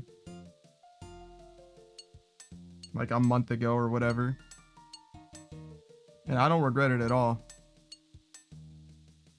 That was the right way to level these skills. Or this skill, I guess. Oh yeah, it was these two. These were the two I was working on at the time. Saki says, casting Wall of Fire in Varrock. Yeah, a little bit. A little bit. Wall of Fire's It's an interesting spell. To me, it's one of those, it's like really hard to use well. It's just like psychological. It's a psychological effect. It doesn't actually do anything by itself unless you like use it extremely well. There was that meme that was like force cage plus silence. And then you just throw a barbarian inside of an area with like an archmage, a bad archmage or whatever.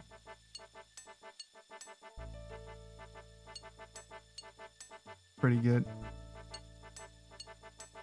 Or maybe it was a lich. I feel like, I don't know what the rule is. There's probably a proper rule. Can I delay this? No, the ad break is in progress. Oh my god. Savage says, I mean, lighting fires is faster, but I couldn't be asked. But why not? Oh yeah, no. That's definitely what it came down to. Is like I wanted to get that shit done quickly. Aki says, or in Pathfinder, Force Cage, Sirocco? What does Sirocco mean? Sounds like Sriracha.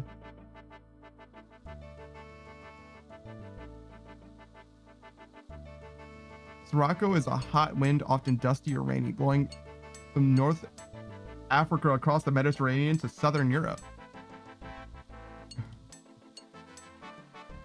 Okay. I imagine that's not what you mean.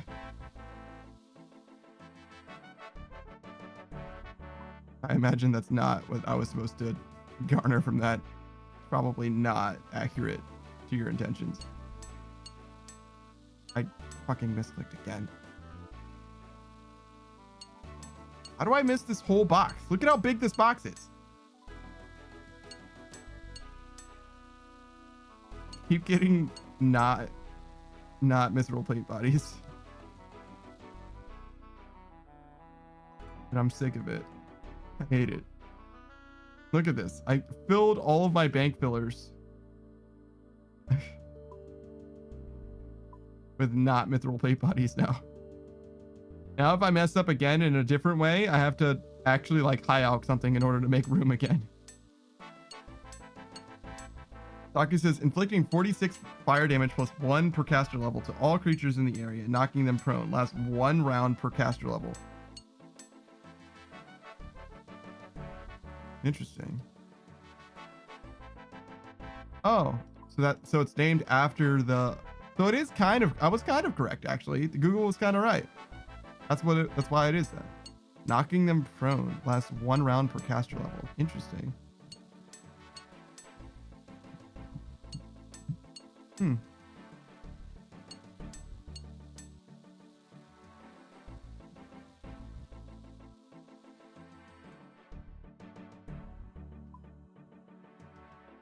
Saki says it also makes them fatigued, then exhausted if they were fatigued. Yeah. The exhaustion rules were fucked up back in the day. They're still kind of messed up now. That was just every myth item that's not a plate body, take a shot. Let's see, how many shots is that? Hold on. You might be fine, honestly. With how long we've been doing this, you might be fine. 16, 22, 23. 23 shots? That's a lot of shots. We've only been doing this for like 8 or 9 hours net. 4 hours today and about 4 hours last time too, I think. So yeah, that seems like a lot. I don't think you want to do that many shots. Doug says switches to Mithril Dagger for an inventory. It just fucks everybody up. You're all dying tonight. Doug says, didn't they make it you can press space to smith the last smithed item? Oh yeah, probably. Yeah, that's probably how I did it before. I've been doing this with one hand the whole time though, Saku. You gotta understand, I don't want to use my left hand.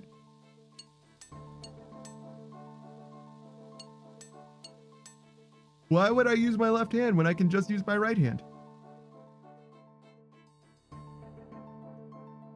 Right? Insano says, you don't need to know what you're doing with your other hand, man. Come on, family-friendly stream here. Like it says, here's a tech. Lift your hand off your mouse to press space. There you go, one-handed.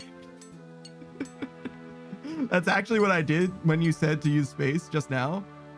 But this time I used my left hand to press space instead.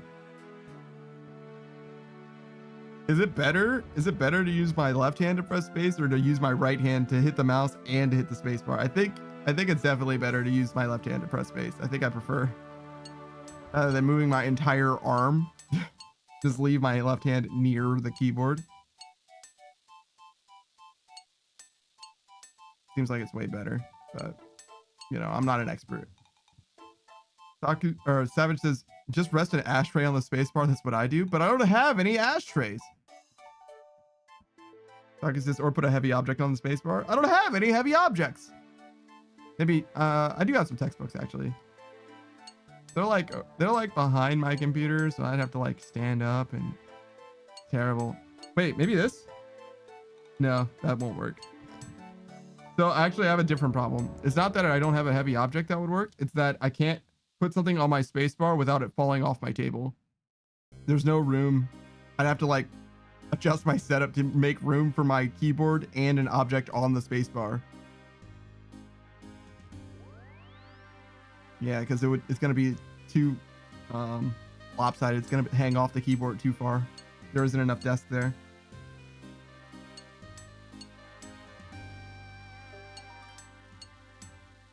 I have a combination lock that I put on my keys, but my spacebar is round and convex, so that's the only key I can't use it for. Interesting. Combination lock, huh? Savage says, put your extra keyboard on the spacebar. The keyboards are arranged opposite, so I could put the keyboard for this computer on the other keyboard spacebar, but not really the other keyboards on this keyboard spacebar. Does that make sense? They're arranged top to bottom, not bottom to the top, basically. It's the wrong way around. I would have to turn this keyboard around in order to do that, which I guess I could do. I don't know how much cord I have, but you have two keyboards? Yes, I have two keyboards, one for each of the computers that I have in front of me. Yes. Saki says dates back from college days. Yes, the combination lock. Gotcha. Put the keyboard on your spacebar? No, that's what I'm saying. Is like I could put this keyboard that I'm using for this, like this is lost. I could use this keyboard on the other keyboard spacebar, but not the other keyboard on this one's spacebar because they're arranged the opposite way. I would need to like hold it up in the air or something. I can't like just rest it. It would be like aloft. And would run into the same problem of the like using my phone or something where it would just like fall off unless I'm holding it, which I could hold it, but at that point I just hold the keyboard or hold the key down. It says he has 4 hands. I actually have a lot of trouble typing on the other keyboard because it's so far away. This one I have a decent amount of trouble typing on as well, but the other one's like really far away. Like sitting where I am now with leaning back or sitting upright and all that, I literally can only hit the space bar. What is that? L? Yeah, space bar, L, enter, and backslash or whatever. That's as far on the keyboard as I can reach. And just with my left hand. That was just, come on, Panda, improvise, adapt, overcome. Bear Grylls. He was well known for actually solving problems and not, you know, filming on a fucking amphitheater near a highway and sleeping in 5-star hotels. Yeah, what do you mean? What do you mean? Obviously, he's a survival expert. He actually might be a survival expert, to be fair, but that show was definitely more fraudulent than it was genuine.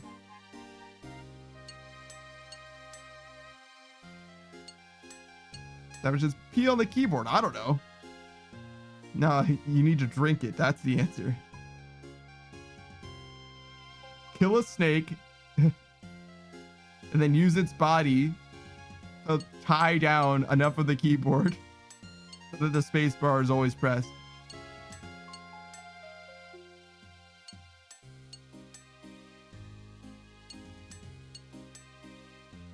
All right.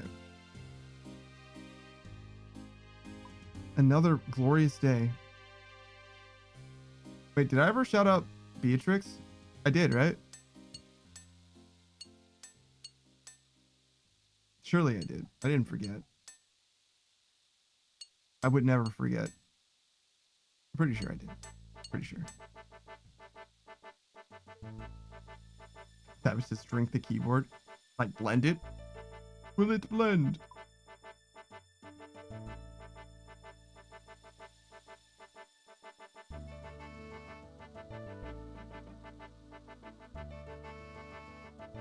I've said this before. I still don't really like the idea of like feeling obligated to shout out people. Oh, hey, you're live. I don't remember why I encountered you, but I think I'm gonna read this person later. Oh shit. Yo, they're playing Mega Man X. I'm actually hyped. Okay, don't be distracted by them. I'm actually hyped for that. I fucking love Mega Man X. It's the only Mega Man game I've really properly played. I don't know if I actually beat it. I definitely got to the end game, like the Sigma stages or whatever, but I don't know if I actually beat it proper. Maybe I should go back and play through that game, prove that I can beat it now. I'm sure I can. I'm sure it's not even that bad. Like, beat it in one day type, not even that bad. Like Owlboy, by the way. That game was pretty good, but I played through the whole game in like one sitting, and I was like, oh, I thought it was gonna be more than this. I mean, it wasn't like an overstayed its welcome or anything, so I guess it's fine. In fact, I think I remember thinking, or like being appreciative that it didn't last for very much longer, because I was like, this is getting a little old. There was another game. I'm trying to think of what it was. Oh boy, just reminded me of. Oh, Dustin Elysian Tale. Taki says, damn, I'm close to magic level from my serial alking. Goo. Goo. I can't believe my Slayer level is going to be higher than my magic level. My Slayer level is going to be higher than all of my combat except for my hit points before long. Well, actually, no. Ranged. Surely ranged is getting levels faster than Slayer is. Surely. Please, please, God. Please, God, let ranged get levels faster than Slayer. I guess it depends on how many burst tasks I get, right?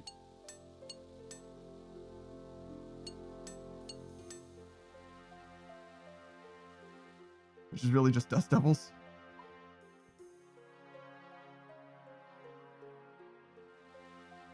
I can burst Anku, but like that's not very much experience. It's not like super worth. It's fine, but it's just not like great.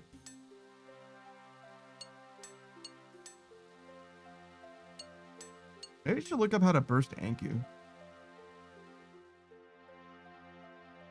Maybe I'm doing it like really hard and dumb way. There's a much easier, obvious way that I'm just overlooking like a fool.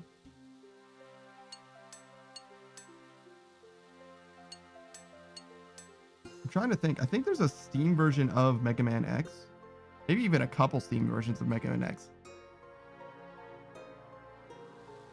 Oh yeah, you can play as is his name Viral or is it Viral?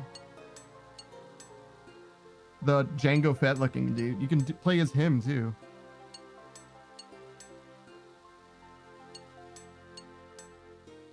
I don't know if I would want to do. I guess it depends on how long it takes me to beat the game. If I can beat the game in like 4 hours or whatever, I would definitely play through the game again as B-roll instead.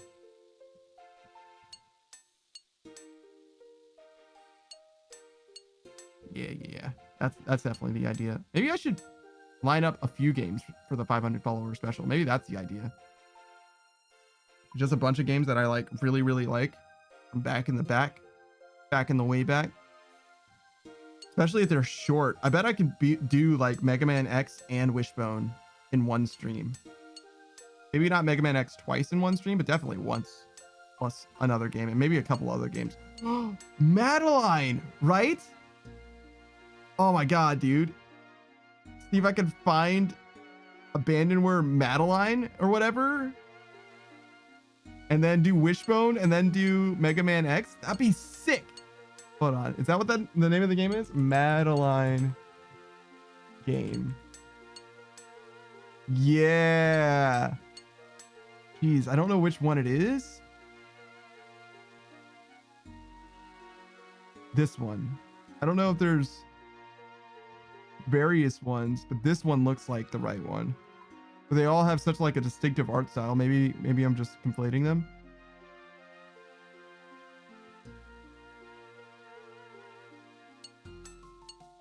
Oh my God. Okay. Hold on. We're adding that to the fucking list.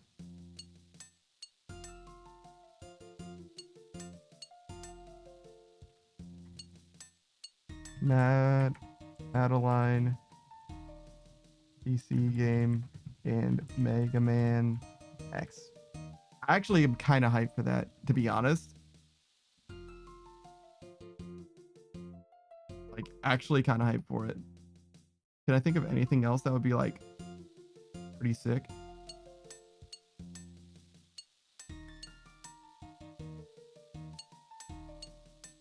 I guess it's just for me at this point.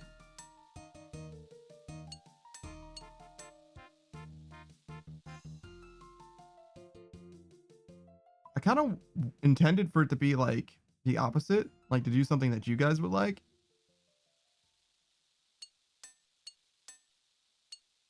But I don't know what that would be.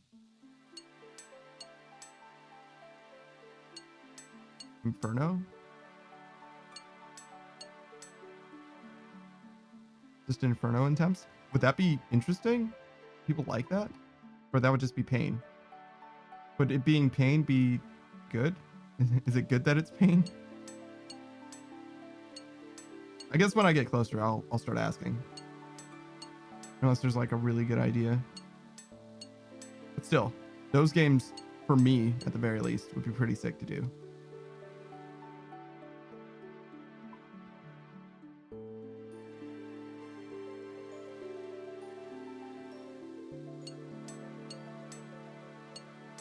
Sometimes you got to do it for you. You know what I mean? You got to do it for me. Tiger says Inferno would be the Roman Colosseum. Pain for you, entertainment for us. Oh, also there's the Colosseum too, huh? The Colosseum is shorter than Inferno, but it's also harder, right? How solid is the Colosseum? Is it like best in slot gear, max combat, all that?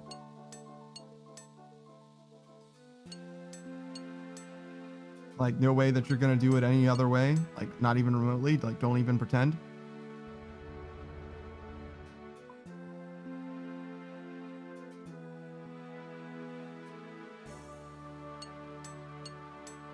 I decided to only use one hand. I prefer it. It's much more casual.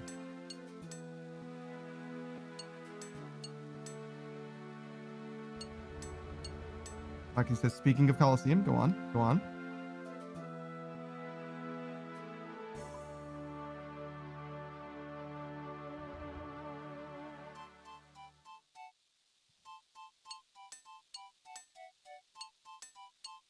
Taki says, oh no, I just forgot it was a thing.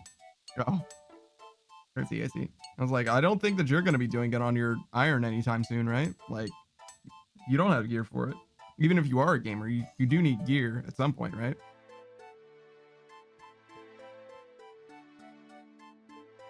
I mean, unless you can do it with moon gear, in which case, damn. What a fucking gamer, holy shit.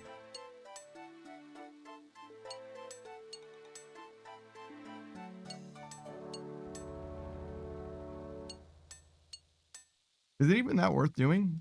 Like, a quiver is good, but apparently you can do it in melee focused gear.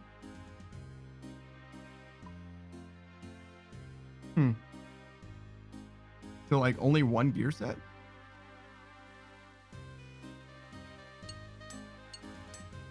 A quiver is plus 10 over the range, the assembler in ranged attack, but not ranged strength, I bet.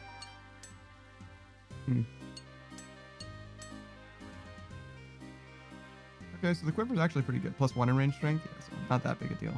Or on the strength side. The accuracy is definitely significant. Interesting.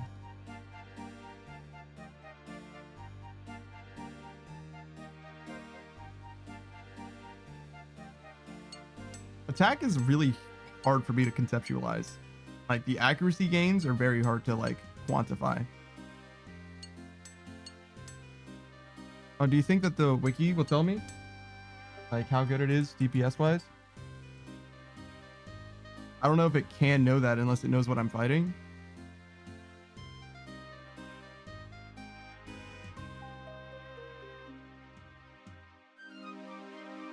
Yeah, it looks like it doesn't even want to try.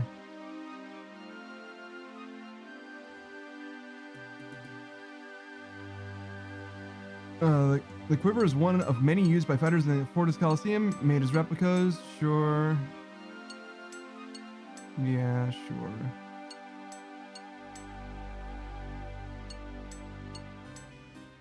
Yeah, it's just like, it's good.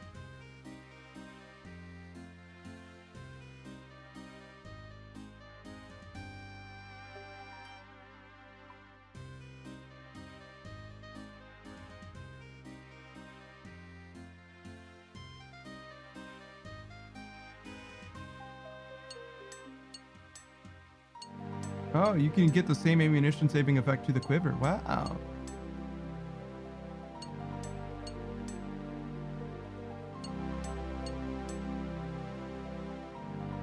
Huh.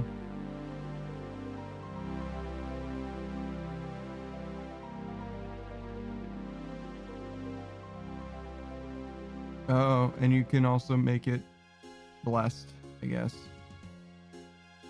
Which I guess you would just do, because why wouldn't you?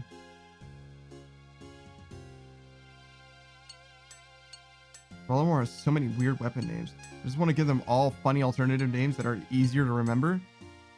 Mizana's Quiver? That one's not that weird, I don't think. Duo Mac and Cheese and Toenails of Ralos?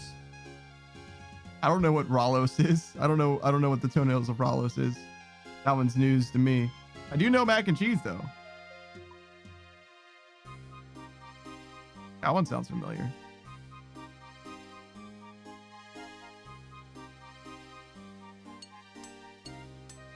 Tunnels Ticks is the throwable saw blade thing.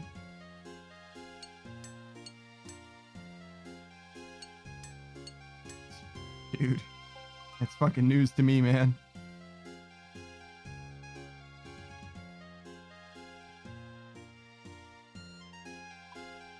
I definitely do not know this fucking man.